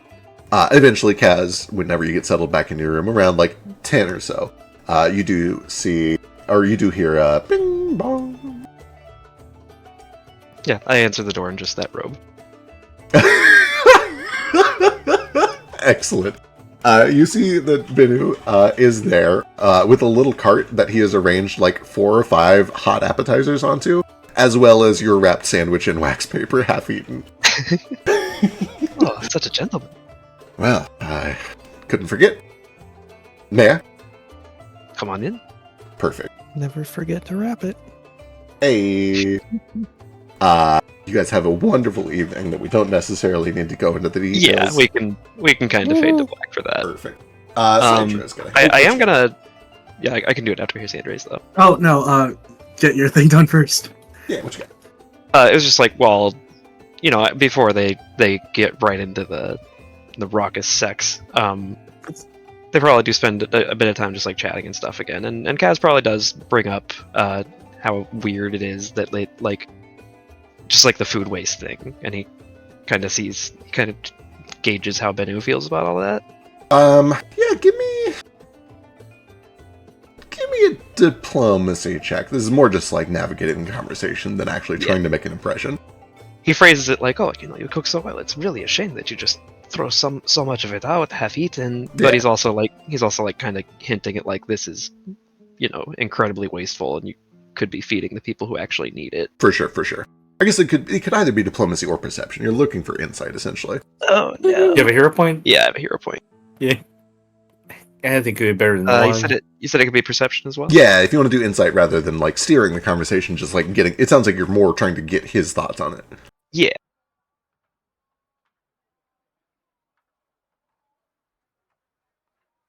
Better. Much better. Yes. The vibe that you get from them is essentially he is originally from overseas, down in Nokian Terrace.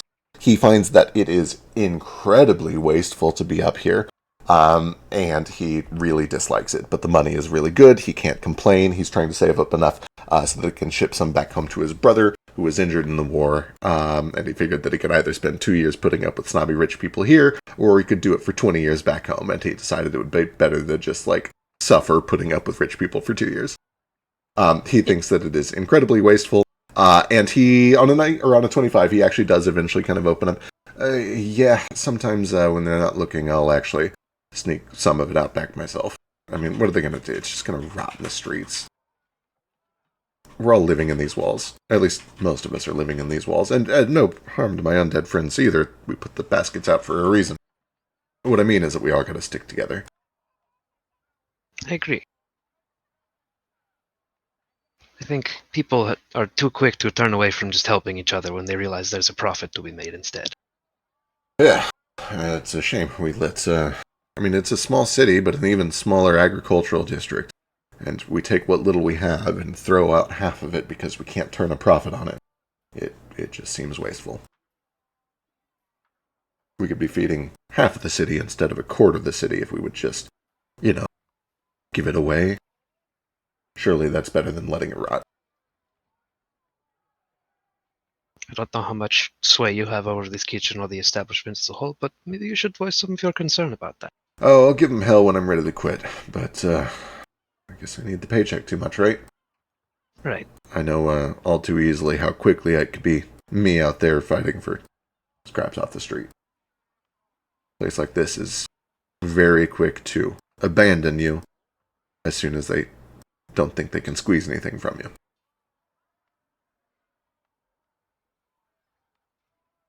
I'm not just saying this because I would be fond of having your cooking more often, but you seem like a very charitable sort of person, and I work with some people who are trying to be helpful too. Have you ever heard of the Landfall Guild?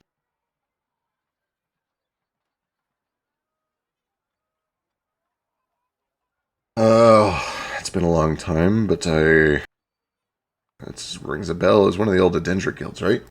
Yeah.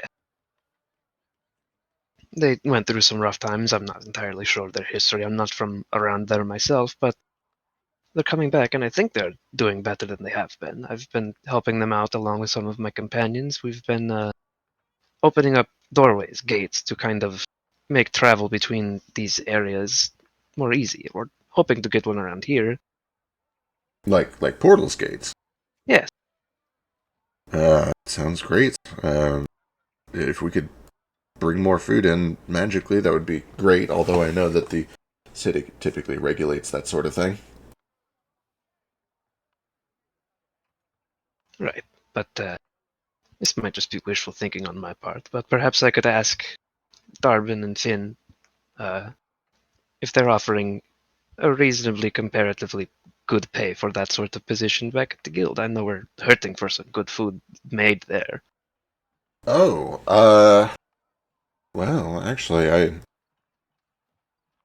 I suppose I'd have to entertain it. I'm not married to this place. The pay is nice, but the people are awful. As he says that, I look down at his hand. He's not married. He's not wearing a ring. Okay. Why don't you, yeah, actually, if you've got an opening, ask them what the rates are. I'm interested. I don't know if I can jump ship overnight or anything like that, but I could use a change of pace, I guess. Get out of this hot town. We'd have to get the gate set up and everything first anyway. It wouldn't be overnight. Right. But, even if you don't decide to settle there, you could go someplace else. Maybe find a nicer place than this. That'd be nice. And also just come visit sometime. I might just have to do that. But we have tonight anyway. Tonight's a good start. And eventually we cut away from that. Sidro's got a hand raised. What are you up to while this is going on? Yeah. Two things, and hopefully I don't go too long. But first, yeah, Branch is gonna head out. Probably smoke for a bit outside. And look at like all the fucking merriment, like chat and mingle a bit until he just remembers. Oh yeah, Hong is out there, and he's gonna ring him up with the earring. But first he's gonna be like, "Yo, Hong, you there? And anyone else on the line, please, fuck off." There is like a little bit of delay, and then, yeah, all right. You got 5 minutes. All right, I'm off. 5 minutes, and then eventually you hear Hong. Yeah, I'm here. What's up? How you been? How you been? A few days. You still a jobless vagrant, or you find anything? They got me doing some construction work. It feels a little weird, honestly. I thought I wouldn't be terribly useful with my leg the way that it is, but it turns out they don't actually need much in the way of moving heavy things so much as watching. These mages, man, I feel like, you ever do a project with your dad and he tells you to hold the ladder and you're sitting there holding the ladder feeling like, why does somebody got to hold this ladder? This isn't really doing anything. That's how I feel. They've got me just like, hey, tell me when this is level. I'm like, yeah, man, it's level. And then they give me a thumbs up and then they pay me at the end of the day.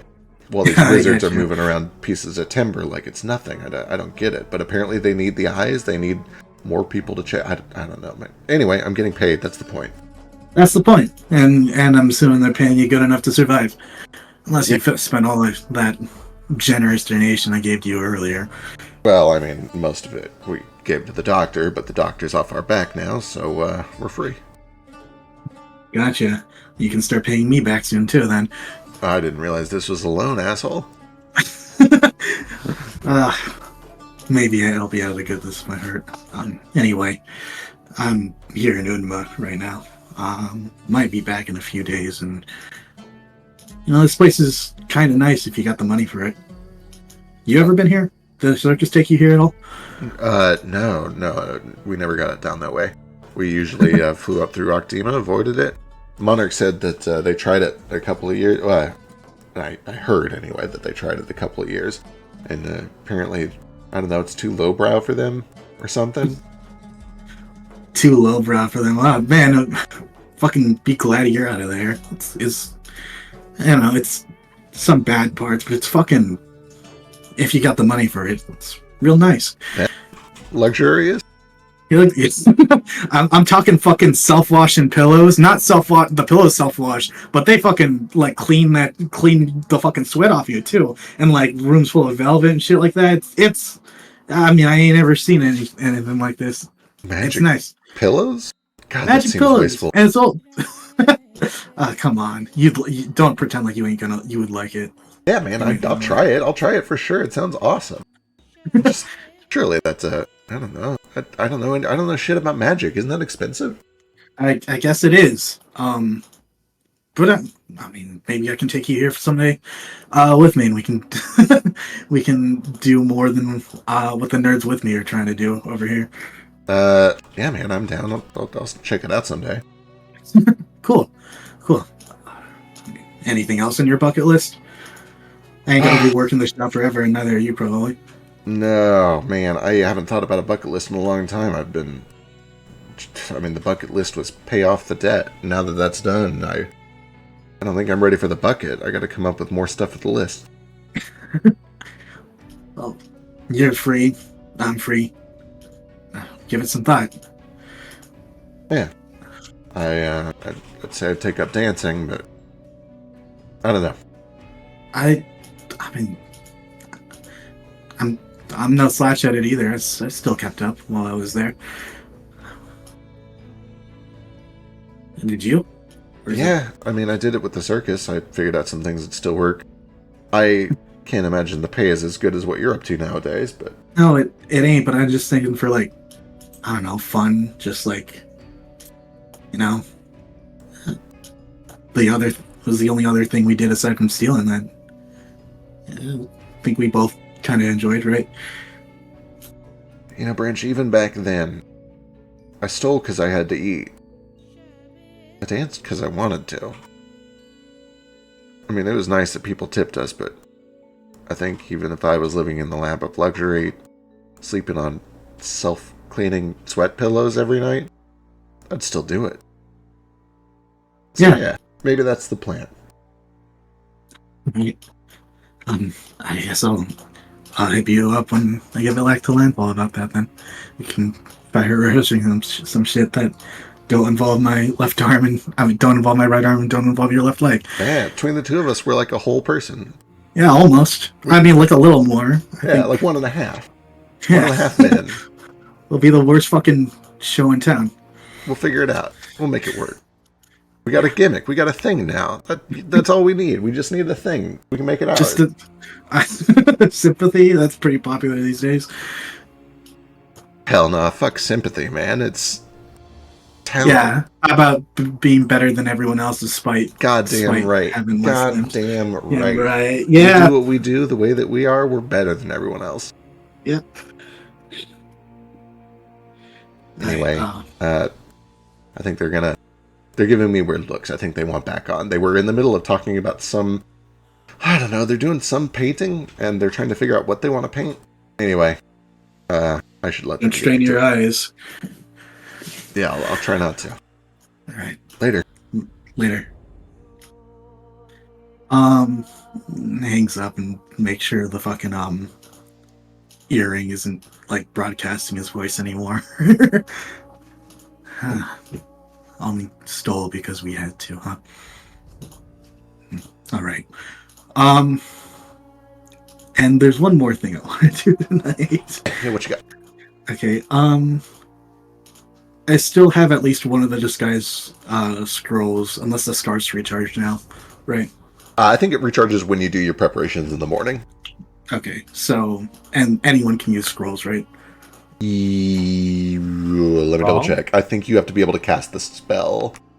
Yeah.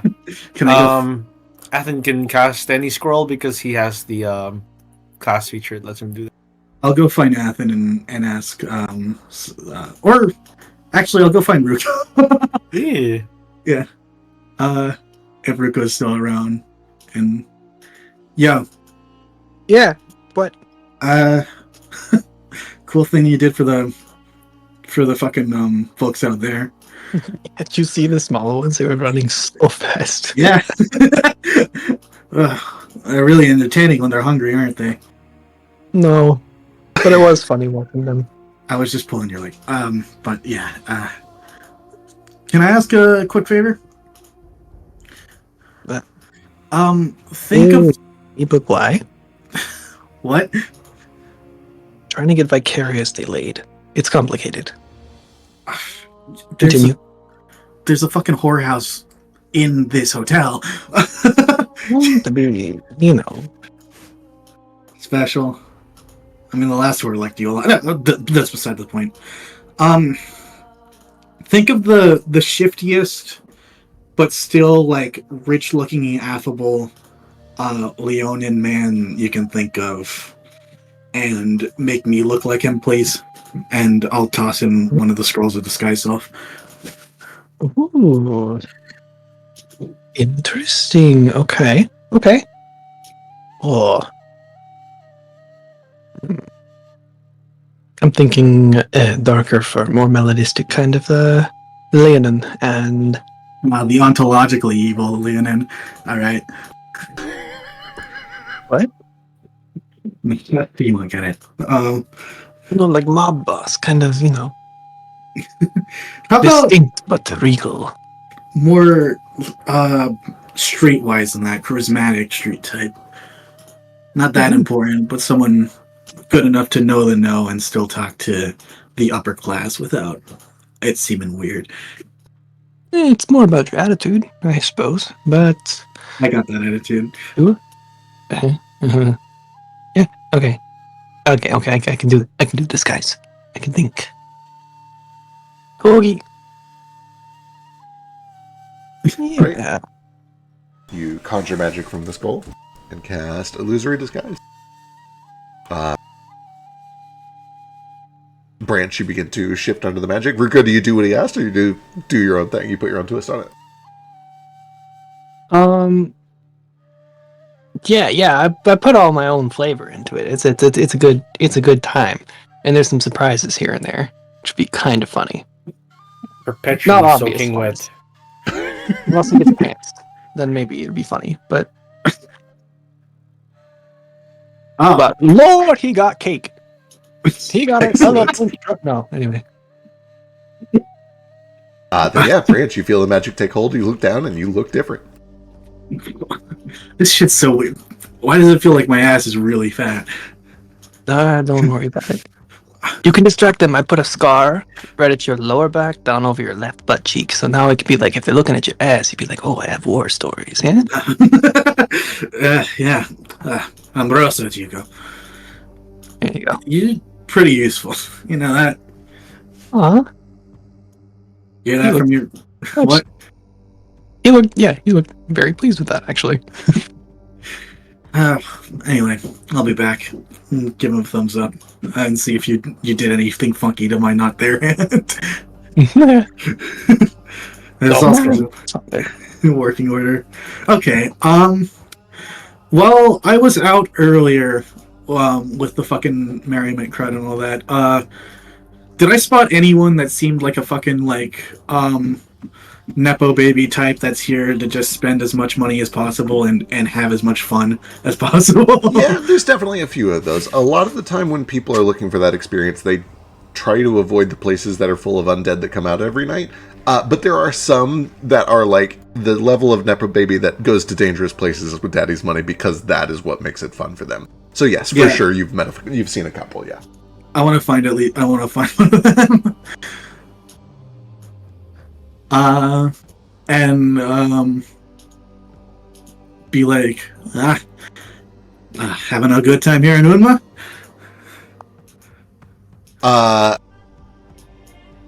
Go ahead. Okay, you've got your disguise. Give me deception with a +4 to kind of play it off like you are worthy of their time and attention. Gotcha. Make an impression for me. Make an impression. They racking up the limit on Daddy's Caravan Express card. Fucking me up. Oh, almost a 20. Hero point. Right. And I want to flash one of the vials that we bought from the fucking guy the other day, and be like, "You can make it better." I see. Okay. Another deception. Yep. Okay. So we keep the better. The disguise does add a +4 to that. That's a 17. Let me go look at a noble stats real quick.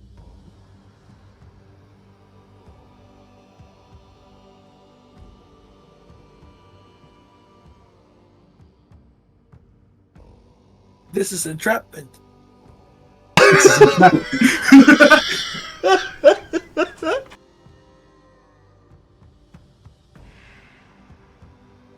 You find that there is kind of this like slender tabaxi, clearly from out of town, probably from like, if you had to guess, maybe the Hiddlins, just dressed like an absolute tourist, but a rich ass tourist. Big wire glasses, big circle glasses, and he kind of interprets you for a wealthy local, and is not really sure how to react until you flash the vial. And it's like, oh, is this local? What is this? I've heard so many stories. God. Well,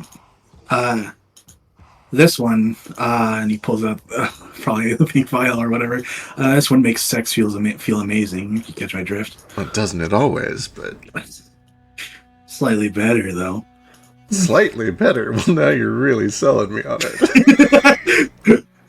with the sample that I'd be willing to give, and this one, you got any memories you particularly fond of?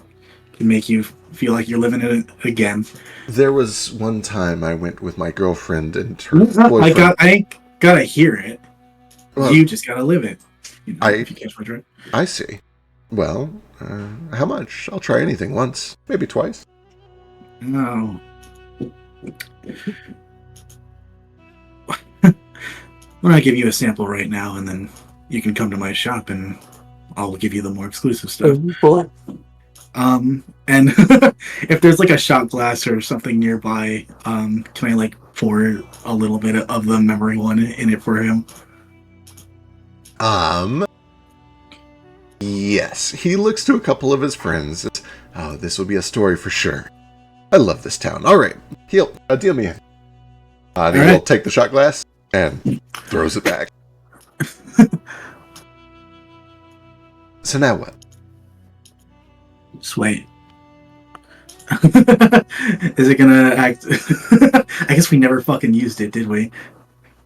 I think I'm feeling something. Oh, Kiss him, kiss. Oh, it's like I'm really there.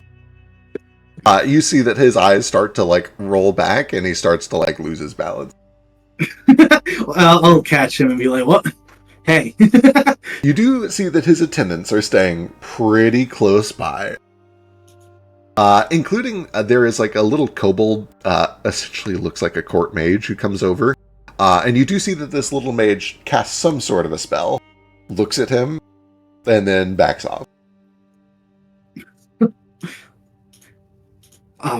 He ended it early for you, huh? I hear it. Oh, I hear it like a... And he's just gone. He's like clearly experiencing something in his head. How long does it... Oh, I guess we had no idea how long it lasts, huh? Oh. Hey, and I'll look around at the other people. Is it like friends or just like assistants? He has a combination of like some friends and buddies, but he also clearly has a couple of like daddy's watchdogs to make sure that he doesn't get himself killed out here. And you suspect the mage is one of them. And then there's this very large, like, Goliath, probably about 8.5 feet tall, dark skin, tattoos coming down his cheekbones, who is got his arms crossed, and he's just kind of watching. Give me a perception check. Okay.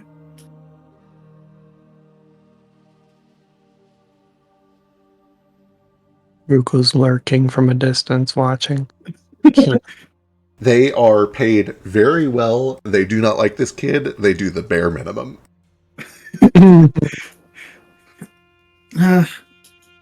Hey, I'll snap my fingers. You still lucid?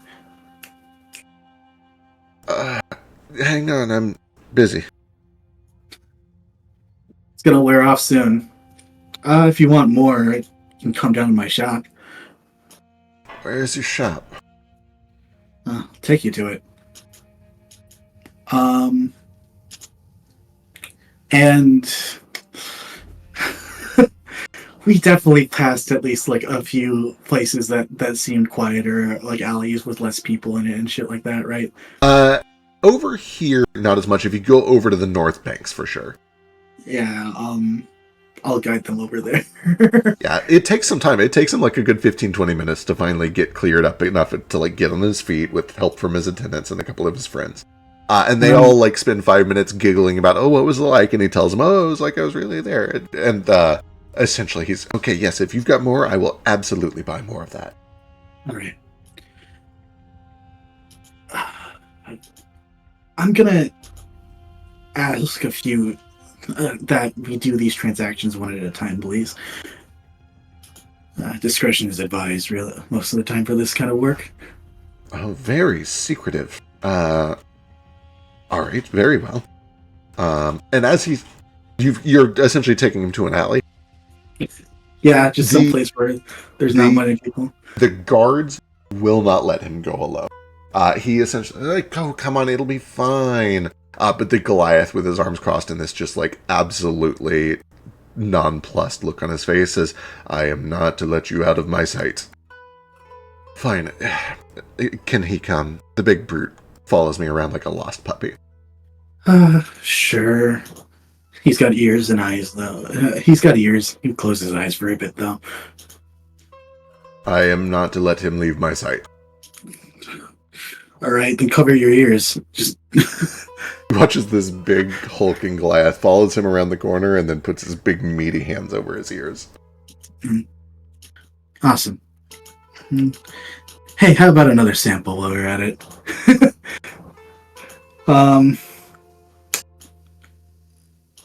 And I'm gonna, when we still like talking to them and like just being affable and stuff like that, I'm gonna pull out this fucking this.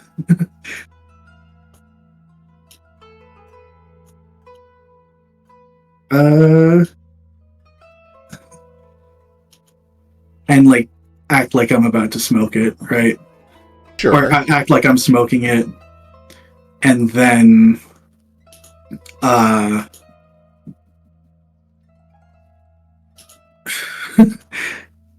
Yeah, fuck it. we're gonna do the. We're just going for it. I'm gonna fucking let the thing burst. Let the effect burst. Yeah, you fire off this plume of smoke, which flies like a bird until it smacks into a wall or the ground somewhere and bursts in a enormous cloud of smoke that just fully obscures everything. Uh-huh. And I want to take the taxi kid. And I'm assuming by that now, with the amount of time that we've been traveling together, that I've seen where he keeps his money and shit like that. You've certainly seen him reach for his purse. He makes no attempt to hide it. What's your goal here? What are you trying to do? I want to fucking punch him and take that. I want to fuck him up and take that. I want to like beat the shit out of him and take that, possibly. Okay. But how far is the fucking Goliath guy standing? Right behind him. And when that smoke pops out, I need you to roll initiative. I don't know if this is probably not turning into like a whole fight. I just need you to give me an initiative roll real quick. Yeah.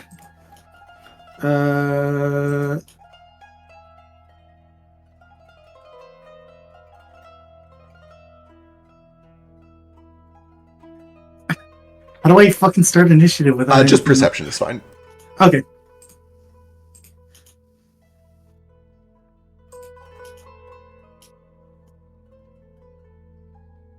All right. When the smoke bursts, you hear this brute immediately begin to shuffle.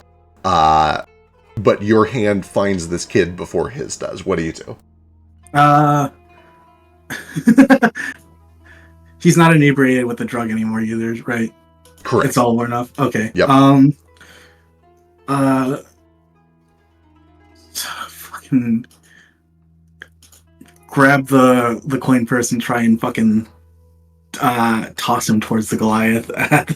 Or like one action, fucking grapple the purse, and then another action just shove towards the Goliath so that he knows where he is, and then just, I guess, last action, book it. Okay, so the plan ultimately is grab the coin purse, shove the kid into the Goliath, and run. Yeah. Okay, let me get one thievery check, one athletics check.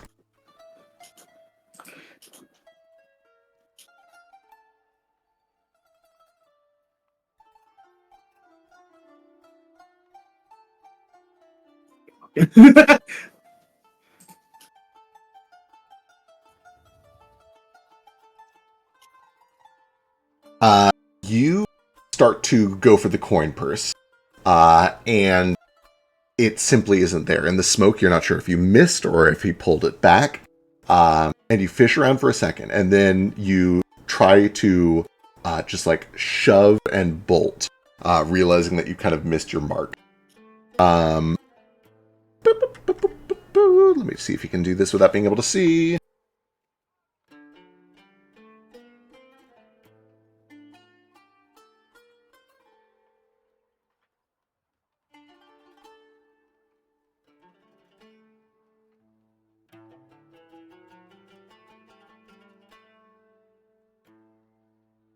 Oh. Oh.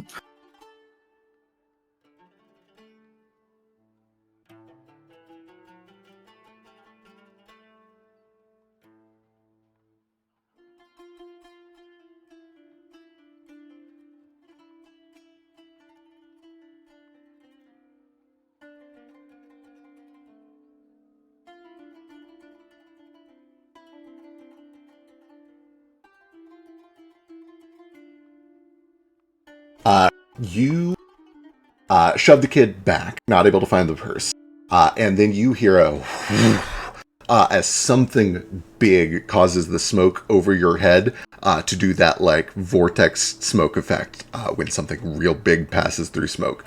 And you hear a clatter of something heavy and wooden smack onto the side of the stone brick alley right next to you. And you hear yelling, and then you hear the kobold wizard's voice from around the corner, and a bunch of the friends call out, "Hey, what's going on?" What do you do? Yeah, what do you do? Have I been able to like run at all? Or yeah. If you want to bolt, bolting is totally fine. Just making sure you're not changing your course of action.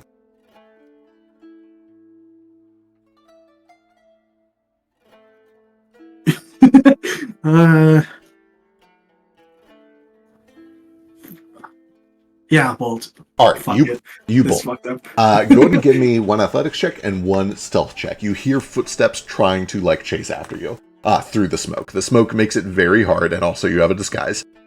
Yeah.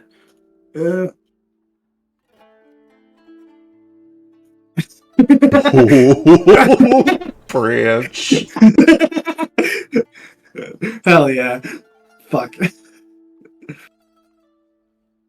You start to run out of the smoke, and eventually you clear out.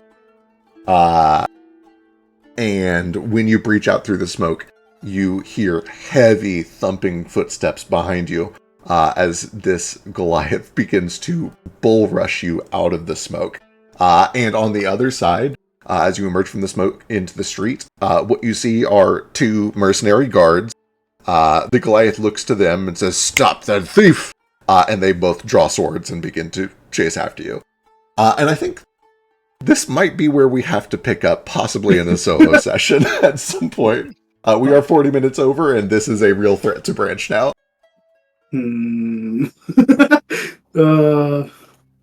I made a bad decision. You just had to do petty crime for literally no reason. Maybe for no reason. We're all sitting there. We have a very lavish hotel room paid for overnight, and you're just like, I really just want to go rob some kid. Yeah. Meanwhile, back at the This might change something. Yeah. I'm still bringing food out to poor people this time. Possibly. I'll figure out the timing, and we'll see what we'll do as this is all happening. I got to figure out what time this was all going down and where people were at. With that said, I know where Kaz is at, and I'm going to wrap up real quick. Kaz, you have a wonderful night. It goes about as well as can be expected. Until you fall. Let's find out. I'm having vicarious sex. That's how it works. Oh, no, it's a shame. That's... Oh, did it show that? That's a natural one. He's good at a lot of things. That's not something he's good at. You find out that he doesn't have a lot of practice, and he kind of is a little too eager in a way that is... you really got to make him slow down. That's fun, though. Fair. The night goes the way that it goes until eventually you fall asleep. And you drink. Oh boy. It's... dream. Sure. It's a latte. It's a latte.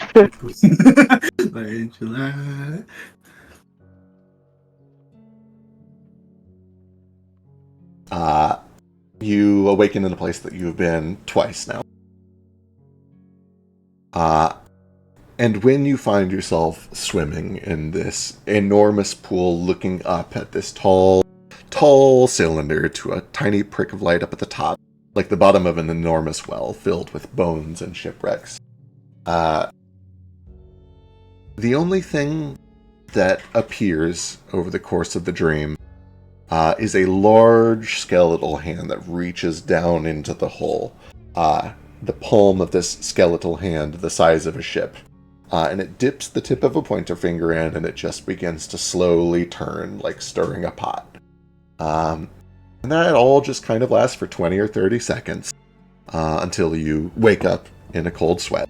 Back in the room. Sorry, I'll let you finish, but... Good. If you have something you want to like try to do in the middle of the stream. Yeah, just like if I'm lucid in the stream at all, or I can talk or do anything. Kaz probably is like a little pissed off. He's like, "Oh, come on, you pick the worst fucking times. I was having the most wonderful night. What do you want? Be specific. I'm tired of the bullshit." Unfortunately, the hand does not stop, nor does it respond. Until it begins to circle closer and closer to you, and with a pinching motion, smashes around you. You wake up in a cold sweat. And when you look down, you see that on the back of your hand. I don't know if you have it covered currently or if you have it under wraps. But you feel the petal, one of the petals of the flower, begins to peel free from the back of your hand. So that's what, 3 months left? Double checking, I believe that is 3 remaining. Yeah, 3 pebbles remaining. And this is where we will pick up in a million years when the holidays are over. And we'll try to find out before then if Branch is dead or incarcerated. I had a severe and continuous laugh show of my children. I saw the big red button. I've been seeing the big red button for the entire time. And I've been like, what if I pressed it? And I've been holding off till now. I'm like, but And now, it's so red. Now we learn about consequences. Yeah, I know. We'll see how it goes. There. The bright side of the story is that money is law here, and you have a decent amount of it. Please you have more than this tell rich me kid. we level up. I need to double check. I think it is going to be at the end of next session. It kind of depends on what you guys get to. I refuse. We're going on a break. I refuse to go a very long break without leveling up. I am very sorry.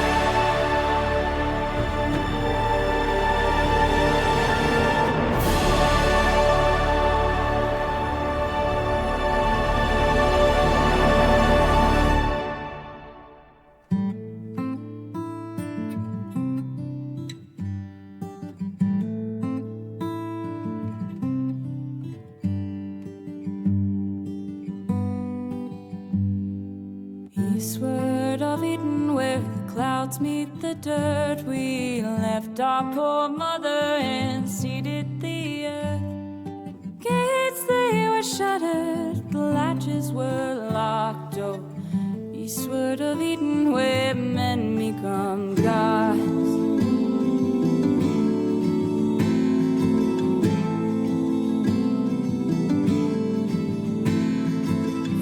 Though our people, we toiled as one, the fruits of our labors thrived under the sun. Our children, they sped to outnumber the stars. So eastward of Eden, where day turns to dawn.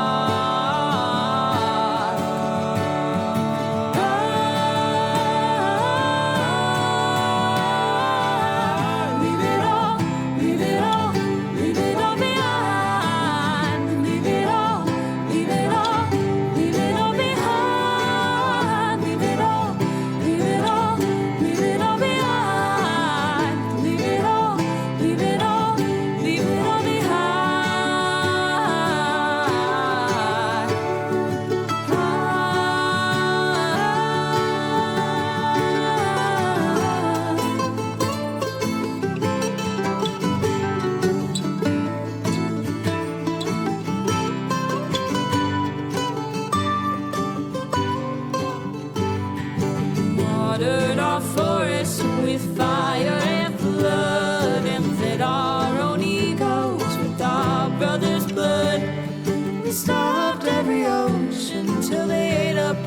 shores, oh, eastward of Eden, where we always want more. Our towers, they rose up and set with the sun. Our servants, they burnt us with fiery tongue. We run our wings of metal, surprised when we fell. Eastward of Eden, where heavens are hell.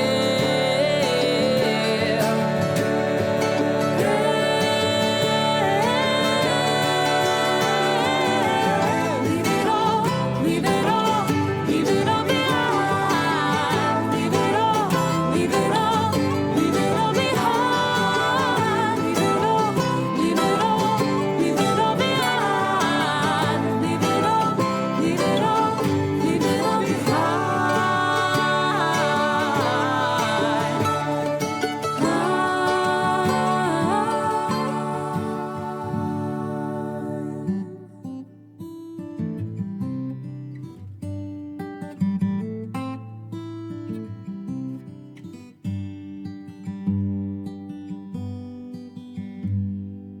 Eastward of Eden, where the dust meets the dirt, we murdered our mother and strangled the earth.